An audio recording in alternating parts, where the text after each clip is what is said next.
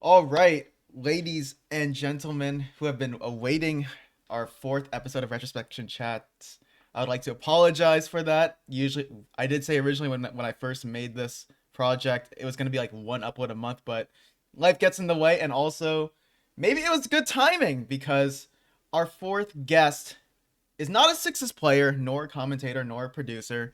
We have a Highlander player, and I would like to thank a Highlander player from the community. Shout out to Run It Backs, Chalk, aka hashtag RIB. I actually have that photo, by the way, of you guys Hmm. posing in the grand finals on Vigil with the RIB written in stickies. But I have Melon. Congratulations on your first, I believe. I believe this is your first placement gold medalist finish in your entire TF2 career history in Highlander. Am I correct in saying that? It is, yes. Thank Well, you. I send my congratulations. Funny fact. For those who don't know, we were trying to get this interview for the past 2 months, and the first time I tried to reach out to her, this was during the season, so we didn't even know that Witness was even gonna win. And then right after, because I witnessed the last map of the bracket reset, I immediately messaged her on Discord saying, "Hey, let's do this finally." And then we were supposed to do it the week before the holidays, but then she was flying back for holidays and I was flying back too. And then Melon, I believe you mentioned something about a mental reset or a burnout. I think at the end of every season, but particularly after you've been playing for 3, 4 seasons straight, you start getting a little bit burnt out and you really look forward to that long time off that comes at the end of the year. So I think even leading up to grand finals, you can definitely feel like the signs of burnout a little bit. Obviously you want to like persevere and push through, but I remember around the time we were originally planning the interview around that first grand finals, I was just like, man, I could really use the TF2 break after this one. So, it was appreciated that we took some time for the holidays and a little bit of time before we had to think about TF2 again. I do agree, and obviously with season 17 coming up, I think you are you playing on Witness again this season? I wasn't checking the Yeah, rosters. yeah. So it's a bit different of a team. Obviously, Witness is sponsoring again, so we're keeping the name, but it's not the same team at all. We're actually bringing back Exile and Mujet, who constructed the team, and we pretty much did a merger with like some WG players and then like some of Team Fun. And you So hopefully it'll be a fun season. We're still looking at finalizing a couple things, but I think for the most part, a lot of us are kind of looking to kick back and just enjoy the time a bit. you'll need to clarify for me. I keep Yes. forgetting. Is Majet Spoo? No, no, Oh, okay. absolutely not. Okay, I No, thought we I just keep our thinking Brazilian about that. sniper. No, Oh, he's okay. not I keep thinking. Spoo. Oh, Pajaro. I think it's Pajaro who's Spoo. I keep forgetting. Yeah, yeah, no, that's Spoo. Yeah, A lot of players try to jeez. rebrand themselves. A lot of players try to rebrand themselves. I think Well, it's I've because even tried to rebrand myself we too. all picked these cringe names when we were little gamers. We sometimes we don't intend on the name we pick sticking, and then it does, and 10 years later, you're just like, dang, I can't believe people are calling me that meme name I picked. We could actually talk before we even talk about TF2 history. Going to your Oh yeah, UGCs, yeah. we could probably talk about where your name even came from. Because I got my name because there were three Joshes, one from EU and then two from NA. So I had to go Oh by a yeah, for different sure. name. And then turns out there's a better J than me because my name was JAYY. Then there was J on Pay, and then now there's JT in the Sixes Oh yeah, you can't community. go with J So either. It's so popular. You're gonna have to pick a new first name. I'm sorry. where did Gotta you start where did you hitting get the yours drawing from board though? again. So my name again was actually one of those names I didn't really intend to stick. I used to change my alias a bunch. I think around the time I started PC gaming in 2011 or so. Um, but Melon is actually a reference to Avatar: The Last Airbender. It's short for Melon Lord, which is if you guys have watched the show, it's like a really niche like season 3 appearance where they make a practice dummy of the Fire Lord called the Melon Lord, and I again, like I just adopted that alias for a little bit, and my pub community just kind of made it stick, and that's how I've entered pretty much everything since. I just kind of rolled with it. I mean, I like it, but I'm a big fan of Avatar too, so I don't really mind it. But definitely, sometimes when you hear the full name come out, you're just like, oh man, why did I name myself that? No, no, no. It's okay. And actually, I feel like there's a few Yeah, I imposters don't because mind. now I know in the other game modes, not just sixes, there's a few other melons. So Oh, yeah, there are, and it's crazy because I think at the time of me joining the comp community, I was the only Melon. I was the first. I'm Melon on TFTV. I think I was an ESEA. A couple things. I was like, setting the groundwork for a little bit. And I remember all throughout my competitive history, there were other Melons that would pop up here and there. Like there was one in Steel at some point. There was the one in sixes. I think there were like two in sixes at some point. correct. So you would have to deal with the joining a DM server and people would be like, "Are you like the Pyro Melon or the Sixes Melon?" I'm sure they've heard it too, but it is what it is. I think it's okay. At least I'm not named Jay. I'm just kidding. Okay.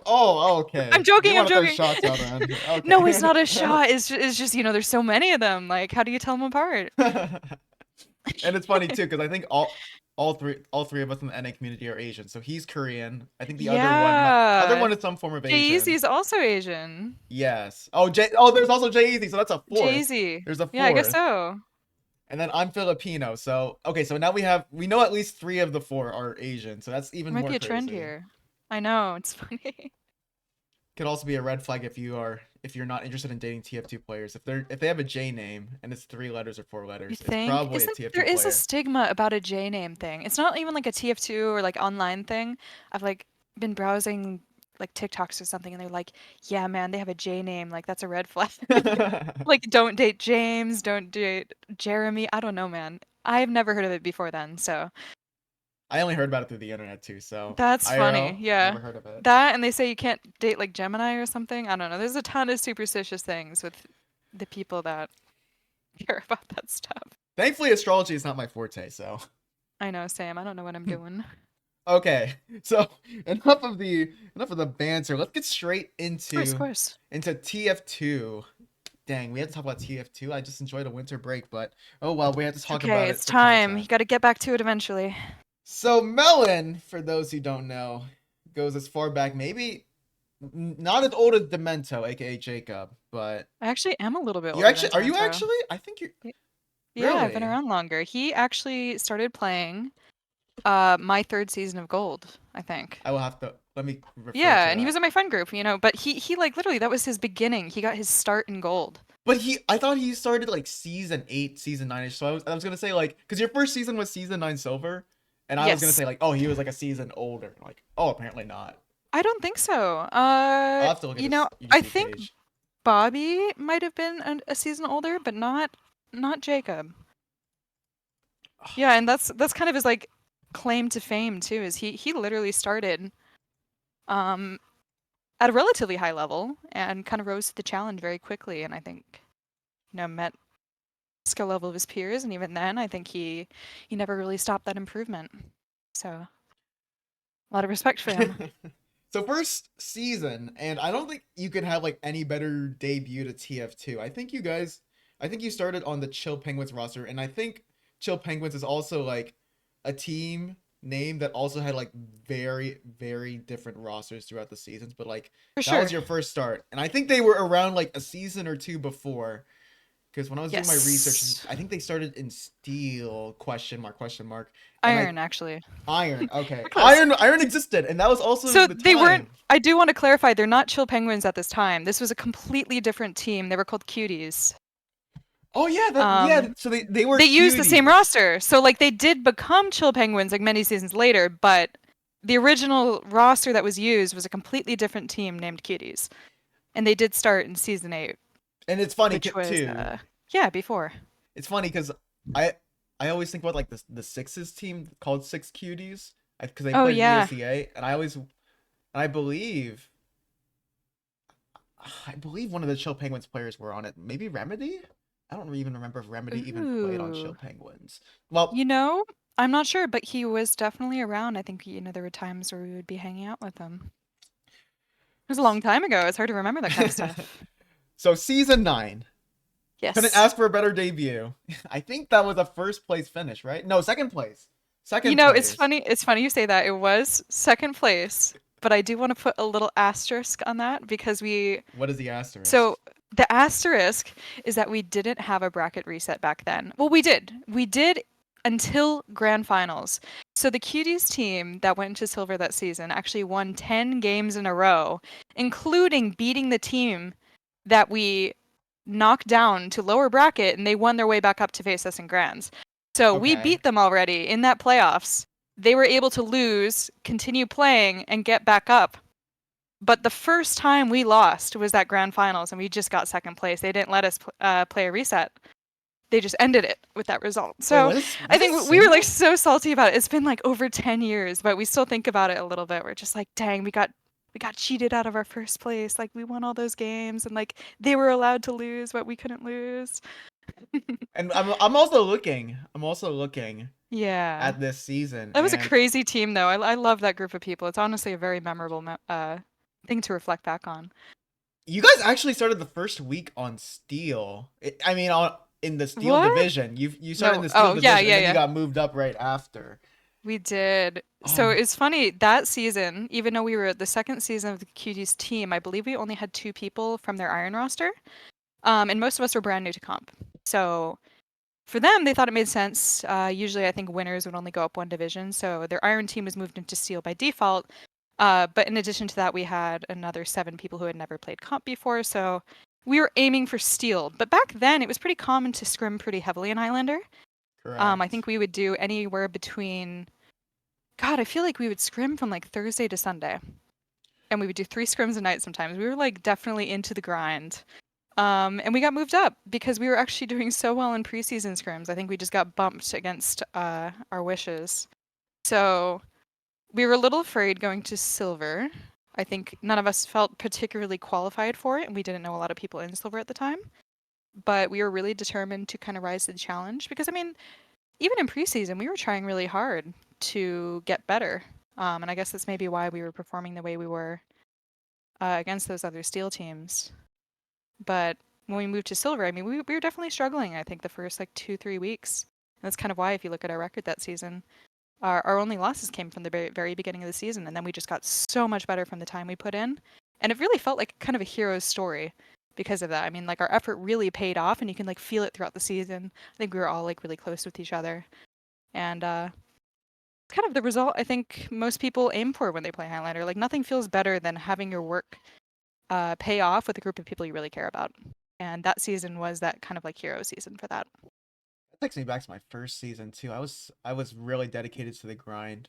Back when we had no obligations in life, and now Oh, here you we are did as post the adults. record. Yeah, so Yeah, we I played a sent you the ton of games. image. Look at that, 14 weeks we played. So of those 14 weeks, yeah, we were definitely on a win streak there for a bit. Yeah, and It's crazy seeing some of these names too. Wow. I see three maps that I'm not familiar with: CTF Haunt, Oh yeah, PL the hunt Waste, season. and Koth. I actually kind of do remember Koth Arctic, but not enough to where I could say I could definitively visually imagine the map in my Yeah. mind. Wow. In Haunt some was ways the I one with miss the it. mansion, right? The Haunt different was the maps. mansion. Huh? Was Wait, what was Haunt your question? I'm was sorry. Haunt the map with the mansion that was like shaped like a mansion or something like Yeah, it was that? like a Halloween spooky Oh, I map that remember had watching. the Never two mind. houses and both caps were in the center. It was terrible. I don't And even I know think why that was you're actually the there. last time CTF was in comp because before then in UGC, I think they had Turbine for a couple seasons or Correct. Turbine Pro. And then Haunt was the CTF killer. It was really, really Mickey. But oh my gosh, I think we played Force Pugs on it like a year or two ago, and all of us were just like, yeah, it was for the best. We stopped playing this map. Oh my gosh, I But think yeah, I mean, the other maps, I yeah. mean, definitely saw an appearance again. I think at the time, just looking at this list, like Waste, it was a week 0 map. So wow, it says week 1. I thought it was week 0. I could be totally confused on this, but Waste at the time was a map that we would still pug. We would play the payload waste, and there was a Koth waste, and it would appear in pug. So it wasn't like super uncommon back then. Right. Croissant was a very common pug map for a while. I feel like that one was probably pugged, and even played in the season up until season 11 or 12, maybe. Yeah. Haunt, yeah, I mean, Haunt is Haunt. I think back in the day, it was pretty common to have these like kind of cringe maps like rotated into the rotation. So I think comp was new enough at the time that you would definitely give it your best shot. even the highest level players, they were trying it, even because I mean, like, even when you have more weeks in a season than you do now, you don't really want to like give away a map that you don't have to. So people would try, they would try to learn it, they would try to innovate strats before other teams really got around to it. But I think you don't really see that thing happen anymore because I think it's a lot more established on like what is seen as a good map versus a bad map and why. What feels balanced and Haunt was definitely, I mean, CTF in general I think was very problematic. There was a lot So of maps, Barnblitz, oh yeah. my god, yeah, that one did not make it past season 11, I think, I of think it UGC. stopped season 12 because I know that was the season that I played in and it still had You're right. Barnblitz. Maybe it did make it farther. And then But I remember Arctic, it I had mean, it still gets played in EU, so it's not even like necessarily retired, but it's yes. still played as Wormtic. I remember Sorry to back interrupt. then it was a second point, the second point where you could have the essentially like on the second floor and the fourth and the last point that were like the pain Oh, points. yeah. Oh, it was so terrible. I remember there was a casted match between two of the best teams in Plat at the time, and neither of them could push last. The casters was watching them like both fail at last for 10 minutes because it was so impossible. Yeah, I think the meta back then was first and third. Well, first you could probably hold for like a minute or so, but you generally gave that up, and then your strongholds were second, and hope you don't wipe, and Yeah. then you hold last. Because third was also a Oh, the freebie, like sightline. that. And I remember when it was played throughout the seasons, people kept changing what they were doing. They would play out in the open, they'd play in house. Like people were still trying to innovate on the maps, assuming that there was something new that they can trick people up on. But I mean, you could only go so far with sightlines like that. It was choky, it was sightliney, like it was very punishing of a map. Yeah, So this first season just had a bunch, just has it's a bunch of nostalgic maps that I can just remember. I know, and all of those CP maps. Wow. And also, if we also want to talk about, because we could also shout out Mori, who's doing the draft, who's trying to make a draft cup in the works for the All Stars. We still had UGC All Stars back then, and it was still a big thing because I remember I would read the forums and I would stay up to date looking at how many votes or like nominations each player in the I division had, know. and you were nominated as an All Star. Do you I actually, what are your thoughts on yeah. the All Star games that you used to I was host a it back huge then? fan. I mean, I was a massive tryhard. I still kind of am, but you really can't doubt the amount of tryhard you can be when you're first getting into school and you have a ton of free time. And I had a lot of free time and I used it. So I was super into the idea of improving and getting better. And like All Star was always my goal at the end of the day. Like I wanted to win with my team. Don't get me wrong, but I think I always like had that little like safety that I was trying to be the best in the division. Um, so it really felt like, I don't know, in some ways it's niche because these things are trivial, like they don't really matter at the end of the day, but something really does feel good about like having the respect to your peers. And the nice thing about All Stars is it would include the entire division in voting, and no one else. So when you would get you know 60, 70 votes from people in your division, like it felt like what you had done had actually amounted to something and that mattered.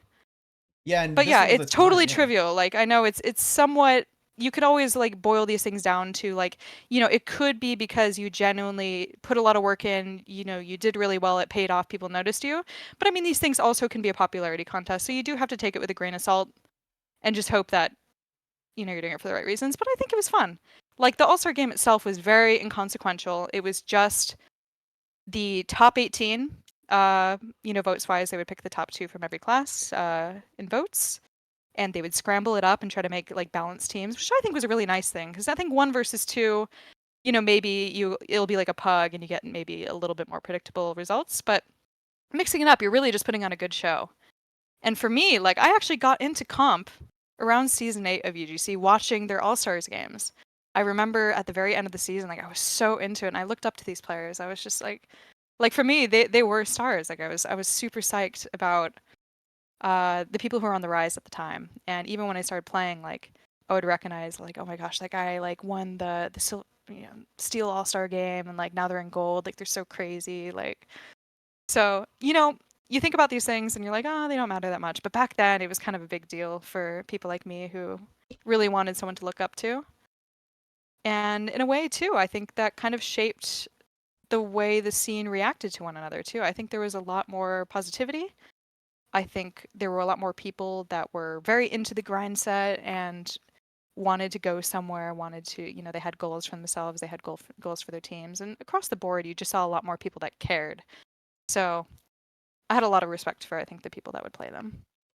But yeah, again, like, could be a popularity contest, could be very niche, like, doesn't matter. But, what I'm trying to say is back then, it seemed like something really exciting and to strive for at the end of the season. I think one more thing to mention, they only did All-Star games from, I believe, Iron to Gold, and Gold was new my first season, so, that Correct. it is what it is. But Plat, I believe, never did an All-Star game, or they tried to maybe one season, but for the most part, they were against it because I think on principle, if you had made it to Plat, you were in the top division and, you knew who was at the top because, their teams are always competing at the top. And I think at that point, I'm not really sure exactly why they did it, but I always like to believe they thought that you didn't need that kind of popularity contest at the top. It was about having earned it and earning to your peers and the people that you play around. So there were a lot of stars as far as I'm concerned, regardless of them having an all-star game or not. It held more weight in the lower divisions too, because I remember that back in season 10 to 11 ish, there were times where the Iron division had to be split into different divisions. Same with Silver actually and Steel, to the Yeah. point where you could probably have like 140 teams. I think season 12 had like 162 teams? Wait, it Question was mark. crazy. I want to say the biggest season was supposedly season 13, but season 9 was very close. They split Steel, and I believe they split Iron at some point as well. It was huge. And that's kind of crazy to look back on, especially now where you have 60 teams across the entire league of RGL, and of those two divisions at the top that are only divided into 8 teams each, it looks nothing like the landscape we had back then, where you would sometimes have 60 teams in a division, and that was very normal. There were a lot of players involved, and there's a lot of opportunity because of that as well. But I mean, it was definitely, you know, it was a lot of life, but it was also hard to stand out and find, I think, a good group of people because you just don't know. There's too many players, I think, sometimes until you establish. No, no, no. I definitely get what you're saying because I just remember being more the what you could say is the golden era of TF2 for Highlander. At least there was a Yeah, lot in more some weight. ways. There was a lot more weight in the achievements and accolades that you had at that time versus now, where it's kind of just like more like a circle jerky kind of thing, where Kinda. really the It's a really perception is weird more tight net. mix. You know, if you don't mind me talking about Yeah, like a go for it. then Go for versus it. now perception. I was gonna ask that, so please continue. Oh yeah, no, do you want to like put it your question? Because you totally can. Like I'm not gonna No, no, like. no. Just keep going. Just keep going. Okay, so when I think about how things were back in the day, I do reflect on the fact that there were a lot of people. I think there was a lot of life in the scene. Like people still had a lot of hope for where the scene might go. We hadn't gotten an answer on like developer support yet, but the scene was growing. It was getting more attention. There were a lot of people in it. It was very common to join pubs and see a ton of people with team tags. A lot of people would recognize you. So there was like definitely a lot of passion in the scene, especially towards the HL side of the scene. I think for a long time, HL was given equal visibility to sixes. Um, Obviously, Team Fortress TV hadn't been around until the later half of this, but even at the beginning of TFTV, they supported both, and you would see a lot of crossover between the sixes and Highlander community. But as a whole, Highlander attracted a lot of new faces because it represents, I think, what you would imagine a competitive version of the game is at base level that utilizes all 9 classes. At least from maybe a pub or a viewer perspective who's getting into what they think competitive is, who they want to see, like who they main, and pubs obviously influences, I think, maybe how they involve themselves competitively. So there was a lot of new faces. I think there was a lot of hope. There were a lot of kind people, a lot of tryhards, and that all shaped the picture that was competitive. I think when I first entered, um, it wasn't uncommon to.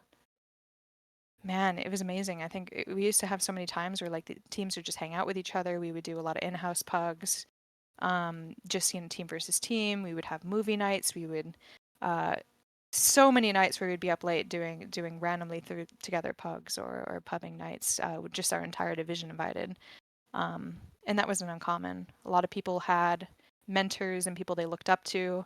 I think the people at the top division, a lot of them offered mentoring services. They would host newbie mixes. Like there was a lot of like giving back to the community is what I'm trying to like paint this picture as. Correct. Because there was a lot of life in it.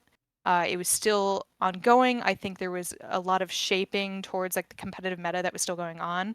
Like I said, UGC would throw in these dumb maps all the time, and we would try our best because a lot of them were still in development. They would be getting changed every season, such as like Borneo or Croissant, or even Product underwent a lot of changes. And you would just try your best because I think it was kind of an arms race to develop competitive. And for a long time, like we saw that development until even the death of like control points, because for a long time CP was super popular in Highlander until eventually you found something that kind of broke the meta. And I think that's kind of how I would describe like the picture back in UGC. Because for a long time, even though we didn't recognize at the time, it was a good era in terms of people, but it definitely wasn't the peak of what I think we could achieve skill-wise. And then you look at RGL. So the current era, especially later RGL, kind of what we're talking about now. Obviously, there's a lot less people. It is a lot more circle jerky. It's pretty hard, I think, to... I'm not sure how it looks at the low level, to be honest. So I don't know how hard the barrier of entry is and how many people are like constantly filtering into the scene compared to what it used to be. But I will say that at the top, you do see a lot of the same people, and it doesn't really change too often. That's kind of a shame. But there are some good things that come out of this. I do think we're at a much higher level of skill overall, even though there's less people, and less people sometimes mean you have less teams that are full of really good people. So, comparing like the top of Platinum versus the top now, I think in Platinum you had a lot more good players and players that were rising to keep filling these teams and make like a more thorough division of a healthier mid-range, et cetera, et cetera. So a lot more good talent overall in that, in terms of like the old perspective. But now you have, oh shoot, my computer's falling asleep. No, can you still hear me? Okay. You're good. Yes, you're good. Okay, You're thank good. goodness. I'm Sorry. so sorry. I've No, no, interrupted no. my entire spiel. But so now you look at RGL. I think we have pushed the meta to a point where a lot of the maps that we have integrated into our rotation, and why the rotation doesn't change very often, is we've picked the maps that are most balanced competitively for the most part. There's definitely reasons why some maps don't get filtered out and others kind of are, I think, a little bit more controversial and are the maps that do filter in and out, such as Cascade. We obviously haven't seen it a little bit. And like why Lakeside and Proot, I think, are at war at each other. Proot being like the newest okay like competitive map that people are willing to play test and start pushing the meta to. But even then, like I feel things get limit tested a lot faster nowadays because teams are more aggressive. They're the peak of what is capable as a player, but also as a team, has been pushed pretty far. So back in the day, I mean, it wasn't uncommon to be giving up points, and like default positioning was very passive and you play very reactionary. And it's kind of weird to think about that now, because now, even if your team might be the less talented one across the board, if you are more coordinated and more aggressive and in their face, you're punishing them more, you're denying more time off the cap, you're really testing the other team's limits, I think, in more ways than UGC teams used to do back in the day. So in some ways, especially when I have like an older player approach me and say, hey, I'm thinking of getting back into comp, like how are things now? I have to kind of give them that caution of like, yes, the scene has changed a lot. It's not going to be like what you remember. There are going to be like less people by far, but you have to understand that things are punished much, much worse than they used to be in terms of aggression. I think there's a lot more pressure on pit classes, particularly on sniper. And a lot of that is because people did get better. They pushed the envelope, and in some ways, I think I'm very proud of how the scene has become, because it's a really interesting challenge nowadays. There's no, like, even if you think you know it all, you still see people push to solve new problems because people are still trying to do different things that will throw people off guard or out adapt to the other team. And I think that's a really cool thing. I'm glad that even though we are pretty much solidified into almost the same 7 maps every single season, we still find ways to punish and challenge. So that is my big overall comparison between then versus now. So to narrow it down in very simple terms, like TL, too long, didn't watch, whatever. Back then, more people, more life, more opportunity, maybe more rising stars, et cetera, et cetera. But nowadays, I do think we have a much higher skill cap, at least in terms of a ceiling. And I'm pretty happy to see that. It's so much more aggressive these days. Like the pace that people take the game at, and just the ways I think classes are often pushed to their limit more than they used to be. And I say that as a Pyro player too. I mean, I do think old Pyro, in my opinion, was better, and it gave more opportunity to be aggressive and dip in and out of fights and like have more roles, I think, than you juggle in the team. But I mean, Pyro's a little bit different now. You could say that you're probably the worst of the 9 classes to do things for your team, but it's very complicated role still. There's a lot of things that you're juggling, and a lot of it is making sure you make the right choices at the right time so that you're alive for the things that are most important. It does feel like a sensory Um, overload. I know, and it really is, and that's where the challenge comes from these days. Because I think, back in the day, even though I think the class had more potential, I just think of how far I've come in like what I had to push myself to like learn and do over the seasons, and a lot of that has come from the changing meta. So again, I do feel like you utilize classes in more ways than you used to. I think we were very solidified into our roles back in the day, because we weren't limit tested. We weren't pushed to really be exposed at a personal level like that. And nowadays, I think it's really important that you maintain that balance and are making the right decisions, despite still almost falling into those like preset rules from 10 years ago. But It's changed a lot. wouldn't you say that maybe that comes due in part to like how we've optimized the whitelist? Because if you remember, it wasn't until Oh, the 2021. whitelist. Oh, yeah, that's a good Not just the question. whitelist and not just the whitelist, but also the maps. Because Okay. like you said, season 9, maybe up until like season 16 or 15ish, if I remember, Yes. UGC was very like very free in how they like just threw maps into the map pool Oh and my just god, threw yeah. people into And we did the have more water. weeks. So And like it was less consequential to throw these maps in because you didn't have 7 weeks. You would have like 10 weeks of regular season. So it was okay to lose 1 or 2 or 3 and still make a good position in playoffs. correct. And But that go being on. said, as you are, no, you continue. I think you're making a good point. No, because back then, so up until 2021, spring 2021, we also had the Mad Milk. Yes. It was unbanned. I think Oh, there's a few things I can think of. Sandman Sandman. and like Criticola was I think unbanned for Girardi a was also while. Girardi wasn't Girardi. banned You're because it right. No, Short Circuit was unbanned, given it was different. correct. Um, yeah. Oh my god. And then I can't believe Mad Milk was unbanned as long as it was, because it's so funny you say all this. Because I think in season 12, 13, whatever, people were using these weapons. They weren't all using them, but they were using them enough that you think it would have been exposed earlier on and it would have like raised some red flags and gotten banned sooner. But for a long time, people just like didn't really question these things and it just flew under the radar. you also did And have you think snipers back on it, you're too. like, why did we do that? Yeah, Snipers abused the Machina really badly back then too. yeah, they abused a couple things. You remember the Croc set, right? Yes, correct. It Croc gave you set the used to be a thing. invulnerability if you had Yeah, like the set, yeah. and snipers were able to be buffed with Razorback. Correct. Um, and they were facing Ambi spies on the old spy. So you remember, like, Ambi was crazy. But the thing is when you can have your sniper sitting in the combo with a Razorback on buffed, who's fearing an Ambi spy? Even the best ones, like I won't doubt that they're crazy, but I think spies were definitely killable. It wasn't a huge issue. They had way less I think impact back the thing you then. had to worry about more is your medic getting 2-shot. Yeah, So that so what is your sucks a bit more. so don't you think like maybe just just how free UGC was back then and like how there were a lot less restrictions and now how we've Yeah. competitively defined the list of maps and just are very resistant to change up until like we started experimenting with like eruption and Prute, Oh, kinda. that It's maybe so hard to get that allowed change the past people. development of limit testing in these places that you're mentioning about just because we just don't just because we banned many of those like very game-changing unlocks and Oh no, weapons and you all that good raise a stuff. really So good point. I actually think that a lot of those bans came from the result of this limit testing. yeah, Again, like around the time CP was determined to be like unplayable. For a long time that was not an issue.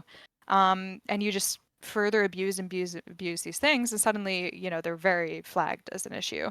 I remember like Ibby, if you remember the scout yeah, the player. soda popper and He was crazy. bonk. Like that was unbanned for years. No one ever questioned it because no one was ever using it and abusing it to the point that Ibby was. Ibby plays it for one season and both of them get banned so fast. So you're totally right. I think the whitelist changes were overdue, and they came at a time. You also have to remember. I do want to mention that the game was still being frequently updated at this point. So Correct. it was very common to even have a Monday update, and there'd be a new weapon. And UGC by default would always ban the new weapons until they had been tested, like lightly. They would be lightly tested, and then they would be put into the map pool pretty routinely. I think very uncommonly, they were withheld from the beginning. But I mean, for the most part, like most things just kind of got slipped into the map pool, and most people just played with what they were comfortable with, and it wasn't really abused to flag for a while. And I'm sure, and given, I do want to say I was not around. I was definitely enjoying a bit of retirement around the time a lot of these things got banned, so I can't say what exactly happened. But I would not doubt that it came as a result of finally just making it into play and people seeing how broken these things that we lived with for years really were this entire time. Think about like the Diamondback too, that was also unbanned. Um, God, I'm trying to remember. There were some miserable things that would happen in between, and It was and because of how sometimes it was so easy to get Chris back then, I believe, with the yeah. Diamondback. But people just it just flew under the radar for years. It was definitely an option, but I just think that sometimes you need the exposure, especially at the highest level. And these people need to use their voices to really emphasize, especially to the admins who typically are on maybe a different page than the higher level players, to understand why exactly those things are being abused and that it doesn't make for a good gameplay experience. So between the whitelist and the slowly, more and more restrictive map pool, you have to understand that this was all done um, because the more and more things were played, I think people really started to realize, I think, what constituted a balanced whitelist and map rotation. And people, especially as matches mattered more, or maybe they question why we were even playing matches that didn't matter. But as things mattered more, why are they putting these things that set teams up for like, anti-success when they could just be playing things that are universally held at like a higher standard. So I mean, Sixes obviously has been restricted on its whitelist for a while. I think even back then it was way more restrictive um, in terms of what items were allowed, and maybe not as many maps that were played because I know Sixes has rotated in more maps than I think Highlander has in recent times. But they were a lot more conscious of how these things had an effect on an otherwise even game. And as much as possible, if you want to be taken seriously as an esport and as a competitive title, you need to be playing on even playing fields. And unfortunately, Valve has not developed this game in terms of competitive balance, but we've made do. There are, obviously we love the game. We've recognized the potential in pretty much every aspect of its mechanics and what is offered. And we found that a lot of these maps can be played on even ground. But obviously, playing everything is not the way to keep your players happy. Like people want to play at a high standard, and if we feel like the map is taking away from that at all, which you mentioned eruption, and I can touch on that in a minute, why people don't want to vary from I think the working model these days.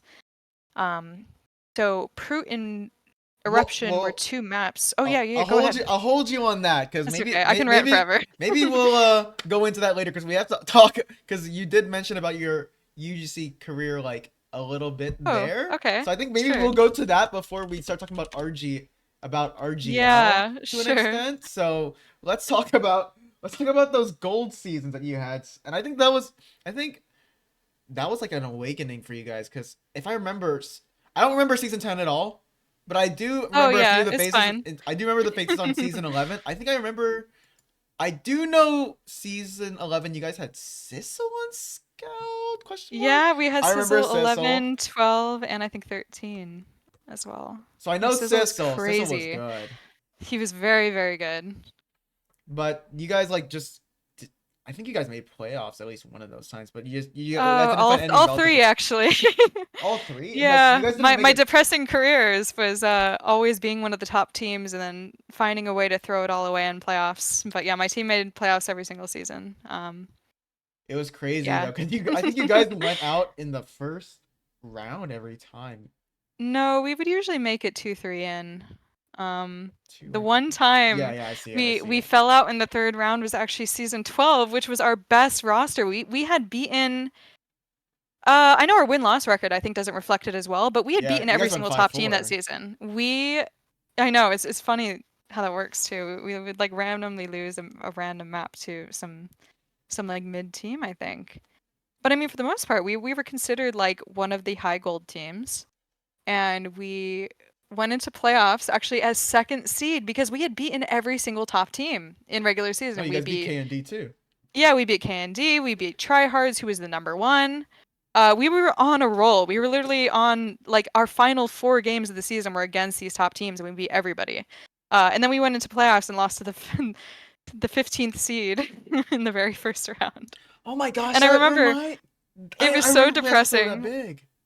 Oh, God, and I was so invested at the You guys time. It lost was 0-4 to the 15th seed. Wow. Oh, Yeah. and I remember this the Wu-Tang Killer Bees. Oh, I remember these Yeah, and it was guys. it was a bubble bowl team, and it was so funny because I think, and this is what I've learned throughout my competitive career is you never underestimate a team ever. And I think not to say we underestimated them, but we definitely I think had a lot of like self. I don't know. I think we recognized where we thought we were and what teams we didn't have to worry about. And I remember that game started off and like Sizzle, who was probably our best player, like he wanted to study for an exam. We were like, yeah, no problem. We don't need you. Like, don't worry about it. Go study. Um, and there's just something about playing a team that has nothing to lose. They know what position they're in. They truly have nothing to lose throwing it all out there and doing some weird stuff. And that's exactly what I remember happening in that match. I remember they were running like level 3s. They were sending it like full aggro into us, and it was on product. And there was like infighting, and like our main color went quiet. And like I remember at halftime we like summoned Sizzle. We're like, you gotta come in. Like we're screwing up. Like we're like it's honestly like looking back at this stuff, it's a little bit embarrassing because you never always react the right way, and I think you always want to try to be better, I think, in how you react in a team environment, especially when other people are relying on you. And I don't think we were the most stable that day, and especially me, like I was definitely going through the works of thinking this was like the season I was finally going to win gold, because I stayed in gold for a while. I spent all 3 I think I seasons went in till gold. season 14, 13, right? No, Yeah, well, season season 12. Season 12 13 was was my plat. last time because I mean, we mentioned all stars earlier. I mean, I qualify, or sorry, I technically like won every single All Stars game that I was nominated in. Yeah. So at the time, I was like kind of riding off my like feeling of like I'm on the rise up, like I just want to win so bad, like I want to like earn it more than just like the pyro, whatever, whatever. And I wanted to do it with my group of friends because I love them. I loved the people who were on Cuties. They were such a great group of people. I was riding off the hype of our very first season in Silver, where we just like literally had like the heroes victory season. And like obviously our time in gold was a lot bumpier than that, where we kept having these high hopes and like something terrible would happen at the very end of the season and it would go meltdown mode. But like for the most part, like we had a really respectable group of people. We all had like some degree of who we wanted to be as people. Um, but we weren't always able to uphold other parts of it. Like the effort we put in that first season was not sustainable. It just wasn't. Like you can't really ask to commit 3 hours like 4 or 5 nights a week or whatever for like a game that doesn't technically matter. And even though we were happy to do it the first season, like life moves on. And so I think for a while we just were facing with burnout, and people started having different important things and ideals. At the end of the day, what mattered to us is that I think we were nice people. We wanted to be the team that did it the right way. We weren't just like trash talking our entire way down and like picking up like the best players, even if maybe their personality doesn't match. Like personality was a very big important thing for our team, and um, I think as time went on, we lost sight of what we were doing there because Hmm. again, we were all friends. We had so much respect for each other, but you could definitely see how like the desire to win, despite not having the same commitment or being on the same page, started to like tear us apart a little bit. Yeah, and So I can see you guys had yeah, some power players on the roster. Like I know Giraffe, like Giraffe. That's an obvious name. oh, I He don't think we is. ever played with Giraffe. We I played think against him. maybe Giraffe rang that. Maybe Giraffe rang that season. But I He might have, yeah. Red Rum. No, Do you know Red Rum? Do you remember yeah, Red Red Rum? Rum. I Red actually Rum I was met actually Red really Rum in good. person once. Red Rum was Yeah, really good from what I remember. And then you had that's Gravity oh and no, he was cool. We had Mombole, we had Mambolay. Pete. Gravity, yeah, our snipers are always like pretty good. They were never like the best in the division, but they were pretty dang Like they close. were And like, consistent. yeah, they were And Gravity was consistent, which one of those is snipers something to you me. can work with. And Gravity was a really cool guy too. I actually met him in person before too. I'm It's very, very lucky crazy. to have met several of my teammates over the It's years. crazy how I'm looking at this roster and I'm thinking like, dang, how did these guys go out first round?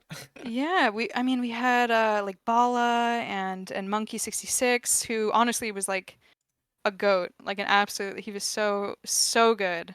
And he was one of the people that, cared more about, good times with friends over necessarily winning. So I think sometimes we would butt heads about like, what was important at the end of the day in the game. But I mean Monkey had like so much influence. Like he was really talented, he was really good at Highlander and he was really good at demo. Um and I like to think he, especially on those teams, like he really shone. I think without him, we wouldn't have made it that far because he was a great teammate.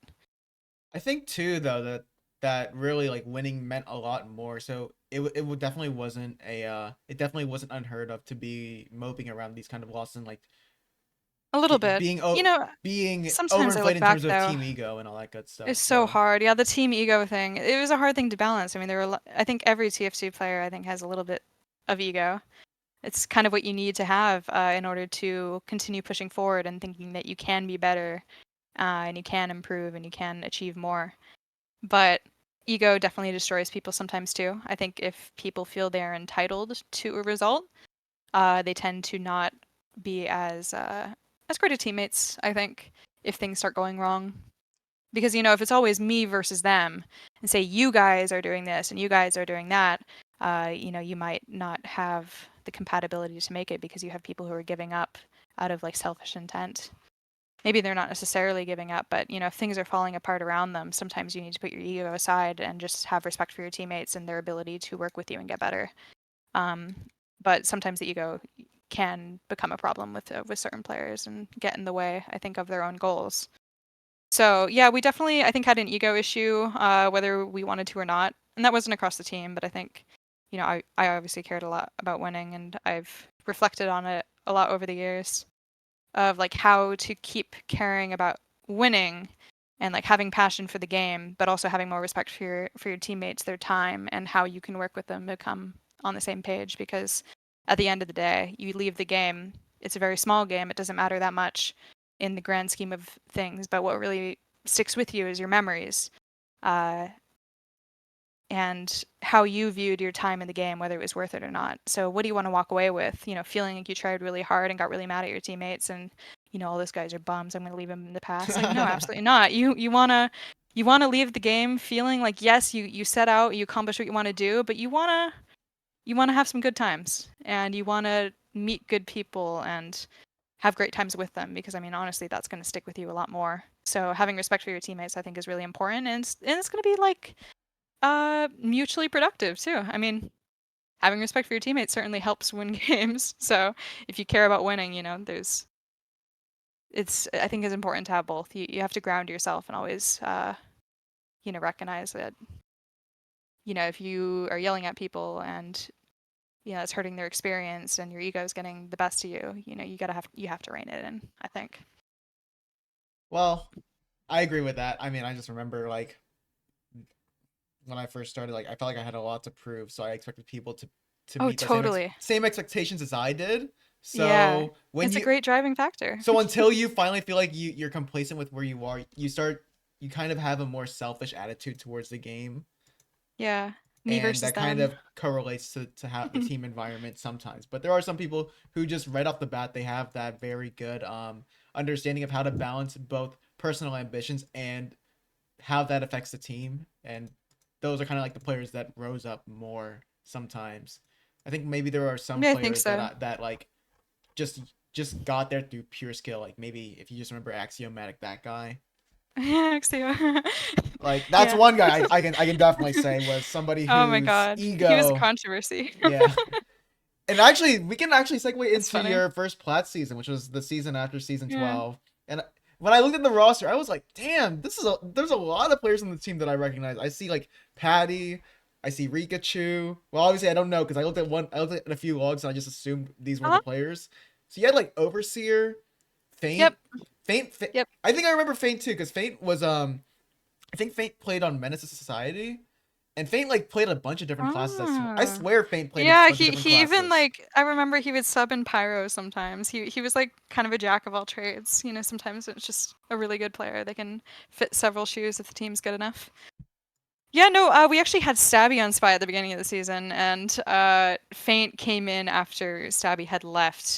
We also had Kresnik on Heavy. We had, I believe, we had Scizor Scissor was scout and on Scout. Yeah, Patty was your Patty soldier. Soldier. That's right. A Runaway 5 team does not should always have Patty. So I mean, Yeah, no, oh my gosh, we were like a superstar team on paper. We were, but this I was think also the era that we Menace were. to Society was still a thing, and there were like the teams like Murder Force 9000 or like Oh a my god, Ginyu yes. Force maybe. And you have to remember the way that UGC scheduling used to work. You would be paired because there were enough teams in the division. You weren't playing every single team. If you won a team, you would probably if you won against a team, you were probably playing your next match against somebody with the closest record that you haven't played. So, funny thing about that R5 season is I think we would keep winning at the wrong times, and then we would have to play a top team. So we played pretty much every single top team at some point. And that kind of thrashed our schedule in the end because I think there were people who were able to slip into playoffs without having to play many of the top teams. However, we played like 20B, and our 20B. final match was against MTS to make it in playoffs. I remember it was so sad. I think this was also around the time because there was I mean, we're already talking about Axiomatic. We just mentioned him. Of Like course, of there was course. controversy around snipers, and I think also Marissa around the Yeah. time when she was sniping, she also got like falsely or something like banned for cheating. Like she was accused of Yeah, you cheating as a know, sniper too, but I don't really remember too much about that that's the big controversy. question mark of whether or not it ever happened. Because, I can't say. I don't totally remember anymore, but I believe Marissa got banned because she was demo checked after being accused of cheating, and she Right. didn't have any of her demos, which not the best thing to, prove your record. But obviously we never know. I mean, I see a lot of people reflect on snipers in UGC era nowadays because they were definitely really talented back then, given they were punished a lot less than I think snipers are now. They were talented, but a couple of them did get accused of cheating and be found to be cheating in the end. So you kind of have to look back at those early days and wonder how many people actually slipped through the cracks. Now, I can't really say because it was always just like a what if, and then they got away with it. But yeah, Marissa did get banned for cheating, and I remember like the controversy around Axio is he went on these tirades on the forums accusing everyone of cheating. Oh, okay. So Like that was Marissa was it. accused, Bobby was accused, like yeah. And it was big drama. And I gotta say, there's something about the UGC days. The forums were popping like all the time. Like I would literally be checking like the UGC forums in class because there was always something going on. And it was entertaining. Like people would be starting stuff all the time, and like everyone had a stake in it from like every division because, why not? So like the Axio threads were like a big event, let's say. Yeah, This roster was really and it's complete. sad too because I wonder, he could have been right for all we know, and he got clowned for it. Which is actually one of the good things about RGL. I think many people think the demo bans if you don't record a demo are Oh bad, yeah, but Oz Fortress was able to it's very successfully implement punishing. it. They were able to successfully implement it, and I think really they probably took from UGC's mistakes and also how other leagues implement demo amnesty checks, and also like just Oh, you're right. And they something we didn't mention earlier when comparing UGC and RGL is a lot more stringent on rules. And it's a good thing too, because UGC was honestly really terrible about letting things fly, especially in cases of harassment and discrimination. correct. So I'm a little happy that I think UGC takes a harder stance on that. I think, even if people might complain about it sometimes and includes things that maybe people don't see as that bad, or they just see it as like, idle speak or whatever. It's overall better for the like safety and supporting your members. I think in general is you want people to feel like they're in a safe environment. Or yes, you want to showcase the best, but you also don't want to make it like a toxic place that drives people away because they're just allowed to be harassed into the ground essentially. So I Yeah. respect that a lot. But yeah, the demo checks. I mean, it's changed a lot over the years the way that AC is handled, and I believe even now it's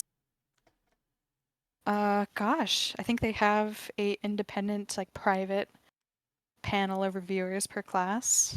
Oh, I I wish don't know I don't actually exactly how know it that. goes. Yeah, Well, I don't know, but I do think that there's a lot more credibility behind the process, and I hope that a lot of that change actually came of it. I think if you remember a couple seasons ago in RGL when River was banned, yes, I do remember when um, River was banned. I don't know too much about it though, so we can probably that's discuss that. okay. We'll discuss that once we get into I the can't I RGL portion can't of the comment stream. heavily either. No worries, no But worries. I'll just ask you like later on, just give me a refresher about it. Oh, it's fine. I tend to talk a lot, But so let's don't worry about it. also one thing that I want to talk about Mhm. when we compare UGC and RGL is, I mean RGL is more tight knit in terms of the community, but in UGC I remember when we talk about the community outreach, not only did we have a lot of Oh volunteers and yeah, admins, yeah. we also had a bunch of casters. We had Kip TV, Sal TV, or Salamancer. Oh We had yeah, Evil that's TV, true. XTV. I think UGC even ran their own cast, and there were a lot of players that just like would hop into the STV and cast. Like I Yeah. remember talking to one producer back then, but he was on the ETF2L side.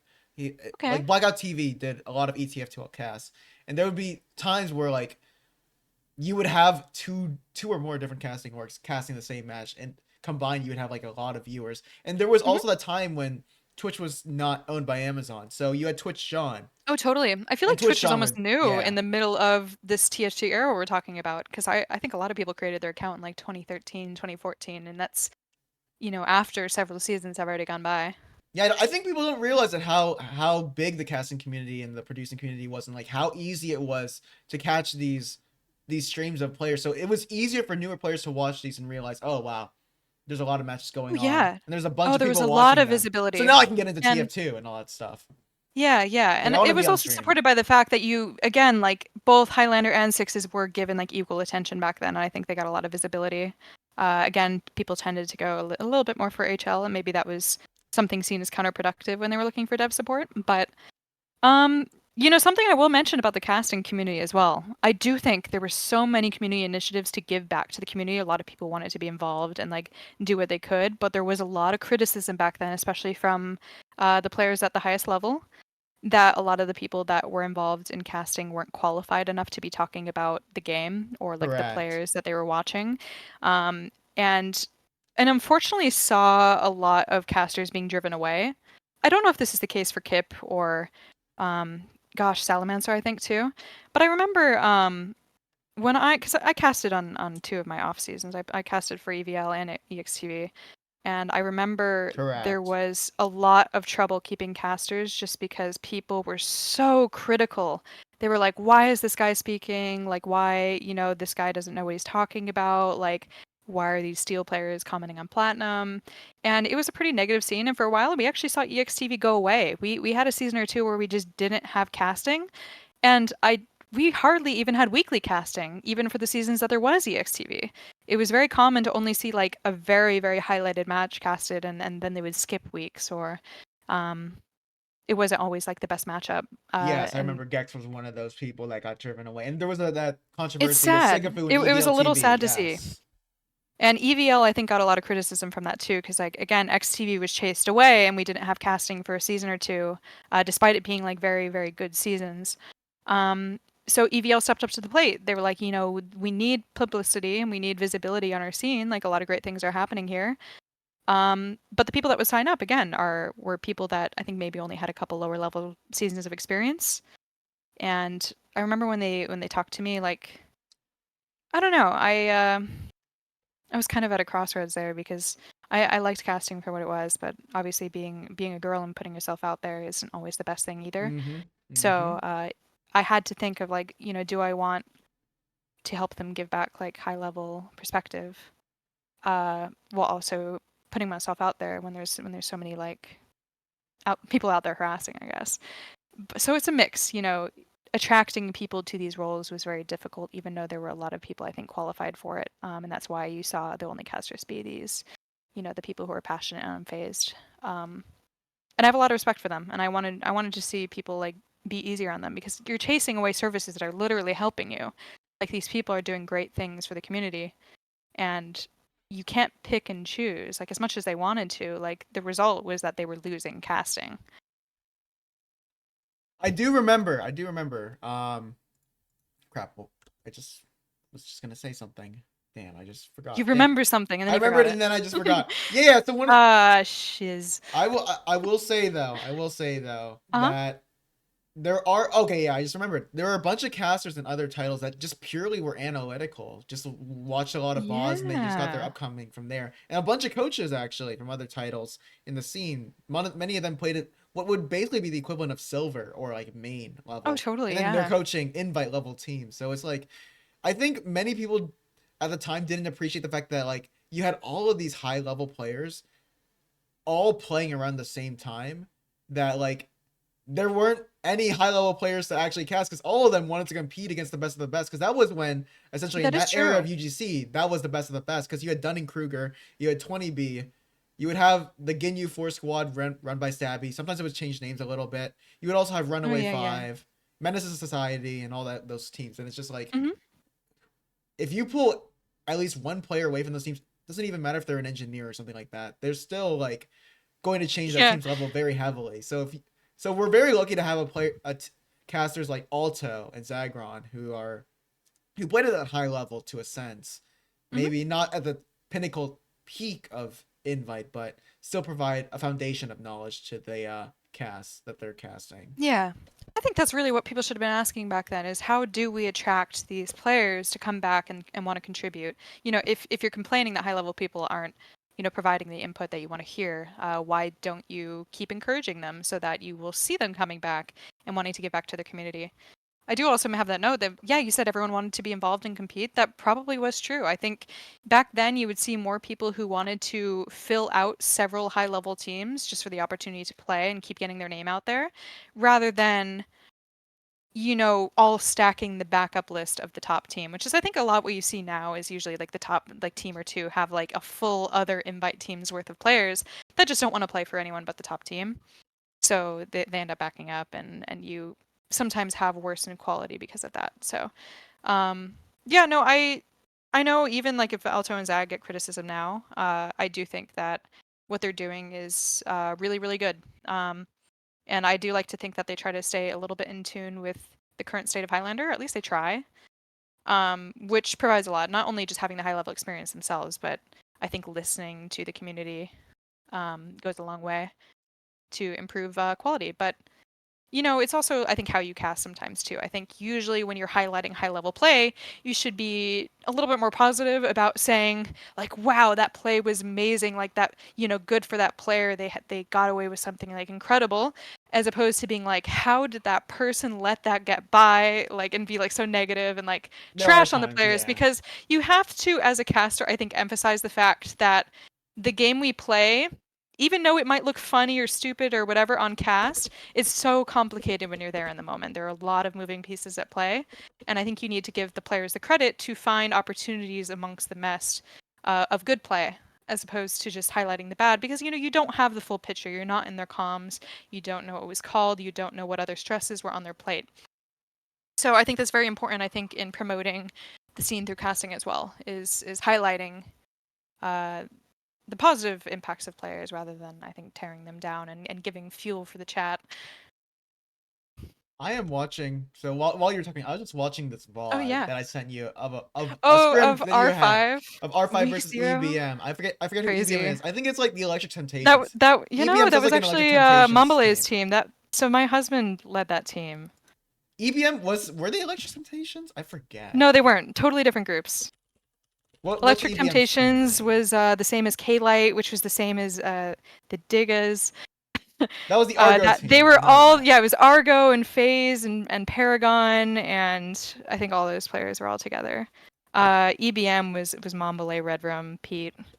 They had velocity. They had stones. Gosh, I'm trying to think. They had Carolina. If you remember any of these players. I do. At least the season 13 version had Carolina, and I think it had Link User. A couple of players like that. And what I'm seeing from the scrim is, yeah, I didn't remember the Flog with Rain that much. I also remember that the Degreaser was Pyros used to have a lot of damage prior in UGC because that was before the Degreaser nerf. Because the Degreaser nerf was exactly about like 7 to 8 years ago. Yeah, so the Degreaser Afterburn was actually better, I think. It was more akin to the current flamethrower afterburn damage. Like it just went longer and it would be the higher damage. Since then, it's been nerfed to be a shorter duration and minimal damage, like 1 damage per second. But yeah, back then they also had faster quick switch as well, so it was the full version of old Pyro. Yeah, I think there was a set for the Pyro. No, I'm thinking of something else. I was thinking of the Scouts and Milkman. It's actually so funny you sent this VOD. I'm remembering now that me and Hardass Johnny, because this is week 0, which is the thing I think that they retired with this season. It didn't matter. So him and I were trying to do the stupidest stuff. I think both of us were on Flog. We were both going on the little drop downs on Gully Wash. And there's a few times where he's using the Scorch Shot taunt when somebody's rounding around the corner in Granary, which is crazy. Because that should be an instant kill, actually, if you use a Scorch Shot taunt. But there was one instance where he shot a soldier point blank with a taunt, but then it only did the afterburn damage. Oh, no way, in the VOD? Yeah, I would remember. I'll find the timestamp at some point, but yeah, this is week 0 was a preseason game. I remember that. Oh, that was so unnecessary. And Granary was played too. Ugh. So season 13 still had CP maps in the pool. Ugh. That's right. Oh, it wasn't bad back then. It was actually really popular, if you remember. Gully Wash was pop. I remember Gully Wash was the best of the CPs. I think the rest of them we just kind of tolerated and didn't really question much else. But no, yeah, we used to play like a pretty even mix of CP Koth. We actually still rotated the attack defense maps. I think between Steel, we would actually play G-Pit on off seasons. Yeah. There are some things I don't miss from the old days. Actually, a lot of things. And those are some of them. Yeah, let's actually. I think you played like between season 13 and season 25, which was like maybe I think. Oh, not even. I retired after season 17. Yeah, so but technically we could say you were subbing. Oh yeah, I was technically subbing, but I was not really paying attention to the scene. I was pretty much roster writing. I had a couple seasons where I was asked to play like playoff matches and whatnot, but I think inevitably you just if you sub and roster fight for a while, people just don't really think you're interested, and then you tend to fade. Yeah, so season 17 was the last one. Yeah, you were on Ban Paals, I believe. The Pals. Yeah, that team changed a lot. It was initially going to be this great team with Meadowy and I'm trying to think, like Velocity was on it, and I think I think you guys had Feint and Interest. And then your husband was on it too. Oh, and Interest was crazy. No, like he was a really, really good spy. That was his last season. And we had Feint too. And Feint was an awesome teammate. I always loved playing with him. And I see one invite player that eventually became really good, Yosh Scout. Oh yeah, Yosh, yeah. But I don't remember what he was like. I only know him from his ladder 6's days, so that's a cool guy. Yeah. And I see Yipayapper. I see Yipayapper. Oh man. Yeah, that was Yipayapper. I think that was his first or second season of Plat, and I remember he was such a doomer, and he knows it. We make fun of him for it sometimes, like Pete and I will. What is the lore behind the Yipayapper doomer? Because I've heard about this. About the doom. I don't know. He just gets kind of negative sometimes. I mean, don't we all? He had a bad rep because of it. I remember that. Kind of had a. Yeah. For Canadian, I don't really know. I mean, he was fine sometimes. It's really hard to reflect on it back then because that team was kind of a doomer team. Like a lot of things happened. I remember Meadowy got grounded and our entire team changed. So we got like a different like medic demo, and I think that season was just a team where we were scrapping ourselves together every week, and we kept losing these matches we were like otherwise winning. And it was sad. I think that season burnt me out so much. I was like, yeah, I'm done with the game for a while. I hate to say it because I never wanted to think of an end, but I guess I never really reflected on my UGC experience until then.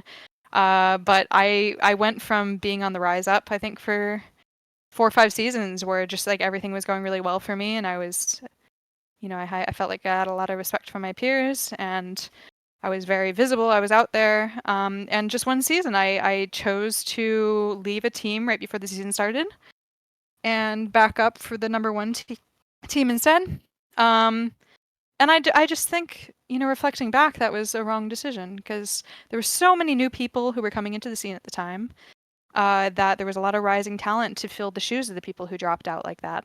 Yeah, I And so can even remember though that. I was like, well, I felt I earned it. I was really active still. I rang a lot. I played for these top teams like pretty much weekly. And I thought I had earned my place to some degree. Again, like the ego kind of, I think, got in the way of where I wanted to be because eventually, these new people kept filtering into Plat, and I was spending 2-3 seasons subbing. And it was really hard to get back into maining once you've subbed for 2-3 seasons, especially in the time where there were so many players to choose from. So it kind of, I think, killed the momentum of my career a little bit. And then coming back for the Ban Paals season, which was supposed to be like a really awesome team. I think that same season, it was either I was Killed your on. momentum. Yeah, a little bit. Because I think for a long time I had that momentum, and I felt like I was just rising and rising, and my entire peer group was rising with me. And I turned down like a really good opportunity that same season I left the team.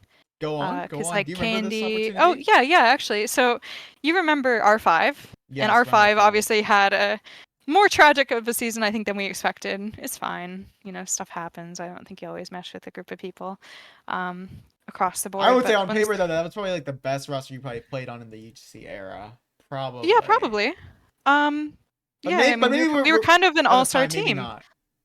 Yeah, I mean, it was definitely a really good team for coming into Plat because if back in the day, it was hard to move up from gold into Plat. You pretty much had to be picked up by an existing Plat team, which didn't really happen, or you had to be on a team that survived and moved up, which also did not happen. It just so happened that the season I moved up, a couple of teams seemed to survive and recreate themselves out of gold. Yeah, Blunderfold Including being our one. team, which I mean, Blunderful was always Plat, but they were like the Yeah. barrier of entry for They're the Plat. gatekeepers. I remember. They were Yeah, a always the little bit. gatekeepers. And so, honestly, big props to Blunderful too, because they would actually scrim us gold teams, and not many Plat teams I think would risk playing the gold teams in case it didn't go well. I remember I would watch Uh, XTV and I would just always root for Wonderful because they were the most oh no, likable they were Plaid so team to an chill. outsider. They were so nice, and they were a good group of friends. But yeah, so moving up into Plat, we had this all-star team, and it went okay. I think we had about an even record. Then the next season, I was faced with the choice of staying on the team, and we had good pickups. I think we had like Sky and Skyrolla and Squid, who was a mix-up player. So we had all these like Invite Six players coming to play for us. So it was looking really good. I was like, oh, I should stay on this team. And at the same time, I had the offer from K&D to move with them because Kresnik Who played was with on me on Candy at the R5. time? Who was on Candy at the time? Oh, it was a It was the totally different Crescent roster. team. Well, I yeah, I guess the funny thing is a lot of their gold players I think came back to recreate this version of K&D, and I I think it can't was before Redacted 100% was on the say. team too. I think it was before Redacted was on the team, I I believe. think So you're right. I think they had couches. yes, yes, It was before couches. Demento too, so I think they still had. God, they still had. I mean, Demento was in the friend group with the rest of us, Let's but see, that was he wasn't playing yet. they We they still had had. Catsy. I think they had Catsy or Etney at the time. Well, their first season, I think they had. I think you're right. I think they had Catsy on Pyro, and they probably had Edney. They probably had Jarrett. They had Bowser. I know that they had Bowser at the time. Yeah, they probably had Yeah, and I Bowser. remember looking at that, and a lot of these people I hadn't seen since Gold, or like they haven't like found success necessarily in Plat yet, even if they might move there. They're all just coming together from all these different Plat teams that were dying, and I was like, I should stay on this team. I think it will be better than Candy, so I didn't move with Candy, and Candy ended up winning that season. So I was kind of kicking myself ever since. I was like, I stayed on a team that I left and then missed out on the opportunity, I think, to be part of the foundation of K&D, which, on paper is like a darn, I can't believe I missed that. But I think I always had a lot of respect for K&D back then because they were the team that was kind of like, no one took them seriously. They were going to be mid-plat at best. Mm-hmm. And I think they just put in the work, kind of like that first season I talked about in my UGC Season career. Like 14, yeah. they put in the work, they were reviewing all the time, they're hanging in Mumble, they were counter-stratting these teams, and it was like unheard of effort for the time. And all these like Plat giants at the time, like these teams who have won so many times over, like all the top players, were kind of clowning on them, and they're just like, I remember there's a Max video that's like, this is the state of Platinum, and they were like just trashing on K&D. That season, K&D beat them. Yeah, that So was. you I think know, that was season. Was it season 14 or 13? I think it was it 13. was season 14. Season 13 was the 14. R5 Oh, season. I mean season 15 or 14. I was asking. So I Yeah. remember watching that because I was in their friend group. I mostly spent my time hanging out with them, despite being on Guinea Force myself at the time. I remember just like having so much respect for them. I'm like, damn, these are my kind of people. Like I wish I was on this team because I love that grind. I love seeing the return on effort and being part of something great, something bigger than myself. Okay. So I definitely regretted joining, and in the next 2 seasons I backed up for K&D instead when Oh, Satan so played. this was the season. So this was the season that Redacted was on. So because I see. I Redacted might have come on after. I didn't think she no, was there for they played the 14. grand finals because I see we have Ah, got Aussie. it, got it. We have Aussie, Etney. Okay, so I got two of them right. I got Etney and Catsy. I didn't Oh, know Jared Ozzy was was on the on team. Scout. I totally forgot about Ozzy. And there was a spy called Storm Arion, which I do not Yeah, remember. I do not remember this he guy. was the OG K&D spy. He played with them from Steel through Gold. And he actually got cut at some point, and I'm not sure if it happened that season or the next one, but he got cut, and that's when Faint, I believe, started playing for K&D instead. Unfortunate. I know, it is a little sad because I think, No up until wonder that his point, the name. K&D core was able to maintain themselves without needing to cut their friends. Wow, and I can see who they beat. They beat Banny on demo, Patty. So Patty, what Patty's there? Danny on Mustard, demo, how Overlord. win? There was Siga. Wow, Sigafu. Yeah, I do remember he played. He was at Yeah, a no, very high crazy level at this time. times. I had a lot of respect for that because it was really unheard of in Plat until that point. Like you'd never saw the underdog winning. And I Mm-hmm. remember to the point where like even DK in their first like 1 to 2 seasons in Plat were like celebrating just having like breaking even. Like it was that hard to make it into division. I think a lot of people were happy with just like the slow grind up under these top teams. So it was really unheard of to see again the hero's tale. And from that point on, those people who were previously at the top didn't really stay around much longer. I think they had seen their time come and go, and a lot of them ended up retiring until I think DK took over as the top dog, and DK got the pick of whoever they wanted, really. But Before I think we also reached a part of your career that I forgot to mention one thing. I Mhm. remember you were on one of the U.S. teams for the Nations Cups for ETF2L. If I'm Oh, correct. I I don't know if didn't you play Nations played. Cup. No, I didn't. They I always thought you had were, or maybe it was an like HL Satan Cup. or Huey Lewis. Was it I an yeah, I HL played Cup? I played several cups for sure. I played in the draft tournament, the Highlander draft, and I That actually was on was the team it. that That won. was it. I was on Tip of the Hat, Stoda Fortress, once or twice. I was on so we did Class Wars, and I was on Team Pyro for that. Oh yes. So Yes, there were a yes, couple yes. things I did over the seasons, in terms of these community cups, What was the and ETF2L it was HL fun. Cup, right? What was that like? I don't actually. Oh, was that the Class Wars one? No, I think. No. That was 2014. Oh, I just remember they had cups for God, Highlander, and then I looked at it your is resume, hard and to then it say. reminded me. You know, uh, I believe the Nations Cup was always hosted by ETF2L, and they still do it now. But the reason the NA team stopped competing is they would never meet on proper even grounds, which turns out makes a big difference. I'm not sure Yes, if you saw the beginning of this season when we did a show match versus an EU team, yes, I do remember. where all the EU players playing on a German server, they all have 30 ping, and we would all have 180 ping. But when they would play on the Chicago server, they would at most have like 100 ping. It was like an 80 ping like difference, But you and did most of win. us were also I think high. you guys won the map that was on the NA server, Oh yeah, obviously. no, it's just how it went. Was We it won the competitive maps at all on. on any of the non-NA Well, that was maps? the thing. It was like impossible to play payload on 180 ping. Like it was. We really underestimated how impossible payload would be under those conditions. You just like can't kill the guy and you can't peek a corner. They have just like so much ping advantage, I think, against an entire team of people with high ping. And it makes me wonder how it would have went on Koth instead. But I mean, all we really learned from that is, whatever team plays on their server wins. But anyway, sorry, No tangent. worries, we're good. Back to the Nations Cup. They wouldn't even meet on Chicago server. There would never be a time where they even played on New York.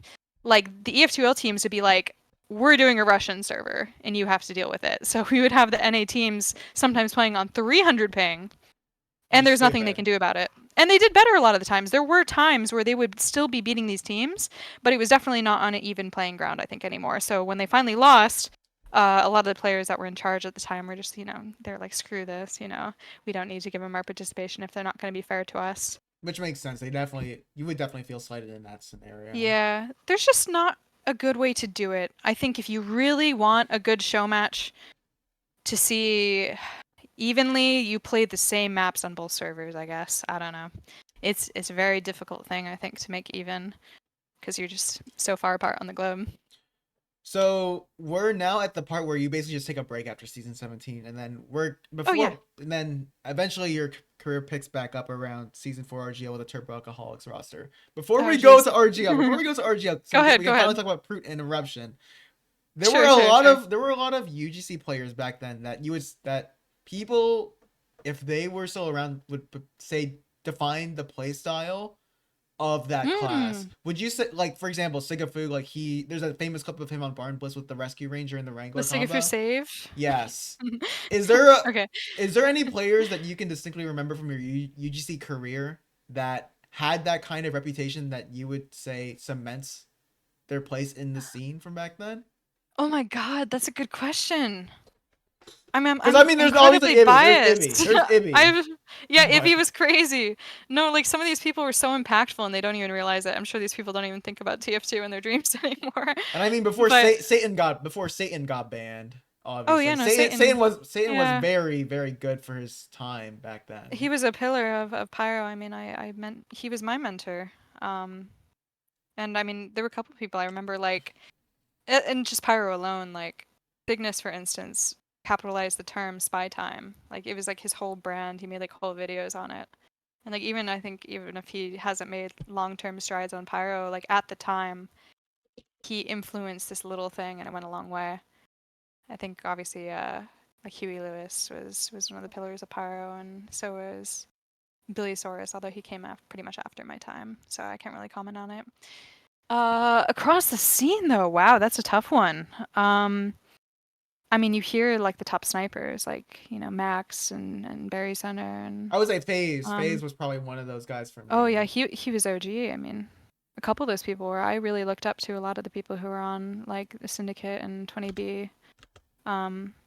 It was like FaZe and Paragon, and God, I'm trying to remember who else was even around. There was a do you remember there was an Asian Plat heavy, Polk, I think was probably one of those people for me. Yeah, Polk was a really big name. But and he to be honest, made Constant a lot too. He made Constant a lot the too. The biggest one is it. Arthur, I think, nowadays, in terms of heavy. People even still talk about Arthur. Yes, Arthur. They think, oh, who's the best heavy of all time? People will name drop Arthur, and I'm like, I'm pretty sure you guys don't even like remember Arthur. Like, none of you guys remember Arthur. Spy-wise, oh my god, like, I mean, there were so many spies that I used to look up to. I used to watch like spy VODs just to try to learn what the best spies would do. Yeah, Akuma was one of the biggest names. HNG. We're not gonna say Stabby. I feel like Stabby fell off towards the latter end of his career. Yeah, Stabby. He's kind of.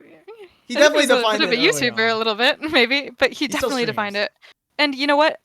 One of the biggest respects you can give to these people is when they give back to the community and they're very public facing and they bring a lot of people in through their efforts and giving back. That was definitely something I think Stabby did. He was a face of the Highlander scene for a long time. So, God, it's so hard to think of all these people. I'm having a hard time thinking of a soldier. Because Etney does not strike me as somebody that I remember anything distinctly. Really? I think Etney made a huge impact. I mean, really? Etney had his own playstyle coined, pretty much. It was like different than I think a lot of the bombing soldiers. He developed a playstyle, and there's actually Highlander spots that are named after him now. Oh, I did not even know that. Actually, God, I can't. There's definitely a spot named Etney, and I'm blanking on it right now. I want to say it's on product. It might be like Highlander House or something, but it might be. People coined it for him. Well, no, I think it's like the, right outside connector, like on that little rooftop. I think that was Etney. Oh, okay. Correct me if I'm wrong, but, Etney, I think, made a big stands because, he was part of that, like, K&D dynasty when they were just making such a name for themselves over the seasons. I had a lot of respect for a player named Bobby. That was a heavy, I believe, if I'm correct. Or No, no, you're a thinking demo. He's a demo. there was two He's a Bobbies. demo. There were two Bobbies. Wasn't there So Bobby there, 45 or something like that? no, different person, different person. Okay. So obviously Bobby recoined his name to Kresnik, and that was the heavy player. But there was a soldier player named Bobby, who was like UBS Bobby is what we Yeah, call doesn't them. ring a I thought bell. Sorry. he was like, it's okay, it's okay. I had a lot of respect for him. I thought he was crazy good, and he was nice. And I think, some of the people I remember the most are people who had that like mutual level of respect, and like we almost helped each other out in terms of helping each other grow as players. Oh, you know who I can think of as an engineer? Maybe other than Sigafoo. I would probably say Scratchy. Scratchy or Scratchy, Spamfest. Ender, Spamfest. There's a lot of NGs. Lelouch, blah blah blah That's blah an blah blah old blah. one. Yeah, I mean he's a Josh, right? Yes, he is. How could he forget the Joshes? Now, I think in addition to those, if you look even farther back, you have Dave Plus. Dave and- Plus. He actually came back for a few seasons. You're I think towards the latter. joking. Wow. I think he did. I think he was our remember he engineer came on back. R5. He may And have been. God, I mean, I remember the names of the other ones. Penguin made a lot of content for NG mentoring. Trying to think who else. There's Knock. There's Light Off. There's So I mentioned some of them already with Scratchy Ender, but I am blanking on a very important one right in the middle in terms of impact. I feel bad. I'm sorry. I can't remember. No remember. I mean, I wouldn't remember either, honestly. But Spamfest, like, I don't know, she's kind of the goat, and Scratchy was the goat, and Ender was. They all had like these plays that were so momentous for them. So Maybe, is it Gabriel? Maybe. That sounds Gabriel familiar. reminds me. I don't know if he of was. One. But he wasn't. Yeah. He didn't play at the top. He played in Plat, but he didn't. I don't remember him placing far anywhere. No, so probably maybe not not. Gabriel. But it's definitely a player I remember. Medics, obviously, like. Do you know an redacted, engineer big named impact. Jordan? Yeah, Jordan was huge, actually. That's actually a good name to remember. Jordan was very, very good in his time. Yeah, Jordan. Played on a lot of top teams. Because I would say I should know more of the engineers because my first season of UGC was literally as an engineer main. So. Yeah, that's true. Well, that's the thing is, I don't know. I think back so fondly on I think a lot of players. I can't even remember what they were good at. I would say for medics, it's pretty For me, they were good. Yeah, no, true. Metaway is probably the first one I would probably think of from UGC era or Overseer. Yeah, well, yeah, Overseer. I mean, was pretty much the top for her era. And then Redacted took over. I really think Couches, like only Couches pull out, was really good medic. There were other ones too though, but I think medic over the years has had a pretty rough category. There aren't a lot of people who enjoy playing medic because it's a very beaten role. So not many people stay around long enough, I think, to develop that. The title for themselves. It's a very hard class to stay dedicated to, I think. Mombele was honestly very good, at least when we were in gold. I'm trying to think of so before DK came, really like any grand finals would at least have one of Spamfest or Ender. I don't know why, but Spamfest or Ender would always be in every grand final. I mean, 20B had a different engineer though. I think they had someone named Pulse. They had someone different named Pulse. Pulse was a spy main, and they were a top spy. They played for Noko? BPM, Wait, no, Noko was also a spy. Yes. Was a spy. Never mind. Yeah, this is hard. Tough category. I know, it's hard to remember. I was actually just thinking, God, we were talking about K&D, and I was like, there's a sniper that used to make their way around all the top teams. Stones. I can't remember. Stones. Well, it wasn't even Stones. No, it was okay. I want to say it was. And they were around recently. Maybe Corsa? I want to say Corsa. No. It was probably Corsa. It can't be Corsa because Corsa. He did. He played a season with Candy. I think he might have played. He did play with Candy. I'm thinking of someone else. Are you thinking of Boar?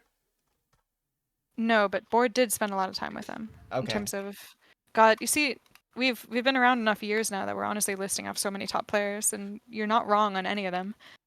I mean, a lot of people I think have made their mark on the scene, and now we're just looking at such a long history of the game. Yosh before Yosh was a sniper before he swapped around between scout and sniper. I know that. Yeah. Do you remember a Pyro named Pudding Cup? Yeah, Okay. I remember he actually stopped playing pretty early on to my career. But I used to like shop around for like mentoring. I used to talk to all the Plat Pyros, and I remember getting a session or two from Pudding Cup. And he casted after that, I believe. He did like podcast type casting, and then he just dipped, and we never really saw him again. But he came back recently, I think, to play with some of the bonus points people when they did their off-class season. Yes, yes, that does remind me of. Dang, I Really, really crazy to see people that have been around in like, over 10 years come back.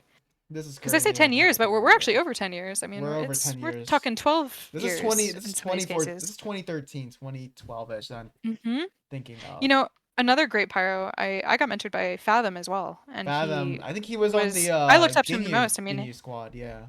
yeah, and I mean he went around and played for like Murder Force and a couple, I think usually the second, third place teams. I still see him gaming. He's on my friends list, but I think he mostly plays like COD nowadays. But back in the day, I mean, when I was trying to establish my playstyle, I looked up to Fathom immensely. Actually, a lot of the Sixes players, because Highlander was actually the dominant game mode, actually did start in Highlander. Because I Oh remember, yeah, now tons that of I'm thinking them. Tons about of it, them did both. I would remember because Mela, aka Wyatt now, who's in Valorant. Oh, I had no idea they He was a heavy rebranded. main. There was also Wow, maybe I'm thinking wrong. I think Napalm.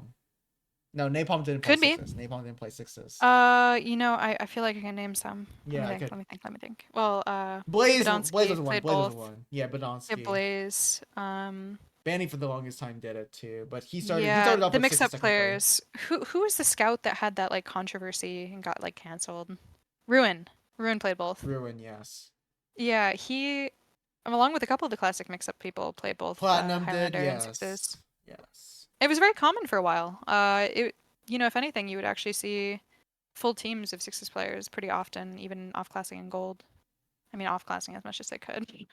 Yeah, it's But crazy. It's crazy actually, I think because people would afford more time for the game back then, and you could definitely see they just started positioning differently towards Sixes.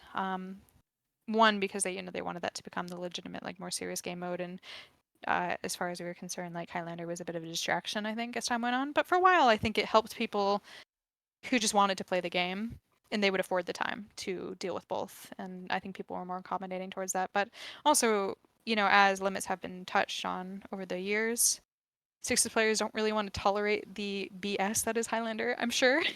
I actually So I I actually had kind the of don't chance to blame observe them, it. Yeah. pyros and snipers and all of that. And there's so much mess sometimes.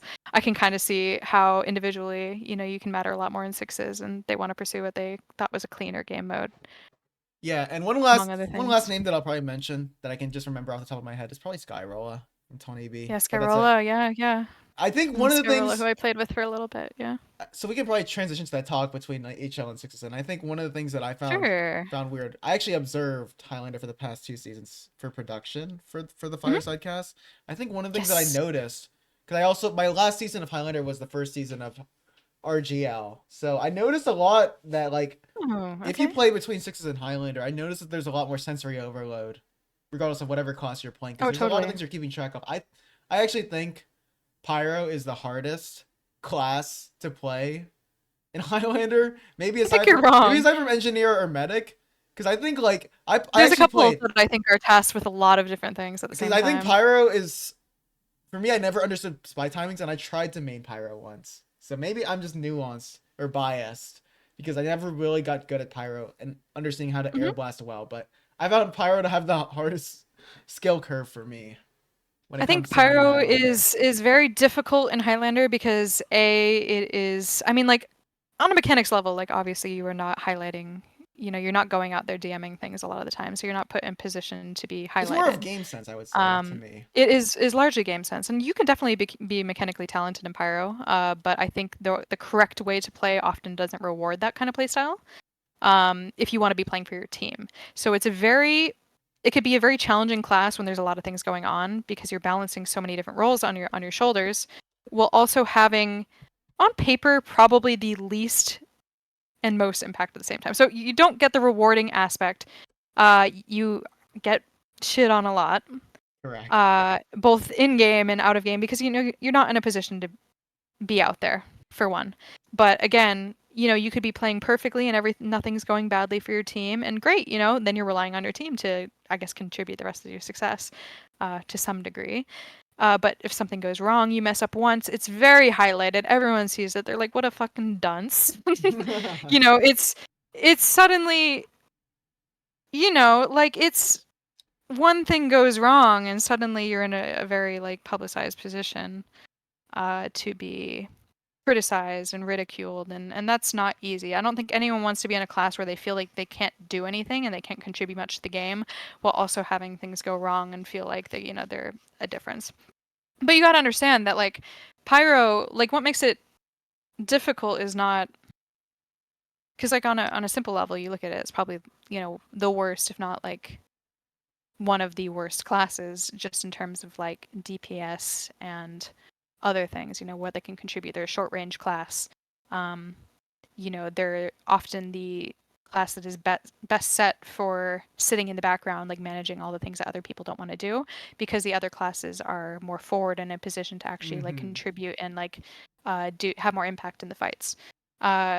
So what makes it challenging, and I know I've said this 3 times already, is you're not just tracking spy and soldier. Like that alone, like having the skill of tracking the timings of when bombs can happen, when the spy is likely to come in. Like you have to have a handle on all that stuff. You need to try to track when these classes are crossing or when a sack is likely, like all these things. But it's more than that. You're juggling again. You want to prioritize when you're dying, when you're staying alive, when you're in what position at what time would be most beneficial for your team, and making sure that you're there for that you're not feeding, that you're swinging at the same time as your demo, that you pick the opportunities to open for your demo and reflect spam at the correct times, and other times know when to drop back.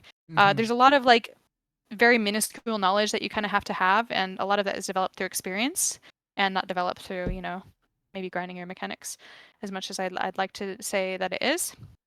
And you have to be adaptable for your team's needs at any given time. One playstyle doesn't always fit the mold, but at the very least, you want to try to have the best handle on it that you can, and then always push the envelope of like where you can be adding more and more impact while not detracting from like what you can do successfully that no one else is able to do at the same time. So it's all of those things. So I guess the TLDR of all of that is it is a lot of game sense knowledge, and in a way you need to be just as attentive as your medic and these other classes of like what the state of Ubers is, what the state of the game is, what danger you should be anticipating at what time, always.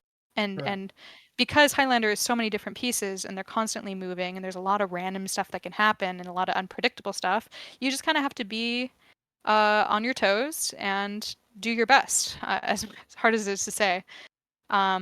Sometimes your best isn't good enough, but you can't let it affect you. You have to reset.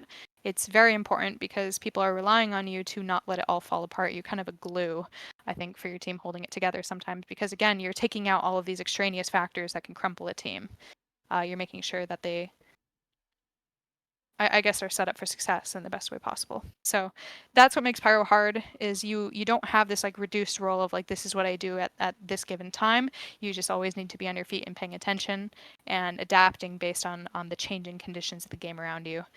Because again, there isn't going to be a set mold, and sometimes you do have to just do whatever works for that specific team that you're playing with. And you don't have a lot of time to make those adjustments sometimes, but And you need to try. let me ask a question there. Now you say Of that course, go ahead.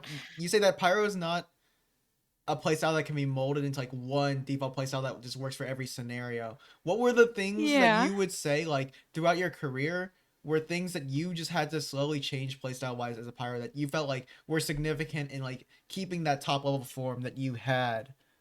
Oh Especially when you came man. back to RGL, because now you started off in season 4 advanced and now you're arguably now on the best invite team. At least when I look at the team list for season 17. Uh-huh. Well, it's actually really funny you say that. I feel like I am constantly trying to like push the envelope a little bit. I will say at the end of the day, I do think that there is a correct play style. I think it's really important that you fit your team's needs and not worry too much about stats in particular. I think, if you're doing what you need to do for your team, that's what's most important. Mm-hmm. And usually, results will fall in line with that. even if it means like sacrificing yourself, I think, to enable better classes sometimes. I've always felt that Pyro traditionally, it does very good supporting the combo. So that hasn't changed between UGC and like even now. I think again, there were more opportunities back then. You would kill the spy, you could like rotate out, you can help the flank for the 30 seconds it takes for him to respawn and cross. Nowadays, I think there's so much more pressure that a lot of times you can, you could be sneaking in pressure with your detonator, you can be harassing the sniper, wide swinging with your demo at the same time. Like there's all these little things that you can do to like assist the combo that don't really necessitate rotating, I think, a lot of times. So, in a way, I do think passive pyro, you can talk passive pyro and just be like, is this a correct playstyle or not? But I don't even want to talk about it being whether or not passive is good as much as it is, are you, again, taking risks at the right times versus staying alive at the right times? Because there are some times where definitely the thing that is most right to do is, hard grinding for spy, or like hard looking for soldier as your engineer looks for spy behind you, or your medic helps you look for spy, and like establishing those things, I think, help you be more successful at locking down one particular thing at a time. So sometimes I think the issue that a lot of pyros have is taking up too much responsibility at once, because it is a lot. Like, you're going to have a lot, but as much as you can reduce your role, I think you tend to be more successful at those things than giving 50% effort towards a lot of things where things are getting through. So I guess I'm getting into the theory of it all now, but No, I no, no. guess I get it. what I want to I think talk it's about fair. is I, back in the day, definitely thought you could just be super crusty, super passive, and like, even though like Pyro DM was like more insane, you can like flare shot and do all these things a lot easier with the stun lock air blast. I wasn't really utilizing those things a lot back then. I was just very successful at being very crusty against the spine soldier. But as time has gone more, I found that again there are times where being passive is the best thing that you can be doing, as the rest of your classes are enabled, and there's other times where if it's not working, you need to find something else. Maybe you're playing against a spy that never goes in while the pyro's alive, or maybe you're playing against a soldier who doesn't bomb heavily but puts a lot of pressure on your flank. You think about how can I help? Like, I'm sitting in the combo not really doing anything, and my team's struggling. And even though you're the class with probably one of the least impacts, there are little things that you can do. You could entry for your demo more. You could be aggressive in that stance. You could sack more. I know if you've watched my grand finals, like one of the things I do a lot on Asheville is the reason I sack is not to contribute to the sack and like do a bunch of damage.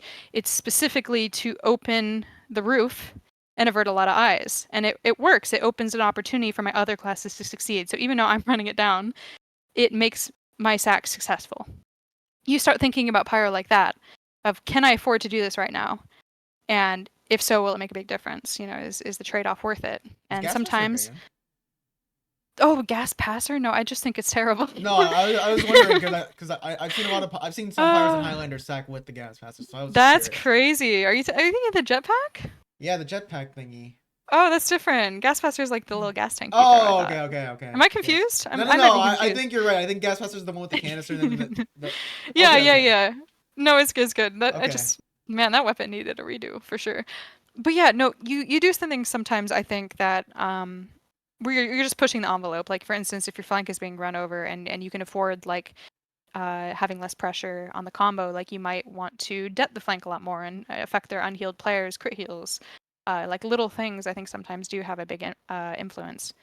Other things, like, I might play mid fights where I aggress for my demo, but like I specifically aim to ruin the shot of the sniper, something like that. You have to think about a standard way of play, and then I think mold based on how your team's needs evolve. No, you make So make a good point there because yeah, I remember I observed the main grand finals from the season plus the bracket reset.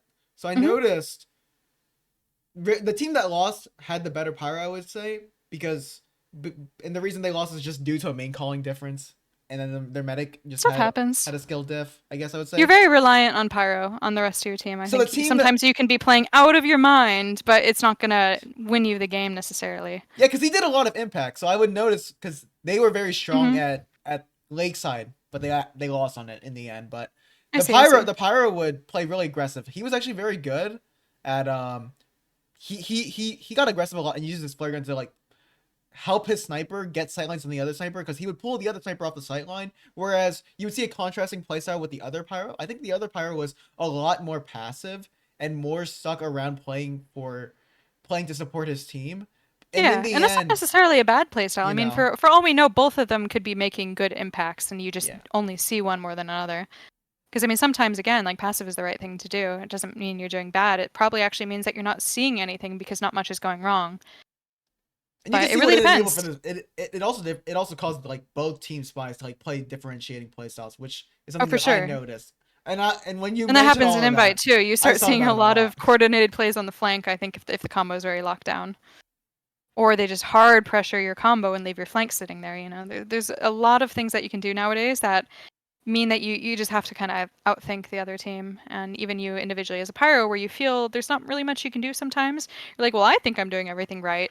And like clearly my team is just getting outplayed. Like you can't exactly think like that all the time. Like even if you're doing really well, you kind of have to challenge yourself to think, is there something more that I can do, even at the detriment of what I'm currently doing well? Like will the trade-off be more significant than maybe being really crusty and playing well or something like that? Yeah.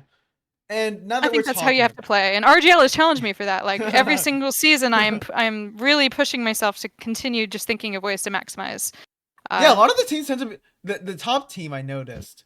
Like mhm. the team fun or like whatever the team Demento was on that just kept winning a Hey, lot of seasons. Like they had former a, top. I'm kidding. I I'm mean, joking. I'm yeah, joking. true, I'm true, joking. true.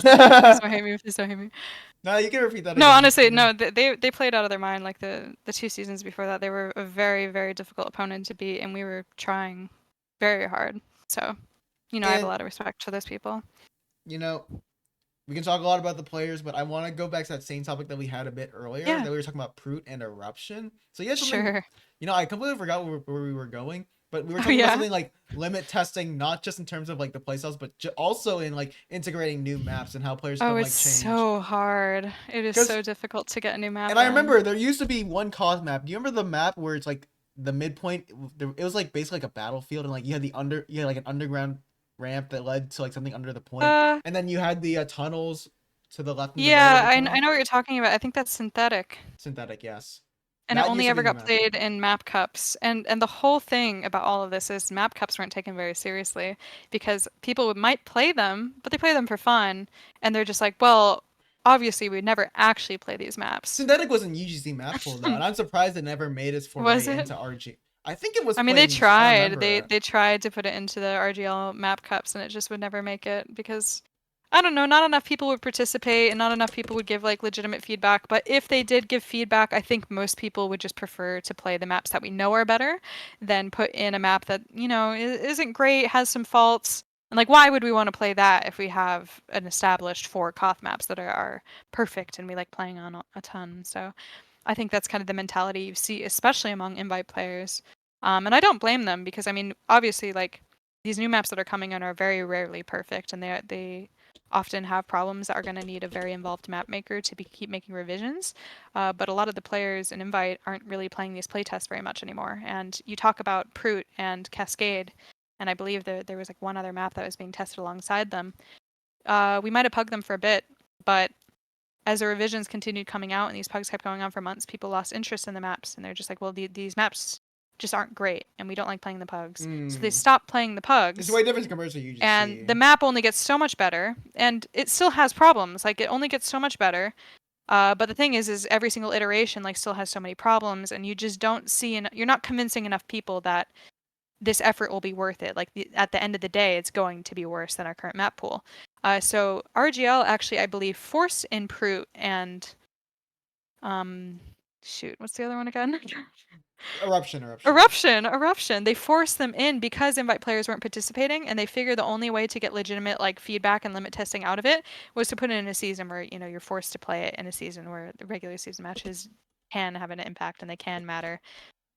And unfortunately, I think personally, if you want my personal review on Eruption is a little skewed because a lot of our playtime on it came from the preseason only, and it just so happened that when we played Team Fun that season, like 5 of us are on vacation with each other at Anime Oh Expo. yeah, Rogue told me. Rogue told me about this. I Yeah, do remember. we were like all at AX, and we decided to have like one LAN cafe day, and it was horrible. We were like so bad at it when we played it at the cafe. Um, And so I don't know, we didn't have the time or the ability to get better at it in the middle of the season. But at that point, most teams had put in the time. They reviewed it. They played 2 days of scrims, or sometimes 3, I guess, if you're including Monday. And the biggest problems that were exposed is without teleporters, the offense did not have an inherent advantage ever. Pretty Like, it much. was pretty much like all the spy has to do is continue sapping the teleporter, and the defense, even if they completely crumbled on a point, would have enough time to respawn and get back to the setup before the offensive players would be able to. And We're that's talking about not really eruption, right? how. Yeah, eruption. Yeah, That's just eruption. not how you're supposed C to was balance C was maps. notorious for that. Yes, the third point. Yeah, I think it had potential, but I mean that's a really big problem. Like if you can't reward a team for having a good push and crumpling most of the defense, and you're not allowed to like ride off respawns and win that, which is usually how these maps go. Like the offensive team, or in Koth's case, the team that doesn't have the point does have faster respawns for a reason. And that's why you see a lot of aggressive plays where you will exchange a sack for any picks that you can get, because knowing that you're going to beat them on the next push, probably off of numbers. And Eruption had that problem. Yeah, and it's so hard no forward because spawns. we'll probably not see it again to give it more legitimate playtesting, but of the playtesting that was done, that was a big issue. I believe the sightlines are a big issue. It was like awkward finding holds. And yes, you forced in the season to invite players to give more perspective on it, but it's, because invite players are thinking, well, we're never going to play this map again, there's only so much feedback you're going to get. You're going to get, let's never play this again, and then you're not going to hear much else. It's very weird compared to Sixes, because we had 2 maps that were successfully Oh, integrated. yeah. We had Sultry, and then prior to that, it was Bagel, which is now also making its rounds on ETF2L. So it's just weird. It's weird to see the contrast in like when things are forced against you, one community is more willing, but also the huge thing that you could say about Bagel and Sultry is they had 2 map makers that were willing to listen to the community, and despite all the negative reception they received, they eventually improved upon those maps. I think that's very good too, an involved map maker. And because the criticism isn't always kind, it's not always constructive. So as a map maker, you really need to be in tune with what makes a map competitive, as opposed to just getting it into like a Valve pub or something like that. And if you're willing to continue revisioning until it meets that standard, which sometimes means like major overhaul of these points. And I know sometimes they get very jigsaw-like and they don't exactly look great anymore. It's very difficult, I think, to start very far away and get to a competitive standard if it doesn't already start that way. Which I think Proot did have an advantage of is, it had the makings of like a typical Koth map in terms of size. Mm-hmm. But, these small changes make a big difference. I mean, look at Cascade. Like, they went to New Cascade and suddenly no invite player likes it anymore. But the differences were, like, if you think about it, rather small. Like, they reduced the size of the playing field like a tiny bit. The houses are brought closer. The point got raised a little bit. Like, on paper, if you weren't looking for these things, you might not think it's, like, a significant change. But, when you play at the highest level and you get punished by these things, like, why would you have to tolerate it? Which is something you really have to give Valve map makers really props for, because Upward has been in the map pool forever. And that's like a base tier map. And they Upward, they understood it forward never missed a season. Stuff. And that was a pub map that we just, have rolled with pretty much. Is there a map?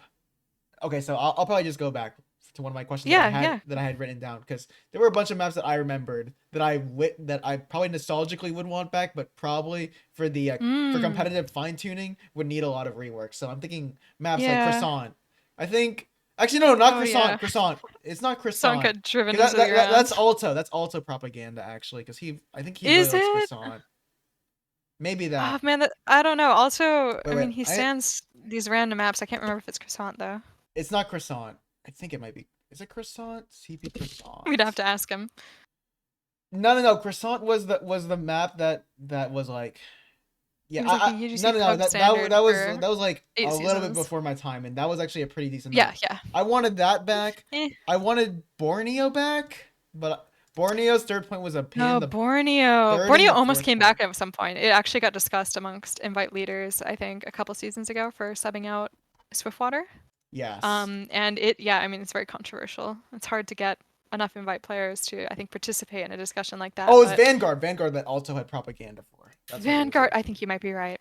It was Vanguard. Yeah, Borneo was developed with competitive in mind for so long. It was Volden's map, And we in UGC went through so many playtests, and people took it very seriously. We were pugging it like pretty often.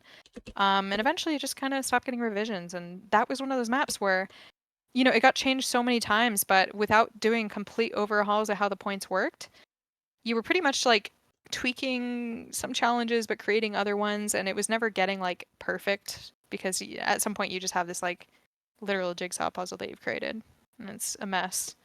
But It technically sucks. that's your latest revision. And there's only so much MacGyvering you can do to a map without that overhaul.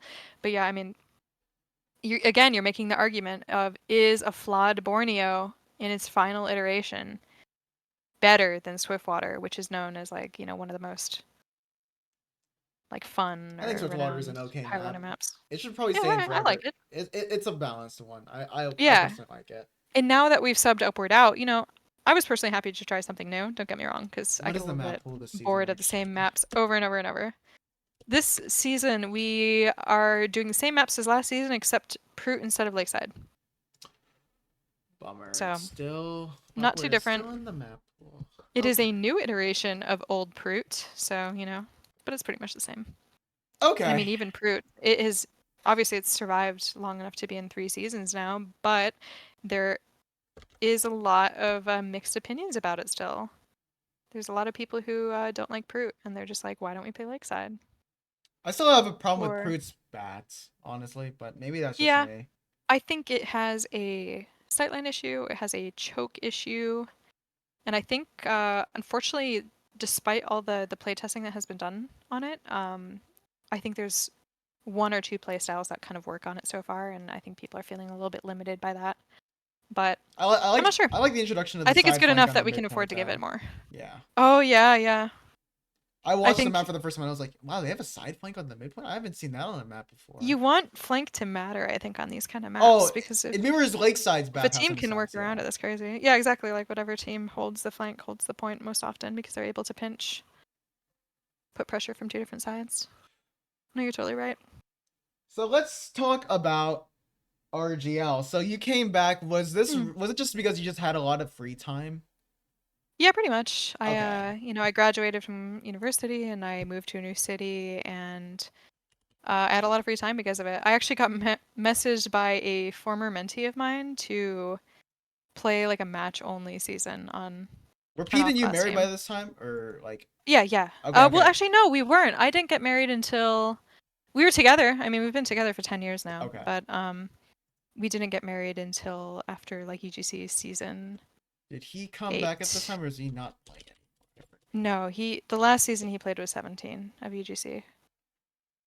He's living his best life, not playing TF2. I'm thinking. But it's actually I keep really thinking of awesome Pete. having someone who gets it. Yeah. Oh yeah. Speaking.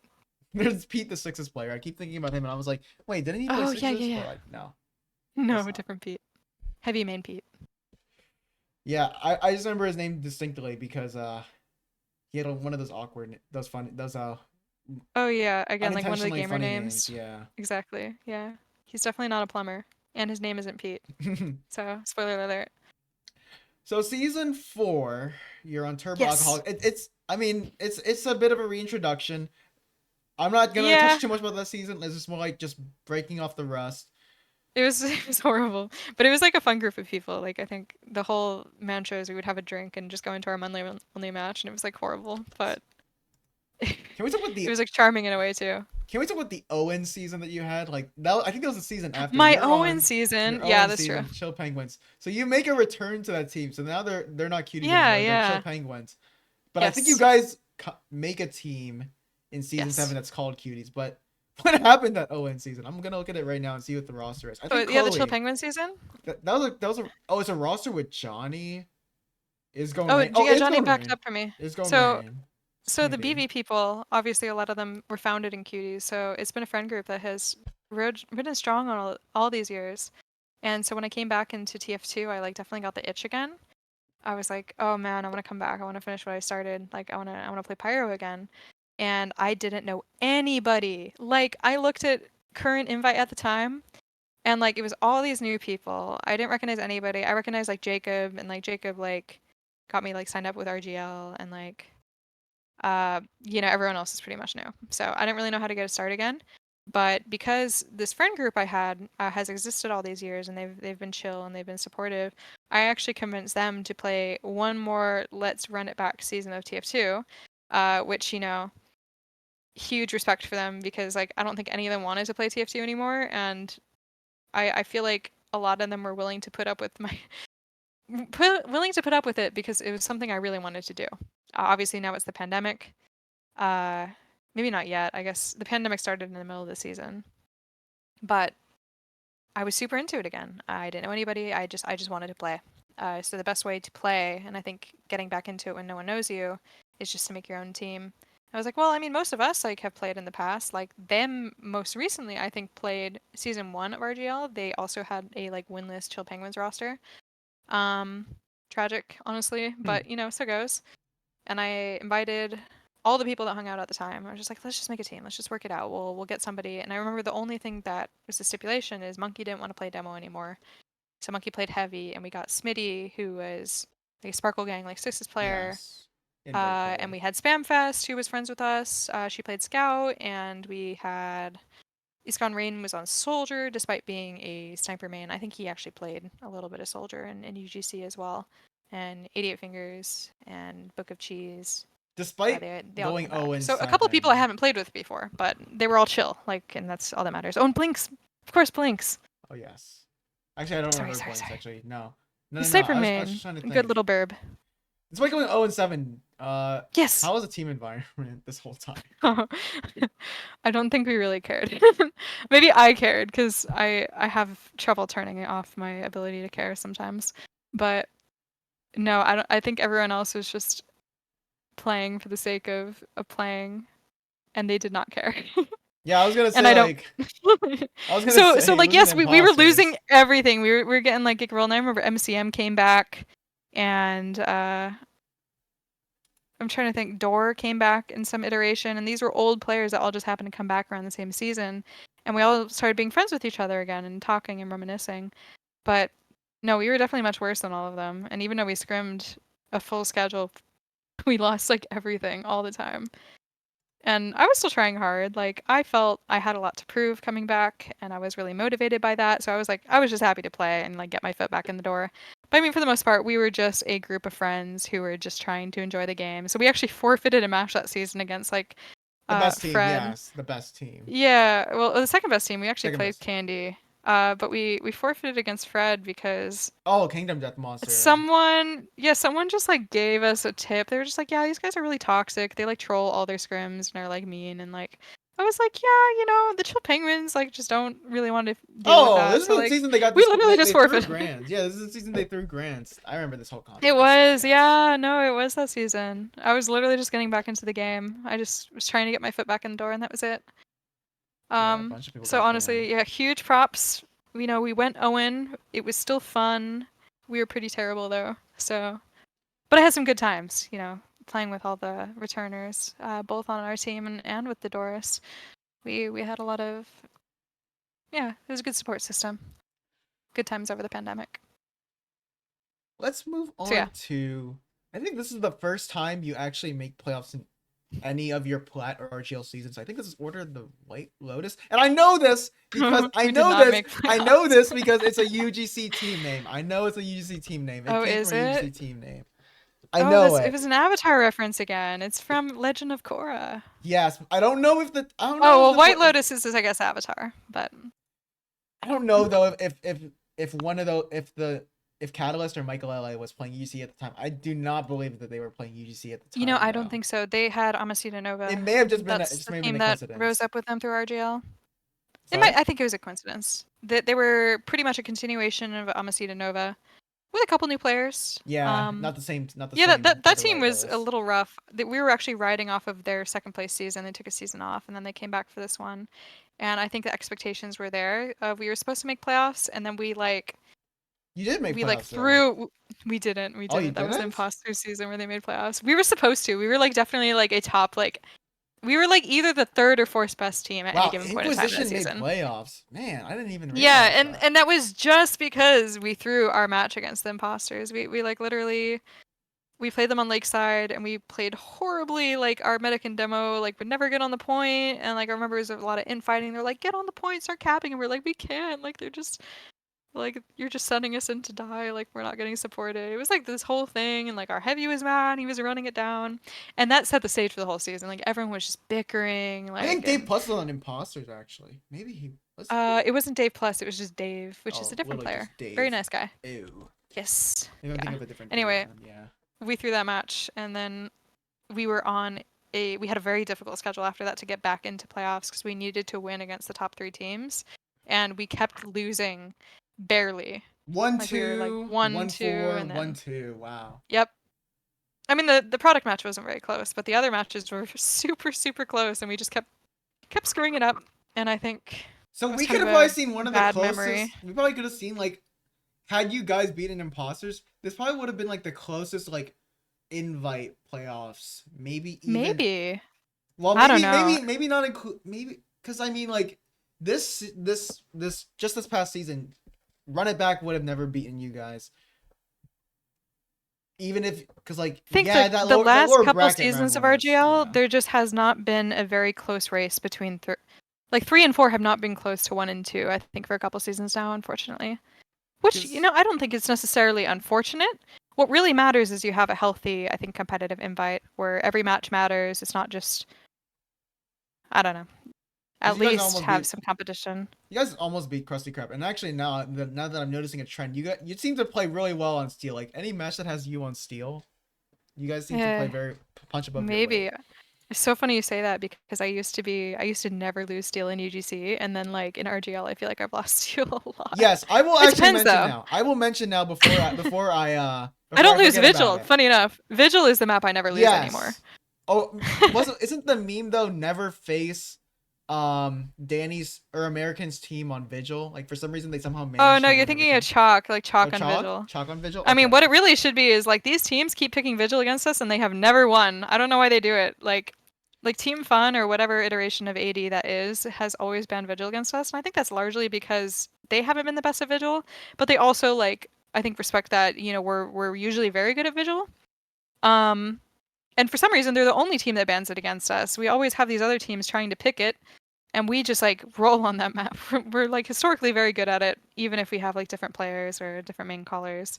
And it's kind of luck of the draw. I think even on Cuties, like, is the only season I've ever lost Vigil, and I won it in regular season, lost it 2 rounds into playoffs, despite being very close. Let's talk about season 7 Cuties. Oh my goodness, geez. I remember this one because let's talk about this is a train wreck of a season. How do you guys go undefeated and then you just shit the bed in playoffs? Like, oh my God. I remember I looked at because I actually so did depressing. follow. I followed Highlander this season. Like this is one of the few Highlander seasons between my break, and I was following sixes that I actually followed. My career, it's a train wreck. It's so what funny happened? because Cuties was like, I remember I made Cuties because I was trying to be on Memento Mori, and then I was trying to be on K&D, and I like the decision got held for so long that I ended up just having to make a team to make sure I could play the season, and we scrapped it together very last minute. And it's so funny because besides preseason scrims, we actually lost a ton of scrims throughout the entire season. We were such a bum scrim team. Like, and that was the contrast we like relied on, because we would go into our matches and like decisively roll. We were like so good in our matches. Like everything would click together. Our energy would be crazy. Like it was not even close in regular season. We were just absolutely rolling our entire regular season. And so when we'd be losing these scrims and people were being bums and people were like being depressed and like they would get snap at each other, they would just be like, it's okay, we're a match team. And they would say that unironically, which is like a cursed phrase, especially now that like what happened to us did. Because like I was so worried. I was like scheduling, like I was like reviewing on my own for the sake of the team, because like no one wanted to do anything, which I mean, when you have a player like Sandblast and like all that stuff, I mean, I wouldn't be surprised. Yeah. They just write off their DM. Yeah, and that's just kind of how it was. And we definitely like had things that should have made it. We weren't the best team on paper, is what I'm trying to say, but we were rolling in our matches. So like the momentum was there, but I remember that entire season I was so worried because our scrims were bad. We weren't taking productive time seriously. People were writing it off as like it'll be fine in the match. Like we know what we're doing. We'll be fine. We'll be fine. But like I was so worried. I remember like literally like not being able to sleep. Like there'd be days where like I didn't want to like eat before a match. And I will say I don't suffer from these nerves anymore, but that season I was so nervous because I just knew it was coming. Like in the back of my head I was like something terrible is going to happen because we're not taking this seriously. We're riding off the fact that we're the best team and we beat the best team. We beat the second best team, and it was eventually going to come back to bite us. And all it really took, and I remember it was a disaster story. We actually played our first round of playoffs against the 4th seed team. Yeah, that was the Pickles team, I believe. Yeah. Yeah, and I remember Sandblast, like I remember they're like, let's just pick like the same map we did in the regular season. Like we rolled those guys, like it wasn't even close. Like whatever, whatever, whatever. And like people were being like super egotistical about it in team chat. And I'm like, okay, I guess I'll pick the map they want to do. And Sandblast that day was moving, but he said, oh, don't worry, like I'll be back in time for pregame. Like don't worry about it. And Sandblast ended up no showing pregame and being an hour late to the match. And I was so worried because I knew like we relied pretty heavily on Sandblast. Yeah. As much as like he would not take scrims very seriously in the matches, I do feel like, you know, he's like a win more player. Like when things were working and he was main calling and he was running around like getting away with a ton of stuff, like we were doing better. So we did rely on Sandblast. And when he no showed, I just kept delaying the match and delaying the match and delaying the match. And eventually we had to start, even though he just wasn't showing up. And he kept saying too, he's like, I'll be there in like 15 minutes, and he never showed up. So I was mad. I went into that match mad. My team was probably annoyed because we delayed so long. The other team was obviously annoyed, and I don't blame them one bit. Like I actually feel bad about it in retrospect, but like it's kind of like what we had to do because it was, you know, again, don't underestimate your opponents. Like you have to take them seriously, even if it's a match you think is going to be a one-way roll. And back then, UGC, sorry, RGL still did first 2-3 on Koth, so there was no halftime. Oh, really? You had to exec just the single Yes, I config see. and play it through to 3. So we played 2 rounds, and then Sandblast finally comes in. He comes back. He's like, okay, like I'll come in. We'll start winning. But like by then we were already playing nervous. Like we were playing on the back foot. I think we got 1 round with Sandblast, but like the team was pissed. Like it was off. And like the other team again, when you have nothing to lose, and like we had shown signs of weakness many times because we were bums and scrims. You know, you have a team being like, they have nothing to lose on paper, and they see the cracks and they're like, let's take advantage of this. Let's take advantage of these guys, and they did. I actually remember we were winning their map pick of Upward, and we started playing so nervous at the end when it came down to like holding for like 1 more minute to win or something. We like had like full Uber and we were hiding in pub spot until we dropped every single player on Upward last and then used Uber when they didn't even have. But like we were playing like that. Like Sandblast was just kind of going in and he was feeding and he's like, you guys are on your own.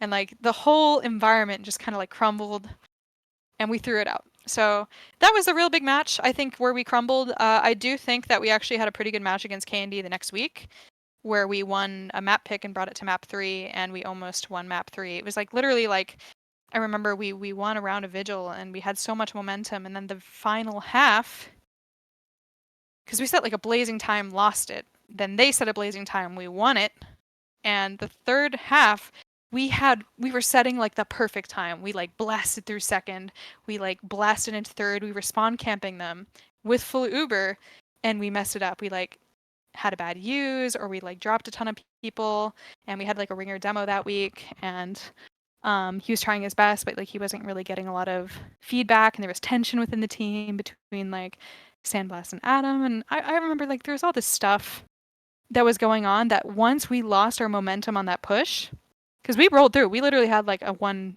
to 2 minute time like going into third. With full ad, like we screwed that up. Then they started getting banner, and then they started getting momentum. Oh, third point. Like we were pushing third on Vigil. But was it? Oh, well, wait, Vigil. I thought the second map was Upward. Oh, I think we're talking about different weeks. So I was talking about week 1 where we lost against Freezer. Okay. And then I moved on. I said that was the 1 week where I think we truly played nervous, and the tension got the best of Okay, us. go on. Sorry. But the next week we did turn it around against K&D, and we were playing a lot better. And I remember we beat them on Asheville, which was the first map.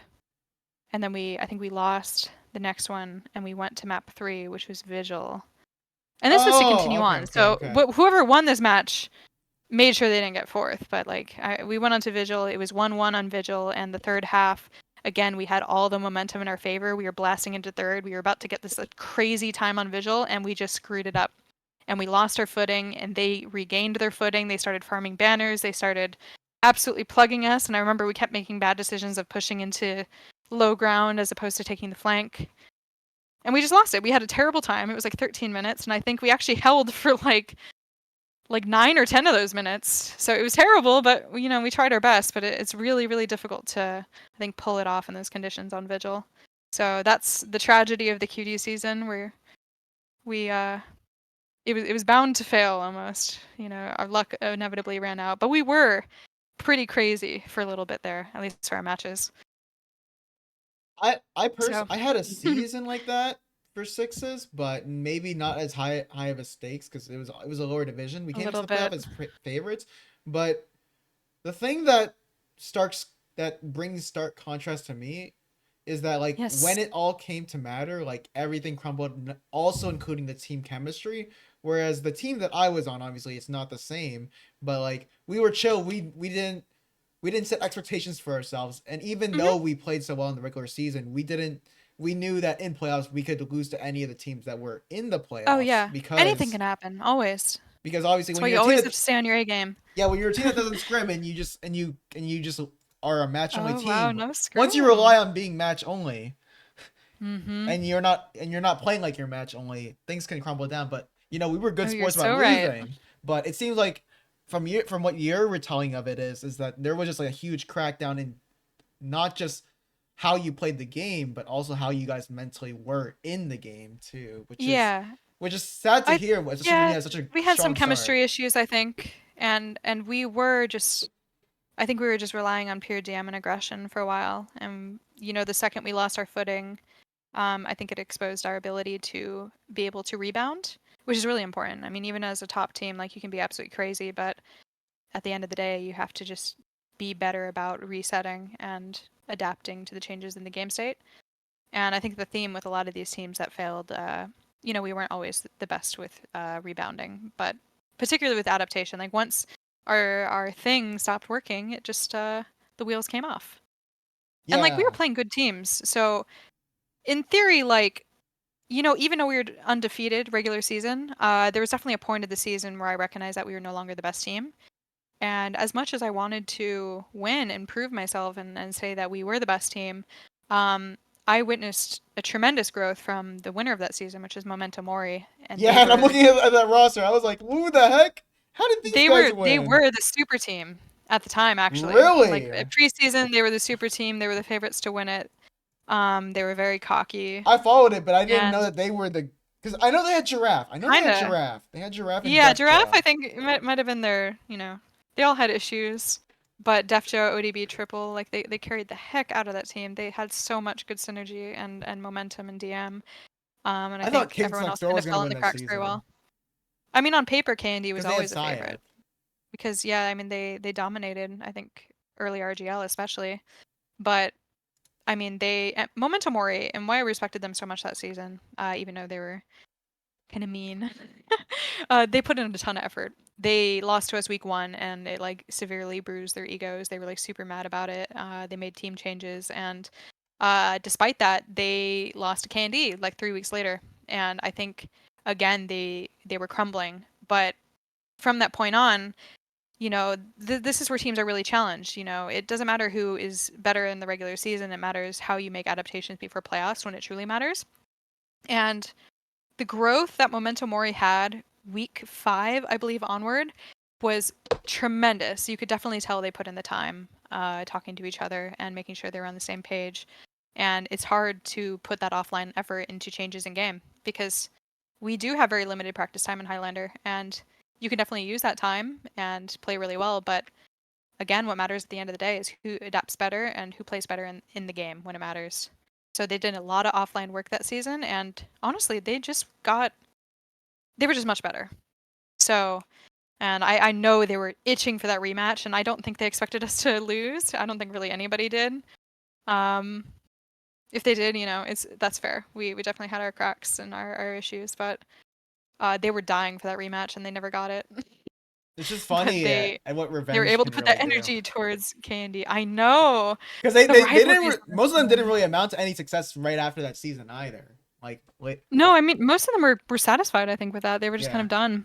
I know like Marty kept playing, but like ODB, like Def Joe, like they were done. I know Giraffe tried to continue on, but he had, I think, the last season or two just kind of go bad. Who else was on there? I don't even remember. I mean, Triple obviously. I think Triple's a very accomplished player, so he obviously succeeds every single time he plays. I think Wall was on that. No, maybe I don't think Wall played. No. It was Exile and Medic at first, and then they had Blake, and this was Blake's.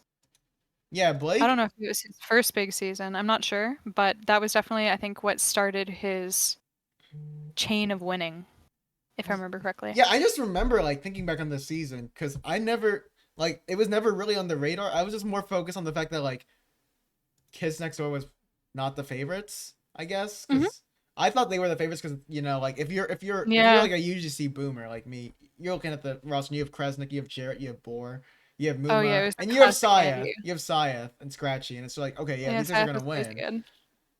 I know. And the funny thing is too is I think once they recognized that they weren't beating anymore, some of them gave up a little bit. Some of them didn't. Some of them did.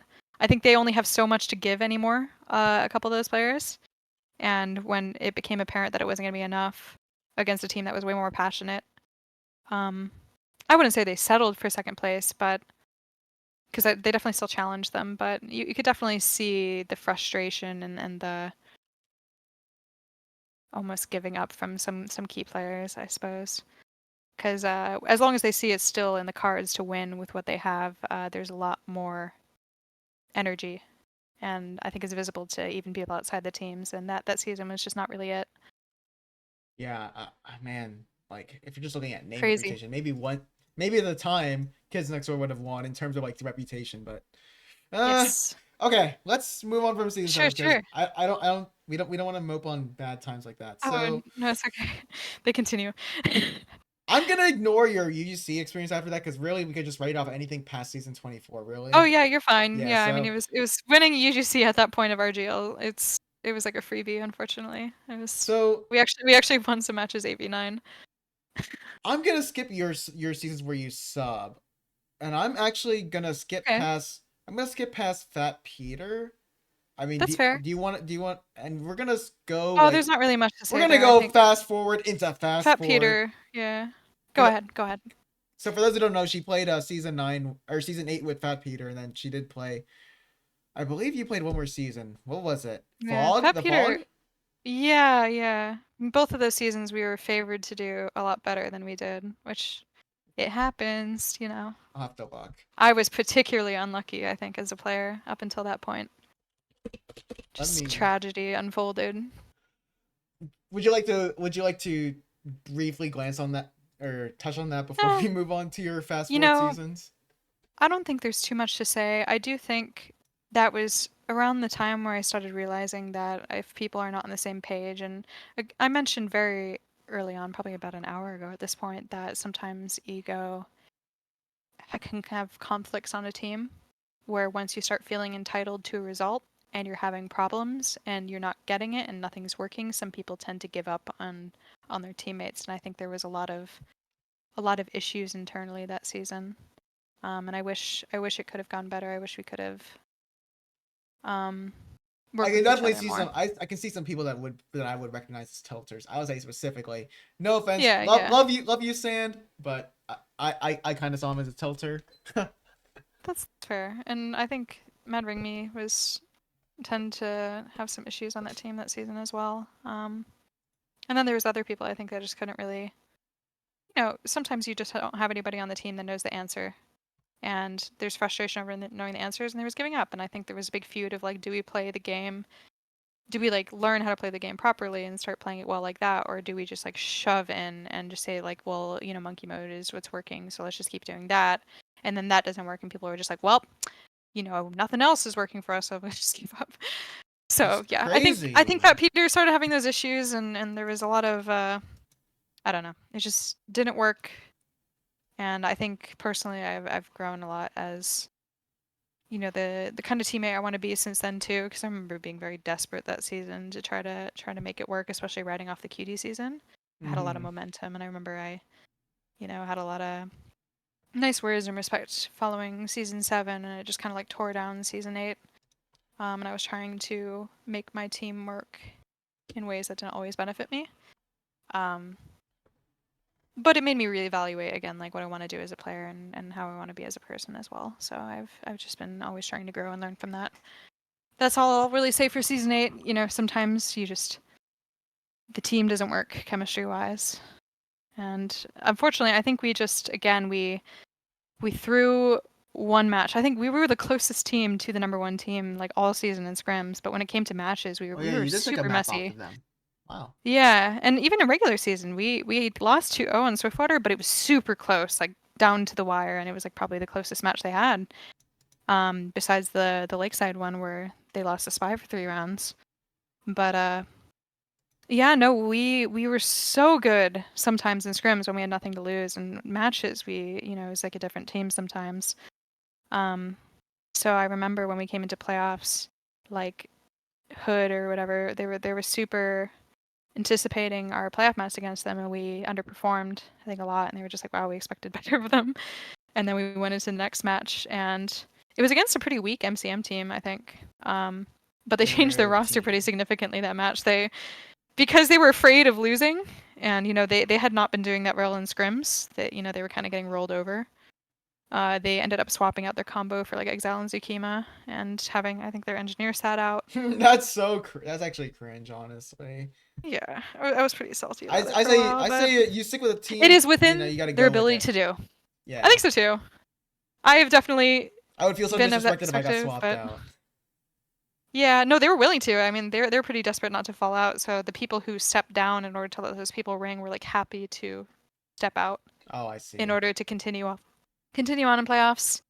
And but you know, at the end of the day, you know, it is cheap to sub out your roster, but it is also completely the fault of the team that loses to that. So, Correct. you know, Correct. we I have was to gonna take like say. responsibility there of we screwed up on Steel, and which is our map pick, and that's a risky map pick, I think, when you're, you know, better in some other ways. But yeah, we screwed it up, and we have to take responsibility for that as much as we can be upset about roster swaps, because I think, you know, we're not even the only team that has had that happen to them. I think most recently, like Froggyland and Squirt Yay, like they had a playoff match where the tide turned the second they like subbed out a couple of players in the middle of their loss. It's the star. I love it. And you know, it is completely within a team's power to do that, and it's, you know, it's cheap, and but it's fair. So, you know, try not to harp on it too much. I think at the end of the day, you just have to make sure you're the better team. So that's all I'll say about season 8 in a nutshell.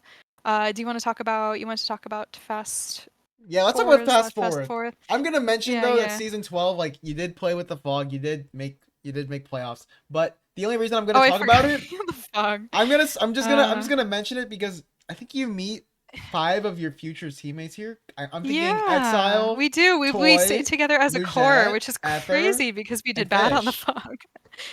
Yes, So that's that 5 of was the group them. pretty much.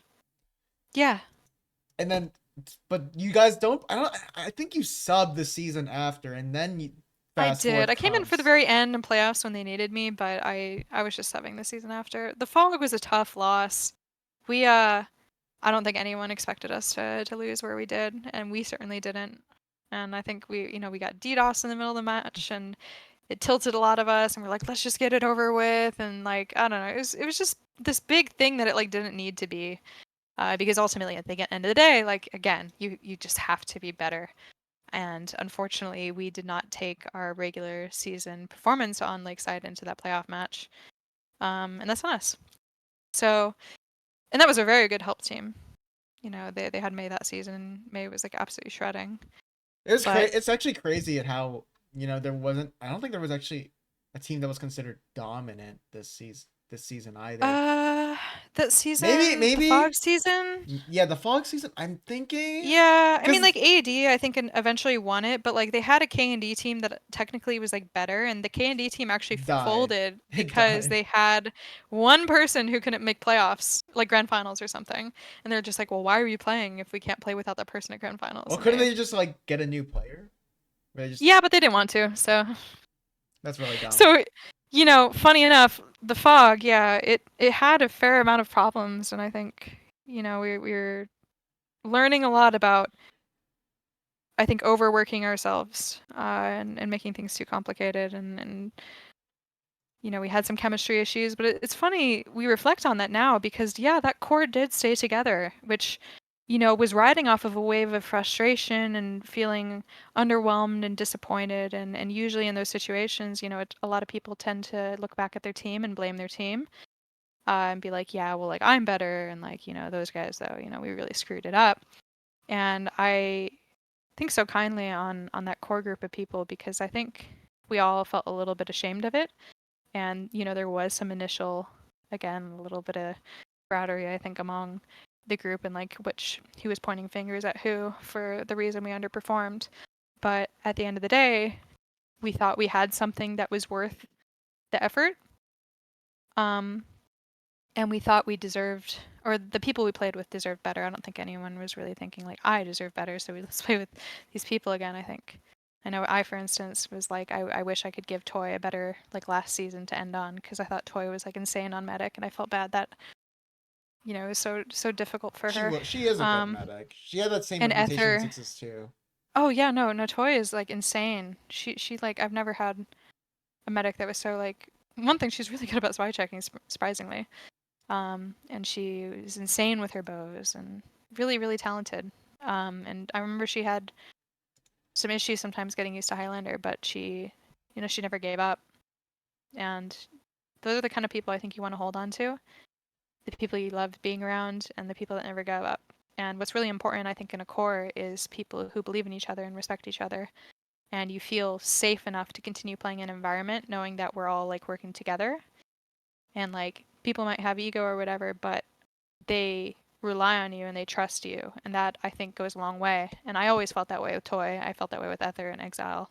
Um, Yeah, because and Toy, I Ether, and learned to Exile feel played that way invite. about Fish. Yeah. He definitely didn't feel that at first, and with Jet too. I mean, like I felt like I had a lot to prove to these people, and um, I wanted to do better for them. And that's the thing is like even after failing a season, like we still believed in each other enough to want to keep playing. So this core actually even plays the next season after, and I think it's funny because Fish literally names the team the Frauds. So I'm thinking maybe that some of that Oh team yeah. that maybe that poor placement of the pre of season 12 led to that. But either way, blah blah blah blah blah blah. So Oh no, no, the this team frauds is was actually yeah. it's not off of that. It was a reference to Oh it's man, like an that's inside joke for him. okay. I thought it was related to the placement. I Yeah, just it's not like really my place to explain it, but I promise it's not related to the okay fog. I mean, he okay. definitely thought he could do better in the next season, I'm sure, but like Fish had some growing I think to do, and Yes, it's he actually. came around in I need you time. to tell me about Fish. This is shout out to him also. Really? Fireside caster. We need to talk about Fish. Yes. This guy, Okay. this guy was prominent in the community, and I remember like there, I remember there was some talk about it. And I'm like, who is this guy? Like, tell Uh-huh. me a bit about Fish for a second here. Oh I'm sure he man, wants his I don't know what to say spotlight. about Fish. I mean, he's reputation precedes him. All right, But Fish, you I heard do that. think I no. I mean, I think what I've like what I do respect about Fish is one, I mean, we talk about his in-game impact. I mean, I think uh he's a very smart player. And he's a very good caller. I think he's taken up a role that a lot of spies like try to do, but it's very difficult, I think, to do what Demento tries to do on spy and like learn the state of the game, make the right calls for your demo based on that, and not just like coordinate things with the classes that you can pinch with, but really act as a main caller from spy. And I think he's been very good about that, but he's gotten a lot better too. And I have a lot of respect for that because it's hard to find in a player. And he was always willing to be there and try and do the best. I think we've had times where I don't know. I don't want to comment too much on it because I think there are definitely problems I think happen over time, but over time he I think has tried to be better. Would you say it's like And chemistry or attitude issues, or like yeah, a different yeah, philosophy towards the game? like all three. I mean, really, he's improved I think in all regards, but I mean in particular I think there's some issues with the community. There's been issues I think he's even had with people he's played on teams with before. But he got better, and even like coming back this most recent season, I remember like last season we played, he like trash talked a ton. He was doing super well, and he was like making good calls for the most part. I think he had like one game where like he wasn't able to call, and because he was being shut down. But I mean, he also was accredited to like many of the great plays we made because he had rounds where he was able to get through and make these insane calls for us that made us play so much better. So like we became very reliant on him. But I remember he like had some issues with other teams and other players in particular that season that were a little hard to overcome. And when he came back next time, he's just like, you know what?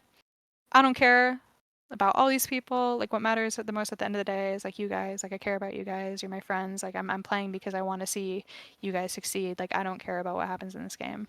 Um, and he dropped out of the out of game stuff. He's like, I'm not going to create any problems for any people. Like all I'm going to do is like good clean games, and then that's business. Go at the end of the day. So all the controversy that might be around him, I think he has in some ways grown. He's really really shown that he cares about his friends. He cares about the core that we've developed. And I kind of want to touch on the core aspect, because here's the thing, like in sports, like in general. So TF2 is not like that Yes. game where you can just like have money and just buy all the star players and you Mm-hmm. can change your roster around. There is an inherent advantage that comes with keeping that same core around together, but Oh, kind there is also the of. down there is also the aside the con, where like if you're a core that starts off running hot off the racetrack and you're just scrimming a bunch, eventually like Mm-hmm. if you're not producing results immediately, or like you have a good result immediately and then you tend to like It's let hard your to foot off the gas a maintain it. bit, and then you start dropping off a little bit. Yeah. But And especially like yeah, going from seasons where you're able to put in a ton of time and then life changes and you're not able to sustain that because that amount happens of with like effort or Cuties. whatever. That happened with Yeah, Cuties. yeah, Season 9 goes well, then season 10 and 11, and then yeah. 12 is kind of like the deal breaker there for UGC. But here the thing is with the fog, you're fourth place that season. Next season, where you're not in, Tragic. fourth still. But Hmm. then we're in season 14, where suddenly you guys are like off. The regular season is just a repeat of Cuties, except this time you actually do perform in playoffs. It's just you weren't able to get off that final hurdle, and then Oh no, eventually yeah, we were. it culminates into season 16. But really, I think the more important seasons of that team is you kind of have a lot of character and team building throughout the failures that happened in the For grand sure. finals of 14 and 15. So like We've learned and run me we through were that, able to specifically season establish 14. something. Yeah, because Oh, season season 14 you 14. guys went undefeated, and then but you lose to Yes. it's like League of Lemons, just like Yeah, the somehow it turns up in Apollodosh playoffs. renamed team. Yeah. I mean, you have to realize that, one thing, the impact that Demento has within the game. He's truly like a irreplaceable card Yeah, there is because that thing where you he don't has an lose grand ability finals. like no other player to make in-game adaptations that not only throw off the other team, but um, Which is weird keep because challenging them it's a in a way. spike too. Like Yeah. And he's good at the game in general because he understands the flow of the game. He understands a lot of things about it. So even though this was his second season on off class, but because of that, he was able to, I think, establish more of a calling role he had on his first season. And I won't say that Demento main called for them because you have to realize what happened in season 14 is we were incredibly dominant throughout the entire regular season. Um, yeah, you beat Even the against League Lemons of Legends, on we Vigil we would too. actually, yeah, we beat them on Vigil, but we were beating them in scrims like repeatedly up until like literally like week 6, 7. I think it was literally like week 7 of that season was the first time we were like losing anything. Um, because we just didn't drop rounds in scrims. Like we were There wasn't very anything to really like cohesive. see as like a weakness that you guys had to work Yeah, on. we had a ton of GM. We were pushing the fold, and you could see it in their team. I remember they streamed for a while, and they were just crumbling, and they didn't understand that like nothing that they did was like making them better. Excuse me. One sec. No, you're fine. Uh, they just couldn't really overcome, I think, the issue for a while, and they were getting very frustrated, and they were starting to fold internally. And they even had roster changes at some point.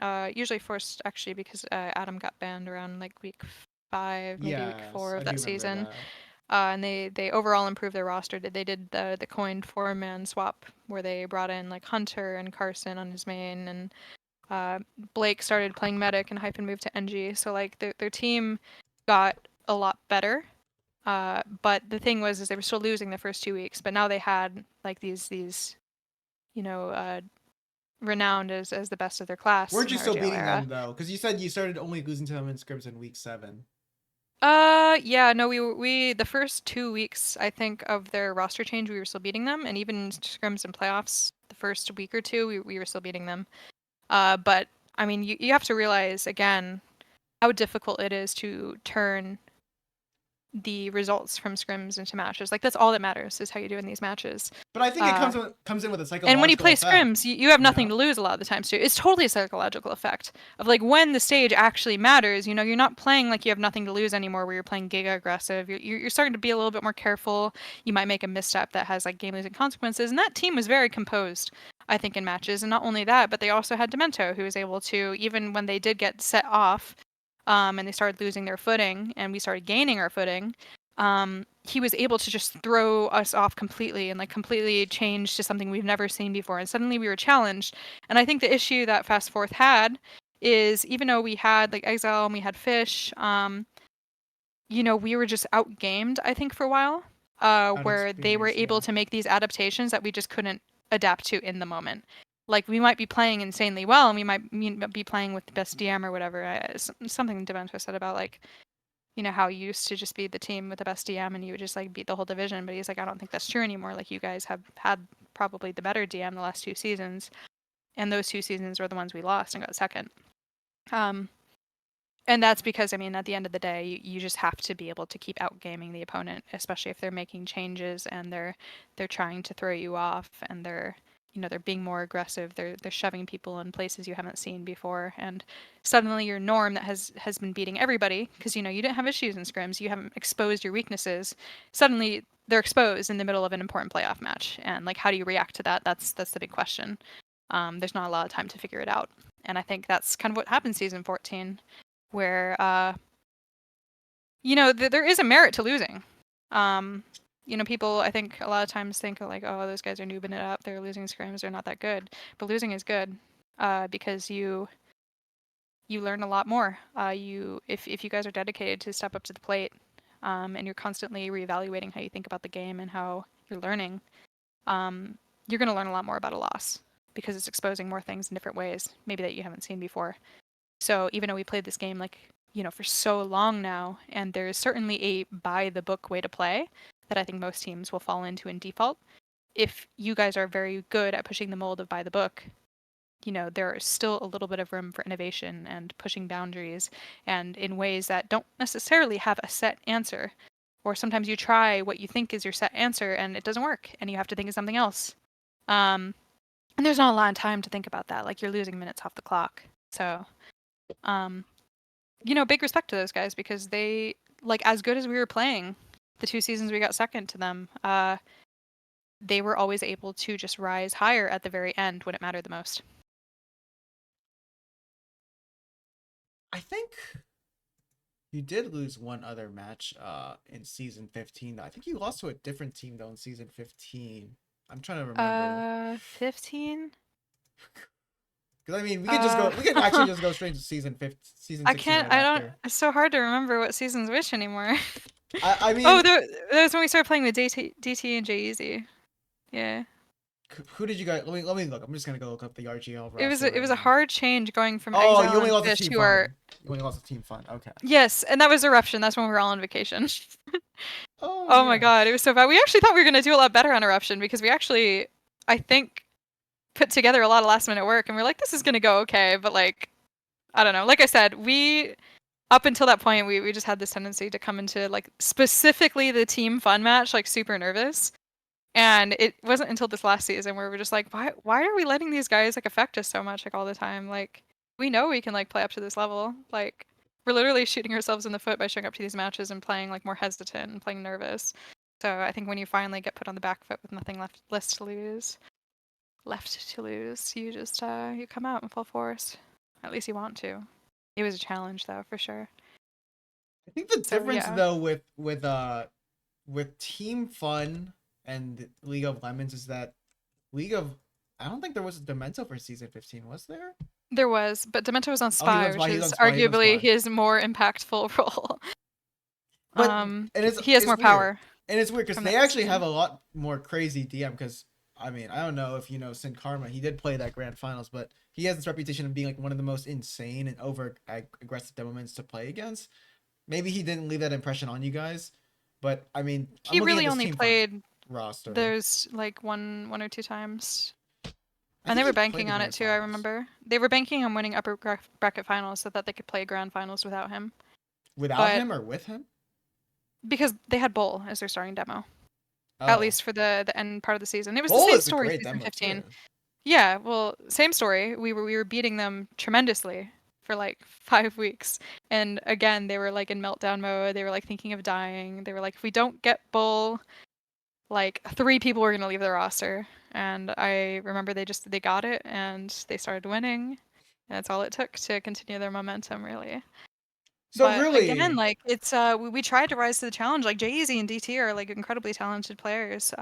Obviously we were coming off the challenges of losing both our main callers, so like they had big shoes yeah, to fill. No Exile and Demoman, and he's an Exactly. insanely good main caller too. Yeah, he's a good main caller. His DM's crazy. And like DT and Jay-Z were coming off of not even like making playoffs on their previous teams, really. Did Exile play the He season like after barely. season 16? No, he hasn't. DT played Okay, again. Again, we just kept working with our core, really. But I mean, DT and Jay-Z, like they were very, very, very good players too. And we just kind of had to like adapt to the challenges and the way that things changed. And at the end, I feel like we again I think we underperformed in upper bracket finals, and they were like surprised. And we tried to show up strongly in the next match. I can't remember if we took a map. I don't think we did. no, you didn't. But I do want to touch on that No, thing where you like underperformed. Would you say go would ahead. by that time, you Yes. said earlier when you were playing on Cuties season 7, Mhm. you had like mental issues in terms of like staying level headed when it came to playing in these high stakes matches. Yeah, Would you yeah, say yeah. that still affected you guys heading in As a season 14 and team, 15? yes, yes, What no, about you individually though? absolutely. Individually, I'd like to say that for a while now, I haven't been terribly affected by nerves and matches. I really feel like I kind of left it at the door after like season 7, season 8, because even then, like I feel like I played pretty well in the matches, but I was like very nervous leading up to it, and then it was like once I had failed, it's like all of that pressure kind of shut off.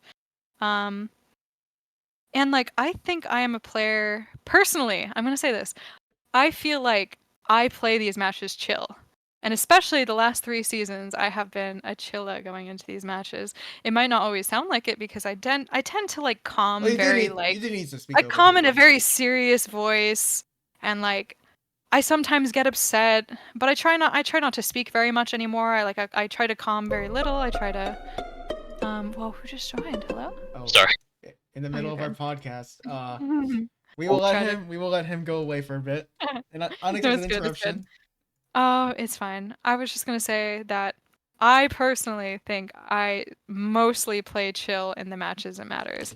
I've definitely had times where I let the nerves get the best of me. I'm not perfect. I'm certainly not a perfect player. I don't think anybody really is. But I do think I have the ability to bounce back. And all it really takes is like I screw up one time because of nerves or something. I'm just like, what is wrong with me? What am I doing? And I snap, I bounce back, which is I think what you want to do. Like as long as you're able to bounce back, you can make mistakes. Hopefully it's not a game losing mistake, but those things keep in your head and they repeat forever. So if you want to avoid doing that, I think you just need to rely on your teammates and sit back and trust them, which is something I've really been trying to do the last couple seasons, is just performing my best and trusting my teammates. And that helps me with nerves, but certainly when you have these insane matches that are so high stake, sometimes you get your heart racing a little bit and you feel like You feel that pressure. You feel a little heated. But gosh, even rolling in the last couple grand finals, I've been super chill. It almost feels like going into another scrim. So these That two being said, I grand did finals, lose yeah. my cool a little bit in the most recent grands. So sorry to my team. No, no, no, I no, got a no. little That's little angry at okay. the end of Steel. So I don't so I do want to talk about, because I mean really there's not much to really talk about when you talk about like, because really the encapsulation of season 14 to season 16 is really just Witness versus Team Fun. Really, none of the other teams came close to competing. I Yeah, mean, I guess that's true. that's no disrespect to any of the other teams, but there's not really much to discuss because there wasn't anything close in playoffs Yes, to really say like, oh my gosh, you guys had nearly got upset by said team. What happened here? I know. It was really just Team Fun versus Witness, and then it so Hmm. I guess the saying goes, third time's the charm, because now we're in season 16. Yes, Yes. you're basically the Robin Hood to the Batman that is Team Fun, but this time, instead of you guys beating them in the regular season and then like losing to them in playoffs, I mean, it did happen in season 15 too. You guys actually struggled heavily in the regular season, and then you guys picked it up in playoffs. Well, not in the first encounter. You guys lost the upper bracket finals to them, but the grand finals, we really thought. So I was talking to Rogue about this because we casted the main grand finals, and then we noticed that the first, the first grand final set, we looked at the map pool, and Rogue first says, "Why didn't Team Fun ban CP Steel?" But now that we've talked for nearly 3 hours now, we know that Team Fun Team always bans Vigil. bans Always. Vigil against They your fear our team. Vigil and/or hate their ability to play on it. I don't know. So Pretty sure it's both. I want to talk about. I'm just gonna ignore Lakeside because Team Fun just historically have notoriety for being really good on that map, I would say. Yes, but did you see how close we played it? Both Lakesides, we were like literally to the wire every single round with them. But Despite it not being our map, we were so close with them. yes, but But you did mention you tilted heavily on Steel. So let's go through uh all 6 of these maps one by one. Let's talk about okay. Steel and why did you tilt so hard during this? Oh, you don't even know. Like it's so tragic, really. So I do want to say I want to touch on the regular season a tiny bit. We like hard feared in that match for some reason. I don't know why because we were very good at product. Like it was our map. But we also kind of thought in the back of our mind, we're like, oh, I don't know, we haven't been doing great in scrims this season. Maybe this is the season where we don't make Team Fun panic and start changing their roster and making them think they have to kick it into overdrive. So there was like a benefit. We're like, well, if we lose, like it's not the worst thing. They're gonna like think that they're chilling going into playoffs. We like actually thought this, but we actually put a ton of work after the fact, like privately on fixing our product because we just made the wrong adaptation in the match. I think it was like they were very heavy on concrete pressure, and we weren't able to do anything with our combo because of that, because they were rolling over our flank the whole time. And our adaptation was to just like stop pressuring the combo to like hold more people on the flank. But in reality, that just meant we had a lot of baiting issues, and we weren't really solving the problem. We weren't rotating our sniper. Like their flank was just kind of able to win it for them. We thought about these things. We're like, oh, if product comes up in playoffs, it'll be okay. Like we didn't really have a ban we wanted to do, even though we banned product in playoffs. We felt pretty good about it. We just didn't know what else to ban. But we like still banked on our ability. We're like, we can do this. We think we can do it still. We just have to like literally stop caring. It's so much, so easy to say, not really.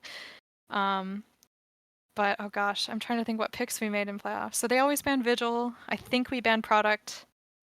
The first time we made the mistake of not banning Swiftwater, which is a very classic mistake for this iteration of the team, because a couple seasons ago, especially when we totally skipped over my Shovel season now that I think about it. Like Yeah. Shovel was very good at Swiftwater, and we had a lot of similar pieces to when we did on Shovel. So like in theory, every single season we're like, oh yeah, we're gonna be good at Swift, but we get into this false impression that we're really good on Swift, despite only beating teams that aren't the team that matter, I guess. In a regular season, I think we went in the scrim against them. We had like a 1-1 scrim where we hard held them on fourth, and then they the next half hard held us on fourth. So like in our mind, we were like, oh yeah, we can fix that. That's gonna be even, and we like absolutely got decimated on fourth in the match. We were thinking of all these different things, and we thought about it in advance too, but our solutions just weren't working. And we hit a wall. We had a terrible time. Kind of embarrassing. Shit happens. But I have to give like incredible props to my teammates, but particularly like Ether, like DT, and like especially Fish, who this season more than ever are really, really good at resetting. Like they are like a calm voice in a stressful time where they're just, they don't just say the thing like, don't worry guys, not our map, very classic saying, I think for many teams, they just say not our map, let's reset. But it's like not so easy to just like follow that advice because like obviously it's weighing on you a little bit. And you're relying on everyone, but you don't know how it's going to go now because you've lost your momentum. And these guys were so calm and optimistic. And even though things were looking bad at any given point, they just kept playing the game very seriously and being like, okay, guys, it's okay. This is all we need to do. We have this much time left. Do this, this, and this. And they just never really gave up. They didn't let it falter them, which was awesome. So, yeah, going into Steel, I mean, I said that I got nervous and I got a little bit mad in Specifically about grands, what, but though? Specifically about I'm what, talking though? about the second grands. The Oh, first okay, second grands, I grants. was big chillin'. Like I don't think I was talking at all. I was like completely reliant on the fact that I thought we had a good chance, and everyone really did. We were really calm. Like our environment was super chill, and I know DT recorded it, but I'm not sure if he's posted the I first have it. grands yet. I have it. I have Oh, it you do? playing for the podcast. So The first one? Oh, that's I have crazy. I didn't no. realize. He screamed the bracket reset, not the first one though. He recorded both. I know it's on his YouTube because he showed us. But yeah, no, we were super chill, and then we went into. I'm sorry, I was thinking about Swiftwater, but Swiftwater was an upper No, no, bracket no. map, You wasn't it? you played Lakeside and then Asheville My again for the bad. for the We first for played the the first same grand. maps. Yeah, I think we were I also think it kind of was impressed both that same. Yeah. we were doing better than we thought on Lakeside, considering we didn't put any thought into it at all, and we knew it was probably our worst cough. We decided to let it through. I think It's kind of one of those upper like, where you just have to brackets. where you have to make a sacrifice in order to get a Yeah. most We were like, favorable we need map. to ban, we need to ban Swift. Swift was unrepairable for us, and it took us yet another loss in playoffs to realize it. It was so funny because I think Jacob even told us, he's like, you guys should take a chance on Lakeside and ban Swift, and we like didn't listen to him the first time. But the second time we Wow, to did, go against Jacob's word, and you're talking to the unbeatable grand finalist of I know. Well, I mean, Highlander. Jacob, like honestly, was a big help for us this season. Like I know obviously he was putting most of his help towards his own team, and like he was rostered for them and he was backing up for them. But like every time we asked him questions, he gave us his honest reply, and he was honestly, sometimes you just need that alternative perspective. But yeah, so going into grand finals, because I totally forgot the maps for a second. No We worries. did better than expected on Lakeside. So even though we lost it, I think it was a good warm up, and we were feeling pretty good about it. Going into Steel, and Steel is obviously a very different game. Steel is a gamble, I think, for both the higher seed team and the lower seed team. It's really a big gamble because even though Especially when you don't have any we were, prep work coming into it. yeah, Like you you don't don't get specifically good plan for scrims that on it in map. playoffs. It's not good. The practice you guys is always going to be bad. It's even bad during the regular season. Like we were bad at it, but we kind of realized where our biggest problems were, What and would we you were say able that? to What work would you off of say that. those biggest problems were? Sorry if I'm interrupting. We I'm actually had, curious. this is so dumb, but we were terrible at letting E get capped. So we So actually decided at some point that we would like not even try to defend C because like we would just alternate to the fact that like every single team that caps B at least attempts to clear heaven to try for E pressure to get people off of C. We would like literally just abandon C did and you have like any troubles holding? rely fully. Did Oh, you have any holding troubles E? holding B? If they would try to do if they would try to do a No, lobby we wrap were pretty good at and B. pressure E? We were Okay. pretty good at B, and we got, because of our scrims in regular season, we got a lot better about how we wanted to approach the rotate to stop a team from coming E. Because in theory, like all you have to do is beat the team. Like you should be able to, sorry, beat the team there, like physically. The defensive team, as long as they get the call as they enter lobby, like should be able to get to the doorway and prevent them from getting an angle that helps their cappers get on the point. And as long as you beat them there, like that should be no issue. But we actually tried a couple different configurations that I think worked for us and allowed us to afford less resources because I think we recognized that Team Fun pretty much only relied on the fact that people would over rotate to their pressure on E. They would send like a lot of people. And if they over rotated, like either they succumbed to their players on E, or they would just like go drop down with their combo, or they'd have their combo wait and spawn. Like they had a couple plays that were like completely reliant on people over rotating. So we were trying to think of ways that we could afford to keep a stronghold on B without like sacrificing our best resources to their bait play essentially. That being said, I do think we were really good at B-holds, but sometimes if we lost our momentum, we would lose everything. We would just like literally domino points, and so like we weren't perfect on Steel, and I think we were pretty dang good at it by the end. But obviously, there was like a drop down play that got us in both grands, and like that drop down play alone, like could have ruined everything. Even in grands, the second time we had a play where like Toy literally panic popped on B, and we were just like, oh my god, we were like, it's over. But we like managed to, regroup ourselves. Which Was that the it's difficult round to do. that Team Fun had a 423 timer? Yeah. Like Toy literally like they had like a bad sack through B main, and I said in comms, I said something like, "Oh, it's just a sack," and she popped, and I was like, "Oh my god!" Like it wasn't even like a panic Did I sack even call. It was like see? literally, I was chill as hell, being like, "Oh, it's a sack," and like she's like, "Oops." Press right click, and because of that we like never got our bearings together to have another exchange. I think we finally did when they were pushing D, but we did it the wrong way. We crossed a sight line that we talked about not crossing, but in the moment I think like DT got a little tunnel vision and we went the wrong way instead of piling out from above them and having high ground. And because of that, the exchange was panicked and bad, and we had a terrible time, which is, Steel is a domino map. Like you have to be able to get back on your feet again, or else something like that's going to happen. But thankfully, this is I think where our strengths on Steel did show through, because we kept making these game losing mistakes, like definitely, but we knew a lot about the alternative things that we need to do on the map. So like obviously when the drop down play happened, we actually talked about like 2 different types of sack we can do if we need to force on B and we need to get ad, and we did it and it worked, and stuff like that was happening. And like also in the last round in the second grand finals, it was the same thing. We had a terrible time against us. We tried something we had only discussed, and it was something because they never really wanted to practice it, and I get it, because you don't want to over practice AE, because usually if you do AEs you're trying to bait them off of B to go B. But if you don't have time for that, you need to pull something out of your hat at the last second and just hope it works, because it is really difficult to full cap E. I think it's very defense sided unless you screw up in getting to Wishbone, and some very select things had to happen, but thankfully it was something we talked about and we tried with no practice in the middle of that match, and like DT really stepped up to the plate and he went crazy. And if you want to talk about why I got really mad, it's because we had no time to cap.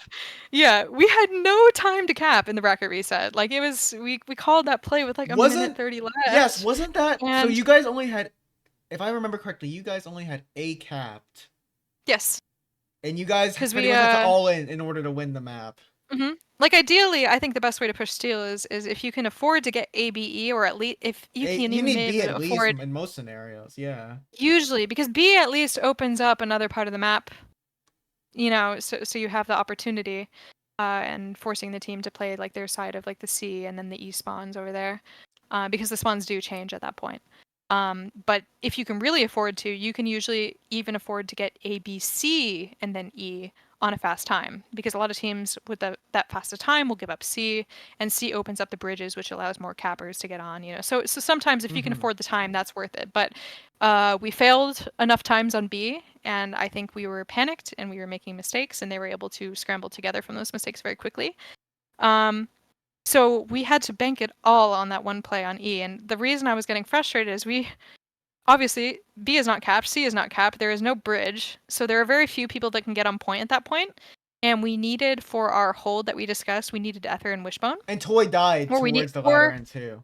Yeah, or we needed Ether holding the spawn, and we talked about all the things that can happen to us in those situations, and like the best thing we talked about is getting deep enough in Wishbone to deny them the angle that shoots the point. And obviously they had Lenny in the spawn, so they had their combo, and I think their engineer and their demo supporting from Wishbone, but their sniper was in the spawn.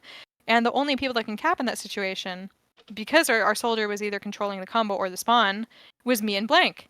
And every single time I landed on the point, got immediately headshot. Like every single time. I literally died like 3-4 times. From the B to E connector. Instantly. To the sniper. No, just jumping on point. Like, we would come through A, I would detonator jump on the point, immediately get sniped. From which so I started getting really mad. No, they had their sniper in the spawn. They were doing the same thing that we did. With because you don't have B cap. Their scout was bonking and opening the shutter, and like we had somebody there controlling the spawn. So every single time I got sniped, I started yelling. I was like, this fucking sniper, like, because I was like, what are we doing? Like, we have people controlling the shutter. Like, why are they not, helping get the sniper off of me? Like, I can't even stay on point for a second and I think survive because I'm Poseidon insta dying every was single insta time. dying too. He was losing some of those fights too. Yeah. He didn't have Lenny a good was sight like line to start with. He didn't have a good sight line. Lenny was on like he was like 10-1 that round. It was like crazy. He was going huge. And the sight line that you can set up for your sniper at that point is pretty much the D hallway or in heaven. And so you have your engineer wrap around the long way, you set up your sniper in the D hallway, and you're susceptible from the spy. The spy coming from spawn is a big threat in that situation. But it really depends. I mean, what's pressuring your engineer, what's pressuring your sniper, and I think, without them controlling the shutter from that angle, and especially because they were copying our strat from the first grand finals, which is having our scout bonk and open the door, the sniper's actually able to sit far enough back in the spawn to see the point, but not take SVS from the far angle. So, that was so kind of that's the why point Lenny behind was that play. popping off. Okay. Yeah. I mean, he didn't really have to, I think, worry about SVS in that position. But all by a miracle, like 30. I'm oh my God, the mod, like 30 seconds left. Toy dies. DT somehow gets like, just absolutely shuts down Wishbone. Lenny somehow dies. I don't know how he dies. And like you guys somehow cap, despite one not even having your medic, and two obviously the bonk cheese from spawn. Fish got his first kill on the medic all rounds. That entire round he had 0 points until getting the medic. It was a lot of luck, but I mean, like, so much of that plan relied on the fact of we needed the wishbone control. And the strat that I think I told them is, I'm like, me on Pyro, this is my perspective. I cannot hold close enough to air blast a combo off if you either have sniper on the D window controlling like that one side, or you have somebody on the other side of wishbone that forces the Pyro to sit farther back. Which is kind of like what we were trying to do in that last couple of seconds. Like Ether and DT were trying to get that deep angle, so the Pyro couldn't hold close enough to air blast anymore. And I think like we didn't have it when Toy peaked, so it was kind of a mistake on Toy to go into something that we knew that we didn't have control over yet. But in reality, like you can peek that corner if you're able to force the Pyro back, which is I think a lot of what happened. But you also have to realize like everyone on the team really stepped up in the last second because I was getting hella sniped on point. I could not stay alive for even a second, so it was blank with like 2 health, like MacGyvering the point and like maneuvering around all that spam, despite not getting heals, despite not whatever. And he got a decent amount, but what really saved at the end is our engineer wrangle jumped onto the point, and our soldier went pain train with 30 seconds left. So they were able to accommodate for the fact that Blank and I are getting absolutely destroyed on the point. And they just, both of them stepped in at the last second and saved our cap. And it's a huge risk too because Rebel has the level 3. So like if he goes down, the level 3 is guaranteed dead if you lose any control over Wishbone. And it's not like he's practicing this jump either. He brought it out for the dire circumstances we were in. He knew he had to go for it because like we weren't able to stay alive on the point. So like it's I was so so upset, dude. I was so mad. I felt bad too because I was trying to hold it together, and I remember, especially coming off the first grands, I was so chill. I felt like I was really trying to just like stay out of everyone's way and be a good teammate, and I let it slip both on Lakeside and Steel. Lakeside, I got mad because I think Toy crossed a wave we told her not to against the sight line, and she dropped Uber in one of the rounds we should have won. But in theory, you guys weren't coming into Lakeside thinking you would win, but you still made it relatively close. Yeah. But we like had the momentum in our favor at first, and we thought we might be able to even end it on a 2-0 for a second once we started winning Lakeside. And I think that kind of just, they had like people in their mumble like helping them make adaptations, and like they definitely stepped up to it. I think it really shows the difference of not having like a strong adaptating or a counter caller. Anti-strat caller, like Jacob, or aka Demento. Oh, yeah, and Jacob is, like, coaching them between rounds, too, so... Yeah, but, like, we didn't really have that. All we had was what we had in games. Impact isn't No, it's not. I mean, all that matters is how you play it in the game, like, how you apply these things in game. You can certainly have the ideas, but it's all about how your players, like, step up to the plate. And we were, again, our spirits were pretty good on Lakeside. I think when that incident happened, it got a little heated, and, I remember getting upset. And we had a talk at halftime. We're just like, guys, we're never, and this is Ether, like literally Ether, like is so good at this kind of thing. Like he's really level-headed and he's an awesome person. Oh yeah. And he said, guys, we are never gonna get anywhere as long as we're yelling at each other. Like we're relying on each other, we're trusting in each other, and like there's no reason to escalate and risk any of us playing worse because we get mad at each other. Like we have to hold it together, and like it's kind of like a slap in the face sometimes where you lose it for a second, and the voice of reason comes in, and you're just like, you're right. Like I do care about these people, I respect these people so much, and I'm relying on them. And you have to get yourself together. If nerves ever overtake you or you get angry or something, like you have to readjust yourself because people are relying on you too, and you don't want to disrupt that balance. So I think that's something I had to do, and I felt bad about getting mad at Steel again. Like I literally just got like insta headshot like 3 times. I got on the point when it was super dire. So when it ended, like people were in decently good spirits, but it wasn't like a let's go. Like it was like a little quiet for a second. We were just like, it's like damn. the wave of relief just flows over you, and then you're just like, oh yeah, shit. we were like relieved, and we're like, I guess we're still in this. Like it was kind of like that a little bit, but oh my god, it wasn't as decisive as the first. We were stressed. We needed to like get get up. We needed to stand up. We had to walk around because like we were like really good. I think we were a pretty good Steel team. And to be honest, we screwed up that second half. We should have won that second half because we were playing much better. And I think I'm trying to remember what happened exactly. I think that might have been when the drop down play like dropped our medic, and we still gained a lot of time off of it. Oh, that's when we made the bad recommit, I think, onto D. It really shows. No, it was like it was super winnable. And you have to be able to reset. I think that's what we really learned. Is one, we had to stop respecting these people. Highlander. We had to keep our composure, and like we have to be on our feet. And so we haven't talked about Asheville yet. Yeah. I have to say for Asheville. Wait. Don't talk about the second. Don't talk about the second. Don't talk about the second bracket reset. Asheville. Talk about the first one. Okay. Sure. That's kind of because both of them are 4-3, which makes me like confused about how can like a decider grand finals map be that close? Not just once, but twice, So. Okay, so here, can we pause for like 1 second, and I'll come back? I'm gonna use the restroom too, anyway. So. Yeah. Okay, perfect. Okay, you're back. Are we back? Okay. We are back. Yes. Okay. So continue. Where we left off, we were talking about Asheville. We were talking about Asheville. Yes. So Asheville was somewhat of a gamble pick for us, because we thought we were a really good Asheville team in the middle of the season, and we were thinking on a couple factors. A, that we were going to continue our momentum from in this season and bring it forward playoffs despite limited practice. Mm-hmm. I think we had a bit of a surprise element because we didn't practice against Team Fun that season in Asheville. So but were they regular scrim partners against you guys? They were, but they canceled a lot for a couple weeks. I think they canceled on us like 3 weeks in a row, I think, and one of them was Asheville. Okay. So we hadn't played them on Asheville. We thought we were good at it. There was a gamble factor because technically, even though we had made a lot of corrections to product and we felt like we could do okay on it if we played it again, obviously like they have the same opportunity to reflect and improve on it too, and we're taking that gamble of like them kind of knowing how it went. So there was a little bit of that factor. I mentioned that we banned product as not because we thought we were bad at it, but because we didn't really know what else to ban. Because we were fine playing Upward, we were fine playing Asheville, but I mean it was a debate in team chat that entire week of what we picked for our map 3 because obviously it was going to be really important.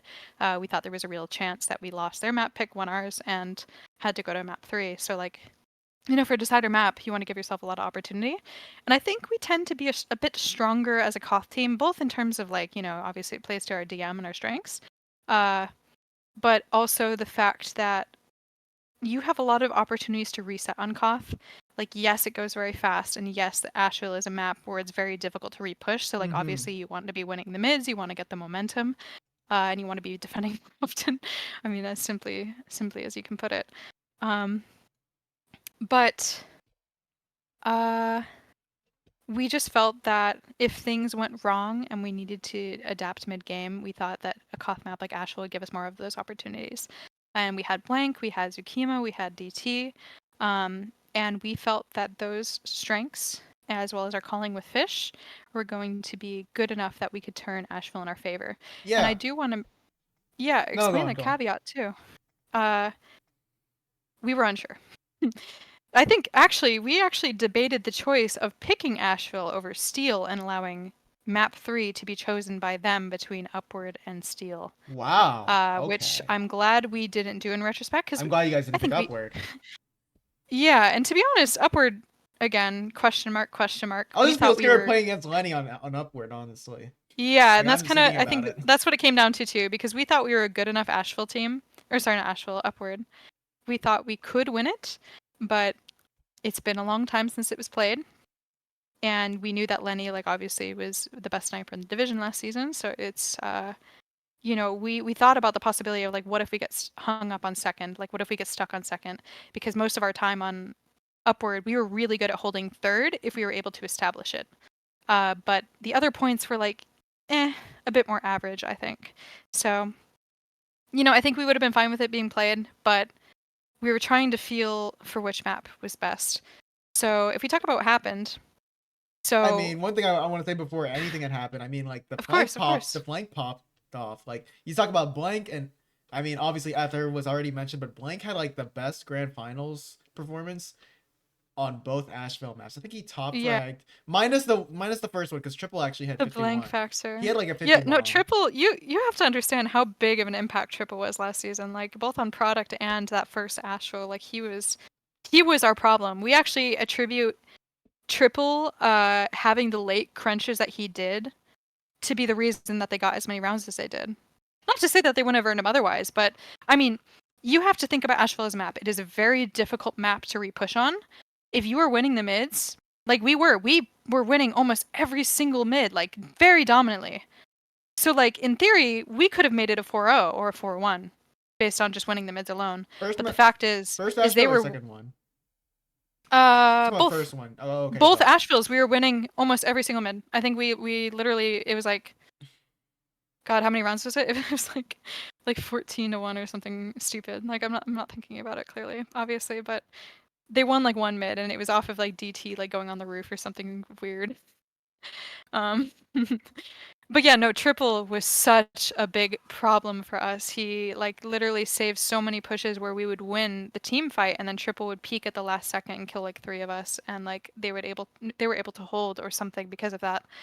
Um so yeah, no, I mean I can't speak well enough about Blank like as a player. I mean he's honestly like one of the best Highlander players of all time, but in particular, I think he is the best scout of all time, and I have so much respect for him. For you think about it, like someone like him could get on any team he wants, and oh, he's a force always to be reckoned chose with. Played him in he sixes. chose to He's stay with scary. us.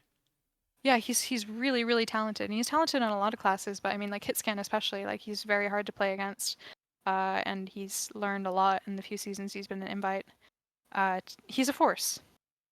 So we almost feel in the past of like, how do we have players like Blank or Mujet or Exile, and we're still not winning with them, Yeah, despite it's them being weird so actually. You mentioned individually Majet. crazy. You mentioned Hmm? Majet, but Poseidon's playing sniper in this grand finals, and he's traditionally like a heavy, but he did play sniper. He did have Yeah, his I craft mean, like advanced, but I think he's Majet so is good at better than everything. I say Majet is better than, but that's just really what somebody who like just solely lives and Hmm? breathes sniper. Whereas you Oh Poseidon, he no, can it's like fine. switch Mujet, between I roles. mean, even like Demento was talking about it. Like they think that Mujet is just as good, if not better, than sometimes than Lenny. Is kind of what he was telling us, and you know you have to agree. Like Mujet, like is really crazy, and they have different play styles given, but like raw talent and DM is he's just like such a good player. Um, Yeah, and it's they just really had weird. to, I think, do some crazy workarounds to shut him down in the grand finals that we played with him. But But I the mean, thing like about even a Poseidon person is like Blank, they tried the same thing. Poseidon held his own against Lenny. Actually, I think they performed like I think Lenny had a slightly better Hmm. Asheville performance, but like Poseidon was overall more consistent in Sure. both of the times that the map was played. And But Team I mean, Fun's obviously, it's playstyle something you so lose a heavily lot. relied on You, Lenny. you lose a lot of value when you don't have. I mean, Majet is like kind of irreplaceable. So like to see like somebody Hmm. else step up on the team like Blank really shows that like the team is very well Hmm. rounded to make up for losses and like very important players in the core. Whereas with Yeah, Team Fun, if it's they hard to do. lose, they're really quick to make replacements. You know, Hmm. and if their game plan is to, it's almost like a some of the higher level teams and like that we know across history, like specifically like for Tekken 6 is like when you rely on some when you're an individually such a very skilled team DM wise, like you just tend to rely on that one player, you know, to really Oh, carry the totally. load, and it makes a And you could difference. really see that, like Team Fun on Asheville in particular, like their entire playstyle was around Lenny. Like the reason, I mean, we pressured him a lot, and even though we were pressuring him so heavily, he actually like individually won some of the maps that they did, like especially upper bracket finals. I remember it was like literally the Lenny show. Like he was absolutely shredding us. Like He actually had a it felt like we were getting 1v9, so like it was so scary. But you know, we kept trying. Like despite that, we kept trying to put more and more pressure on him, and you could see them play these mids on Asheville. They would push out and sit back on their sniper and just kind of like let him get to work. And if that wasn't working, like they didn't really have much to respond with. It felt like. It But was yeah, really hard for I Blank mean, and Fish to get on him. I remember. it was. I mean, if you think about it, if you sit back and you're putting so much on your sniper, you have a lot of resources. And a lot of their playstyle, I think, revolved around relying on that. So, but that also opens up other opportunities for our team. So, talk about how we were playing in that first grand finals on Asheville. I just remember regaining momentum, and a lot of that was like, well, personally, I know it doesn't show on cast, but like I had an incredible game. Like I was hard shutting down the soldier, and I remember shutting down. I The mean, logs don't it's show hard. it. The logs don't show it. I know Well, that. yeah, I mean but that That's doesn't the one thing matter. about Pyro. I mean, It's the one thing. That's one thing about is Pyro. Like you sometimes it won't mentioned. show. I mean, if you're getting all the kills and you're burning them down, like yeah, you get the stats. But the thing was, is I was reflecting everything that map, Yeah, and I'm like just it going back doesn't to that point show that on you those mentioned stats, earlier. sure. But the thing is like he was hardly full sending it into me. Like usually if he was bombing, he was like trying to land on ramp, so he Right. wasn't really landing where I was. I was getting the reflex and like blank was killing him. It just is what it is. Like I don't care. Like I do not care if my stats look bad if I feel like I'm winning my team the game Yeah, it goes in back to whatever that position philosophy I'm that you taking. mentioned earlier, like 2 hours ago. Hmm. And And and it just made me think oh about it, yeah. like how you were talking about like your playstyle that this grand finals. Hmm. And don't get me wrong. And Like it I mentioned like it's to. different to Fixies actually. Now I'm I'd thinking like about my it. stats to look good. Like, I mean, a lot of the times, like my stats look fine. Like I'll pull even stats, but it really depends, like who's sending it into you on the other team. Because like AGB does not commit on the pyro, that's for sure.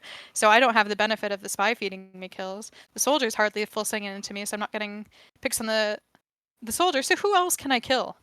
Like people collapsing on my medic, sure, but that wasn't really happening very often. They were playing Right. their side of the map.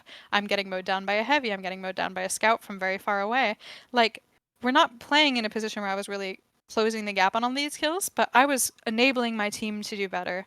And I think that's kind of how it felt that match is like, you know, I was opening up so much space for my demo. I was reflecting a lot of spam. I was stopping all the bombs. Um, and when we came to sacking, you know, my sacks were having a lot of impact because everyone was looking at me. I was blowing everyone off the roof, opening up so much space for my bombers, and we were succeeding. And then when it came to, you know, they started adapting, and they had rounds where they would turn it around or they'd be able to clinch out. And it came down to the situation where we had to win 2 more rounds to win. And I remember the discussion, like obviously we were trying to adapt mid-game, but like the biggest thing that Zuki would call in particular is like we got to stop respecting these guys. Like literally, I think our entire play was around knowing that they always pushed out from the same direction. And triple is trouble. So like we talked about at halftime, like triple was trouble. We needed to be peeking him. We needed to be shutting him down a lot more before he got to these positions on the boxes, especially. Um, and particularly we needed to be getting the move on them before they got the move on us. So like even though we were defending, we kind of like waited for the second where it looked like they were about to push, and then we would just like all wide swing together, and we would like catch them in the middle of their movement off of bats, and it would ruin their push, and they'd have to wait for their reset. So we actually started winning off of that heavily in the first grands. I think just kind of like being one step ahead of them, and obviously if you look at the stats, like we were hard like shitting on Lenny too. Like Lenny and Joey literally had like Owen round the very last round of that game. Uh, and that's because, you know, we were so aggressive, like, you know, run it up sometimes works. So, you know, I don't, you know, stats might have not looked great that game, but I didn't regret it at all. I was just like, you know, it sucks that the stats don't look good because, like, obviously that's what they're going to show the cast, and, like, it feels a little bit bad, but, like, I don't play for stats, I play for winning. So, again, sometimes the stats come naturally to that. Other times, you know, depending on the team you're playing, you're just not getting anything. But it doesn't mean you're playing badly. It doesn't mean you should change things to try to get more kills.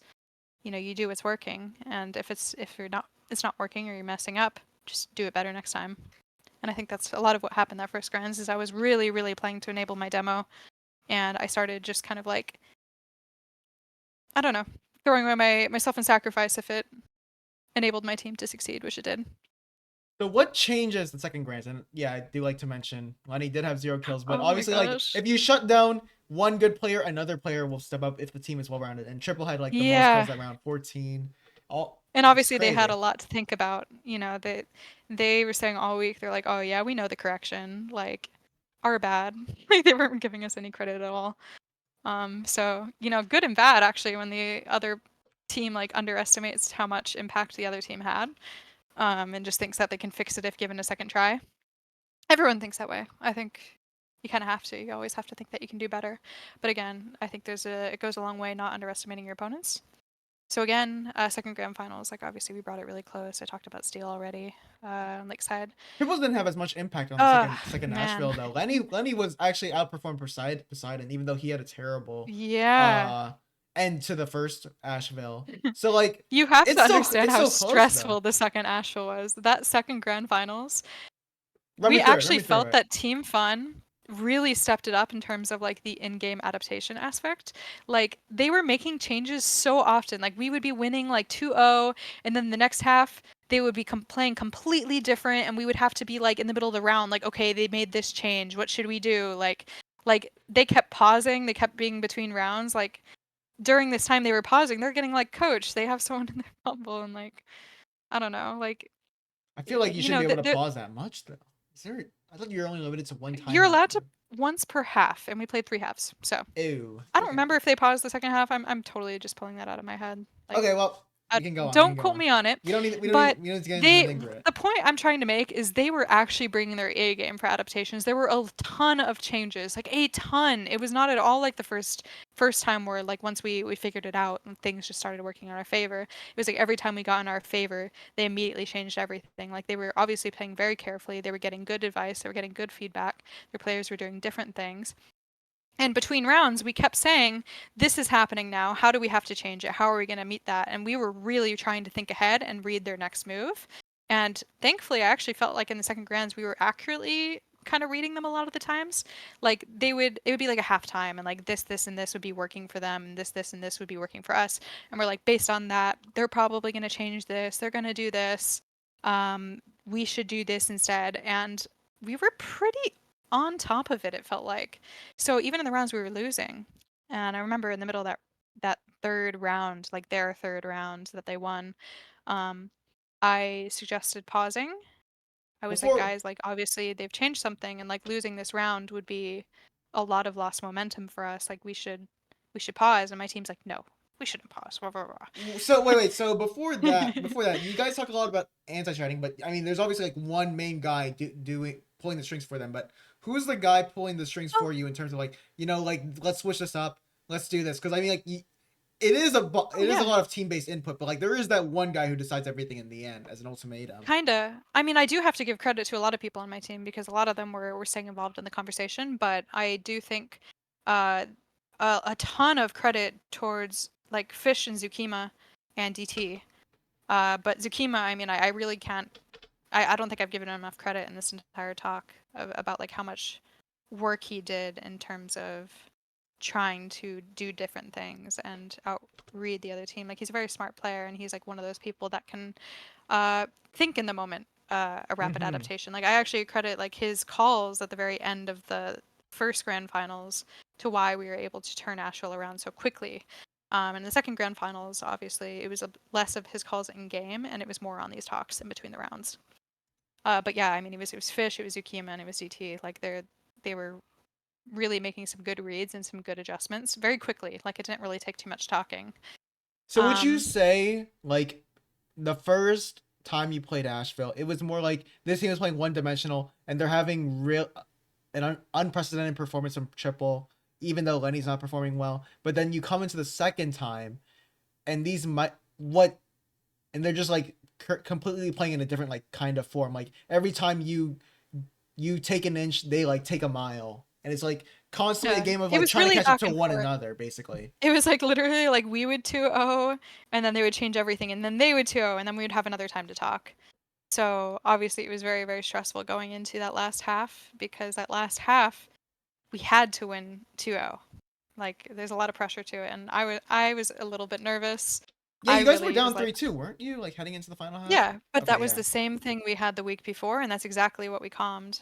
Like, Fish is just like same position. Like, the script has said this all along. Like, this is what we need to do, guys. Like, and everyone was really level-headed about it. They just kind of said, trust me, and that we did. Trying to think what changed. I mean, again, like we just kept trying to read them, and especially going into that last half, we did have the advantage because we were winning almost every single mid, and they were changing a lot to try to win the mids and make it more in their favor. But like it just wasn't working for them.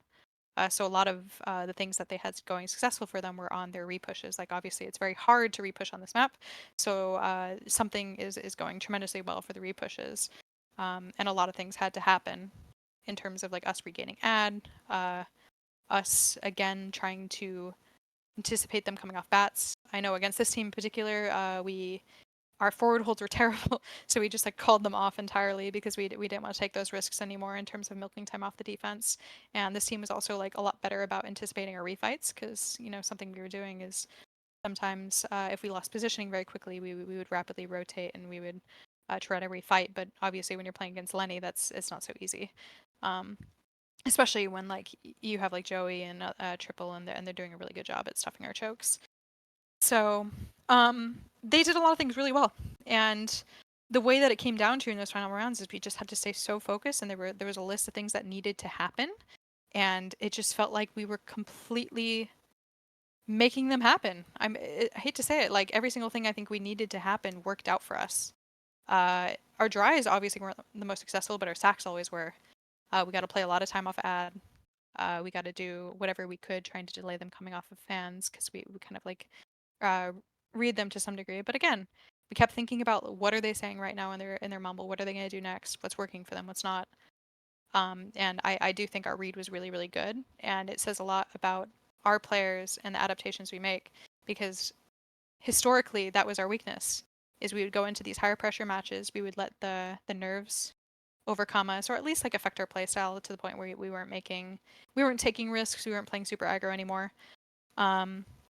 And then the second thing that we always felt was our weakness is the mid game changes. All it really took is one thing to hard throw us off, and we would usually have our wheels fall off. And it wasn't like we stopped trying, but Just like you we just would didn't certainly hit a wall. you weren't able to We adapt on wouldn't the have the answer. fly. Yes, we just weren't able to do it in the moment as often as we need to. And this team, like Team Fun in this last grand finals, was putting us to the test probably more than they ever had before in changing things so frequently that we really had to be on top of it because there was a lot of different things. It was never an issue of if we get over this one thing, suddenly they don't have an answer for it. They were getting so many answers and they were doing whatever they could to put all these things into play. Obviously, they had very Yeah. strong assets on their team, so it really spoke to our ability to call and respond. And I think it probably made it exciting for the viewers, but I mean, in the game, it was an incredibly difficult match, and I'm very proud of us because I think the challenge was higher than it ever had been before because both teams were trying so desperately to make really high level in the moment decisions And I think that I think this most people wouldn't be able to respond to. this really like I'm noticing like a huge how do I say it, lack of parallelism because I expected you to like kind of follow on what you said about how on what fell apart like in the past seasons, like when Cuties fell apart it was just due to overall Oh bad yeah. team vibes and pressure cracks. Yeah. But this time you're mentioning something different, which is just adapting on the fly because well I mean you kind of Totally. alluded to it because season 14 season 15 grants you alluded to Demento just being in game and being able to be more rapid on those on the fly calls, but and I mean It they is still really had hard it. to have that. They still had it Most teams don't technically. have it.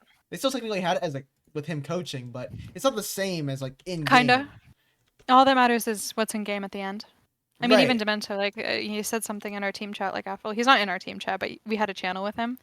Um, and he said, "Grats." He's like, all it comes down to is like what you guys did in game at the end. And he's like, I don't even think I helped that much. Like you guys, like obviously rose to the challenge. And like, it's kind of nice to hear those words. because it's really hard to do. Like it's almost an irreplaceable asset, and only like one team ever really has it at the time. Not every team is challenged to use that ability. Like certainly, I think in a lot of seasons, like you can have the group of hood players play against whoever, and they probably don't even have to use like and pull out all these cards to beat all these teams. But certainly, when you're challenged at a very high level, you need to constantly be outside the box, and you can't fall into a play style. You really really have to keep pushing the envelope. This is And it this is a showed huge individually thing. too, like who was able to rise to the challenge individually and also as a team. It definitely put that into play more than most. Because I mean, even I've had like season 14 for instance, I like played out of my mind that season, like especially in playoffs. Like I was like hard shutting down everything, but like it didn't matter. Like, I was still losing these games in the end. So again, it's kind of what I alluded to in Pyro earlier, of like sometimes you can be doing everything right, but you have to weigh the trade-off of like, yes, Sacrifice but individual for team what can performance. I, Yeah. yeah, what can I do to make my team win? Like, because you can play as well as you want to, but you know, it's against this team is never enough. It's not going to work against them, and you have to start pushing yourself to raise the envelope. Yeah, there's only very few players that can really do that. I mean, one of them obviously is Lenny. One is Majat for sure, and then one is Oh like yeah, the they're men's. Like crazy. there are very few play. Well, actually, there are very few players who can just change the tide of a game and win it all through just how intimidating they are as an individual player. So yeah, I definitely get Yeah, what you're and saying. you can be individually very talented, but I mean, like even the best players in the game might not be the ones who can suggest a change for a whole team to make a team Correct. better. They just know how That's to, a shoot it. whole different skill set, and it's very very difficult because obviously like everyone who plays at a high level is knowledgeable about the game, but it's a very very specific skill set to be able to employ it mid game. Never never let it impact your playstyle. Never falter. Never play nervous.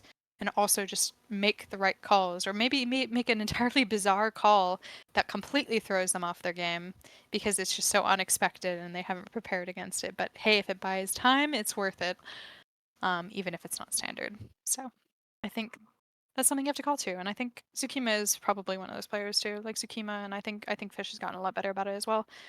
They've just become people who can make a difference when it comes down to the heat of the moment. First feelings about once that timer hits zero and then the pop up that you won. God. What is the Yeah. first feeling or first thought? Like it's kind of like you've gone through like nearly a decade. Now it's about a decade's worth of Oh my God, UGC it's been and so RGL hard. experience combined. So now you kind of reached the pinnacle of your career here. So like first thought, Hmm. any mixed emotions or reactions that you had like to winning? Oh my God, you won't believe it. Like I've wanted this for so long. I've tried for so long and had so many failures, so much resistance, all of these things. And it did not hit me until the very second I was airblasting that Uber that I was winning. I never felt like I was winning in that entire game up until the moment I won. I mean, don't get me wrong. Like I thought we were playing well. I thought it was a close game. I thought I was doing my best. There was a lot of instances where I felt pretty good, but oh my God, like I'm not sure if you did you hear like the end of our comms? Well, I How mean, I didn't watch the DT VOD. I'll That's probably okay. watch it If you later. have a chance later to listen to the last like 10 seconds or whatever it is, pretty much the play goes as follows. We have an Uber, we get onto point, we establish ourselves, um, we get the point, get a lot of time off of it. They come back in, they have a great Uber, they force us off. We have one more push, but they have add again. We had to get force.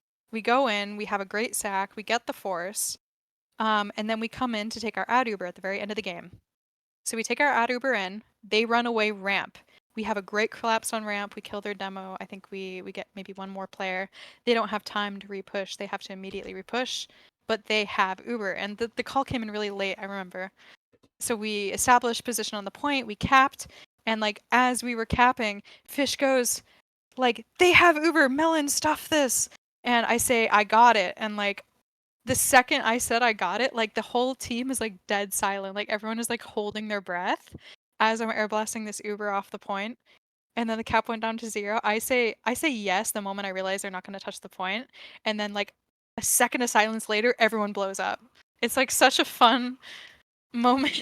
Like I get like actually emotional. Like my like heart races a little bit, and I get a little bit emotional rewatching it because like it is such a thrilling feeling that it just dawned on me on that moment. I'm like, I can't believe I actually did it. Like, and to be the one to receive it is honestly like really really special. But oh my god, my team blew up. Like hearing my teammates be so psyched about it, like I like couldn't stop saying like let's fucking go, like, and everyone else was saying the same thing but much louder. And it, oh god, what a good feeling to be in an environment like that. Especially when you beat the team that's been beating you for like the past 4 or 5 I know. seasons too. Where we've been so close and we've traded so many games, and like I think at some point they're starting to rely on the factor like, oh, these guys, they might be beating us now, but they always screw it up in playoffs. We're just gonna win in the end. So to be able to finally like, give them a taste, felt really good. I think there was a lot riding on this season in particular. Um, especially because I think our team came together this season, partially because like we were gonna combine with Team Fun in some degree. I think Blank and I were gonna join. And there were some issues, and DT as well, that ended up making us just remake our team, despite being down Mujet, despite being down Exile. And we had a shoddy schedule this season. Like it wasn't the ideal conditions to play because a lot of people were really busy and were kind of making like a sacrifice to play one more season. So for this season of all seasons to be the one where we finally overcame in the end, it was such a breath of relief because it was stressful. It was I know it wasn't always the best of times, and I think some of us were starting to get a little bit tired. But nothing feels better than being able to accomplish that with people you care about. Because yeah, you can always, just leave and join the best team, but it feels much better to dethrone the king. So now you've reached the top. Season 17 now. We're doing a reformation of the team, but we're obviously picking up the scraps of both of these finalists. And now, do you Yes. feel like this is like the. Do you feel like you still have so much more that you have to accomplish? Like, or do you feel like you've kind of reached that dream goal and then you're going to put your foot off the gas a little bit and you're just going to take a Um, relaxing season? Like, or do you feel like you want to make a more storied career and start and pull off a Demento by chance, or maybe by something else. I would love to have a more relaxed season at this point, just because I haven't taken a break in a while, and I'd really like one.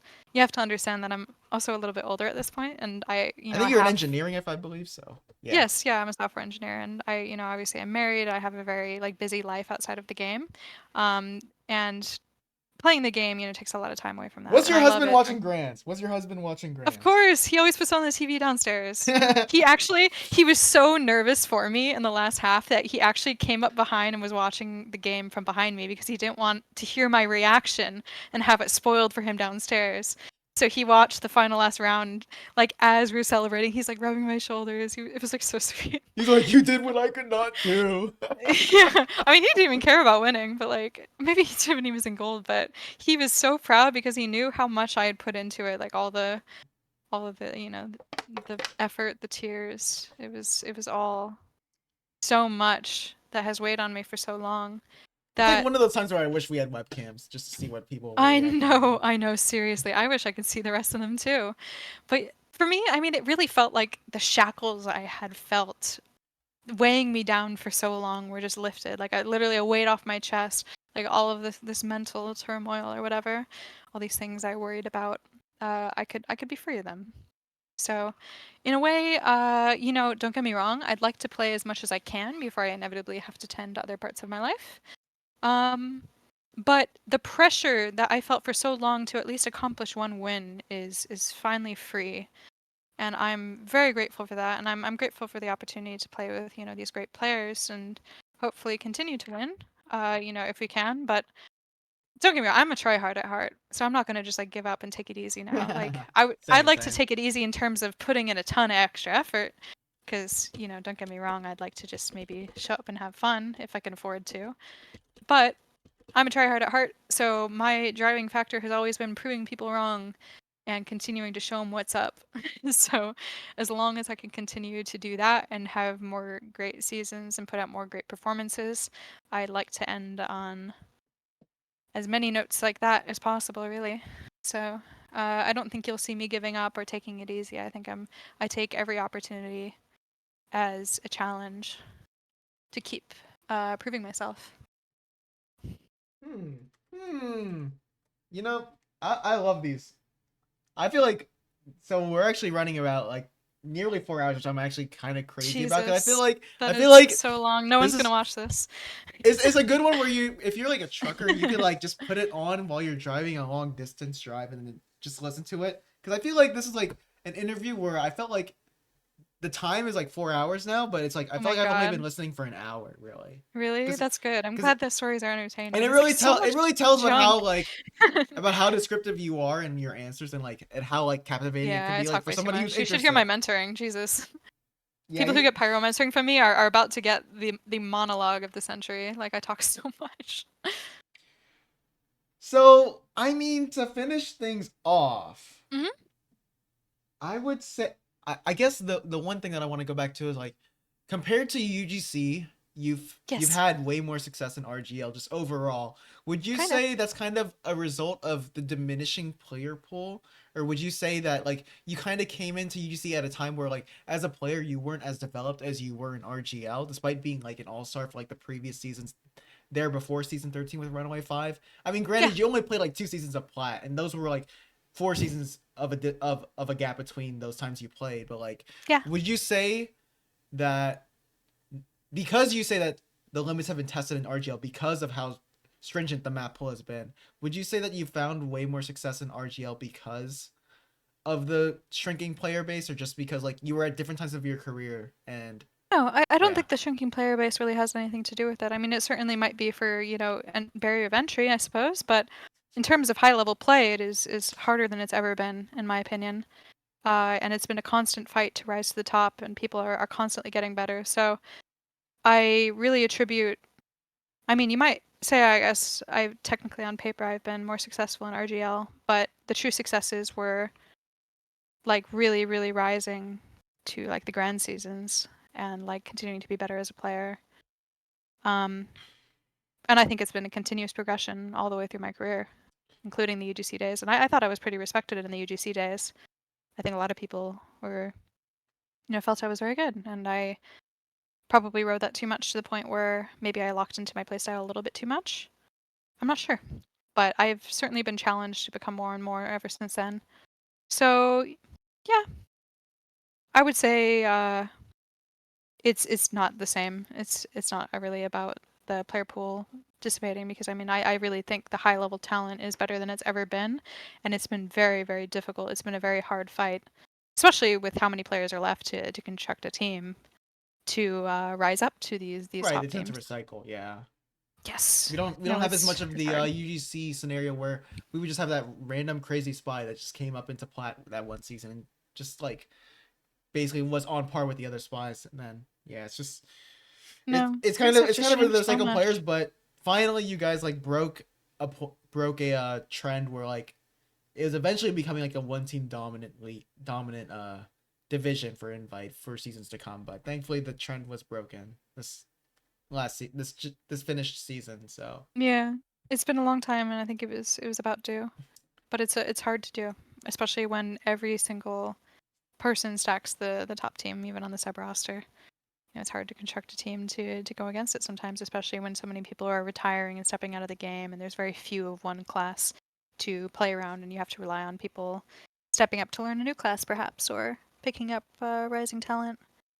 yeah, actually I do So remember you that mentioned the data. benefit of being on a continuing team, but I mean, not everyone has that benefit. Sometimes being on a continuing team doesn't help you, but it's certainly better than starting from scratch every season and relearning how to play with each other. The I'm actually noticing too because Team Fun fell in NA and then in EU too. The team you face in the And show match CCK, they also fell in the grand final. I So heard about that. maybe we're seeing a new era of TF2 come into play now. That's Hopefully, true. That's true. hopefully. But Yeah, that would be yeah. nice. It's hard. I know there's not a lot of growth, but can always help give on a good show as long as we can. So we'll close things up here because I think we're ending on a good note. Oh my gosh, Yeah, sure. I'm gonna have to go through 4 hours and then do all the I'm so timestamps. sorry. No, it's fine actually because I thoroughly enjoyed the interview, and then you thank you for correcting me because I know I was wrong on a lot of Oh, you're my fine. lapses in memory because like I said I haven't been in Highlander in a long time. But would you Totally like fair. No to worries. give any Any special shout outs or like special like monologues with certain players or like people in your journey, like in the competitive scene that you think had a long Yeah. lasting impact? That is not your husband, of course. Oh So. yeah, true. I mean, obviously shout out to my husband. But like, God, I mean, I'm trying to think. I mean, like, I have so many friends along the way that I feel like are all such an important part of my journey. Again, like it started with like the BV friend group and then the Door friend group and um, Candy Core has always been so kind. Uh, I really want to thank Marty, who was a really close friend of mine for a while. And still is, but obviously we're busy in different aspects now. But he helped me for a long time, try to just like manage myself and become better, and like he's a good friend to me. And like Zakima, who again, very long-term Mm-hmm. friend. I've literally known him for so many years, and he sacrificed a lot of playtime, even just or not playtime. He was really really busy in life, and he wanted to play with me because he thought I deserved it, and he wanted to get me that win. And I can't thank him enough. Like, I mean, he's a great friend, but like what he did for me, like this season, like he played just because of me, and like that means a ton. Um, and then Blank, who's like one of my closest friends, like I'm really really thankful for him. I can't even like begin to explain it, like just how good of a person he is and how fun he is to play with, and I'm like God, I'm like so like thankful for his talents first of all, but like he's been a really good support system and he's been a good friend like offline as well, and I'm really happy for the times that we've had. And then really my entire team, like I know I've talked so good about pretty much everyone on the team at this point. I think so fondly of all of them, like Exile, Mujet, Poseidon, like um, through Toy. I mean, even like DT, Jay-Z, like all of them have been really really great people. I also have to give a big shout out to like Fallen Lord and Michael Lele, like Oh, you know, Michael. yeah, big parts of my Michael. past. I love those guys. Um, like I wouldn't be here without good friends like these people who've always stood by my side, and you know, I've always trying to be better, always trying to be just what I can be. Sorry, I'm getting like shy and flustered No, now, this is okay. but I can sense yeah, I can sense cracks in the voice. There's a yeah. disturbance. No, I'm a very emotional person. I'm very sensitive, so I tend to, I care a lot, and I care a lot about people. So I'm wouldn't be there without them. Rapid And fire I'm names happy for they're here. probably. My old self in this game. So I'm happy they're here for fun times and making this game such a memorable, like, good experience for me, helping me become better. Well, I'm gonna close things up. Thank you, Sure, Melon. sure. I Yeah, thank you. I'm so sorry you had to sit through four No, I hours. I I don't am even know how we did fine with that. it. This is It the hurts lore. me. This is the lore. Like when you get in depth into these kind of things.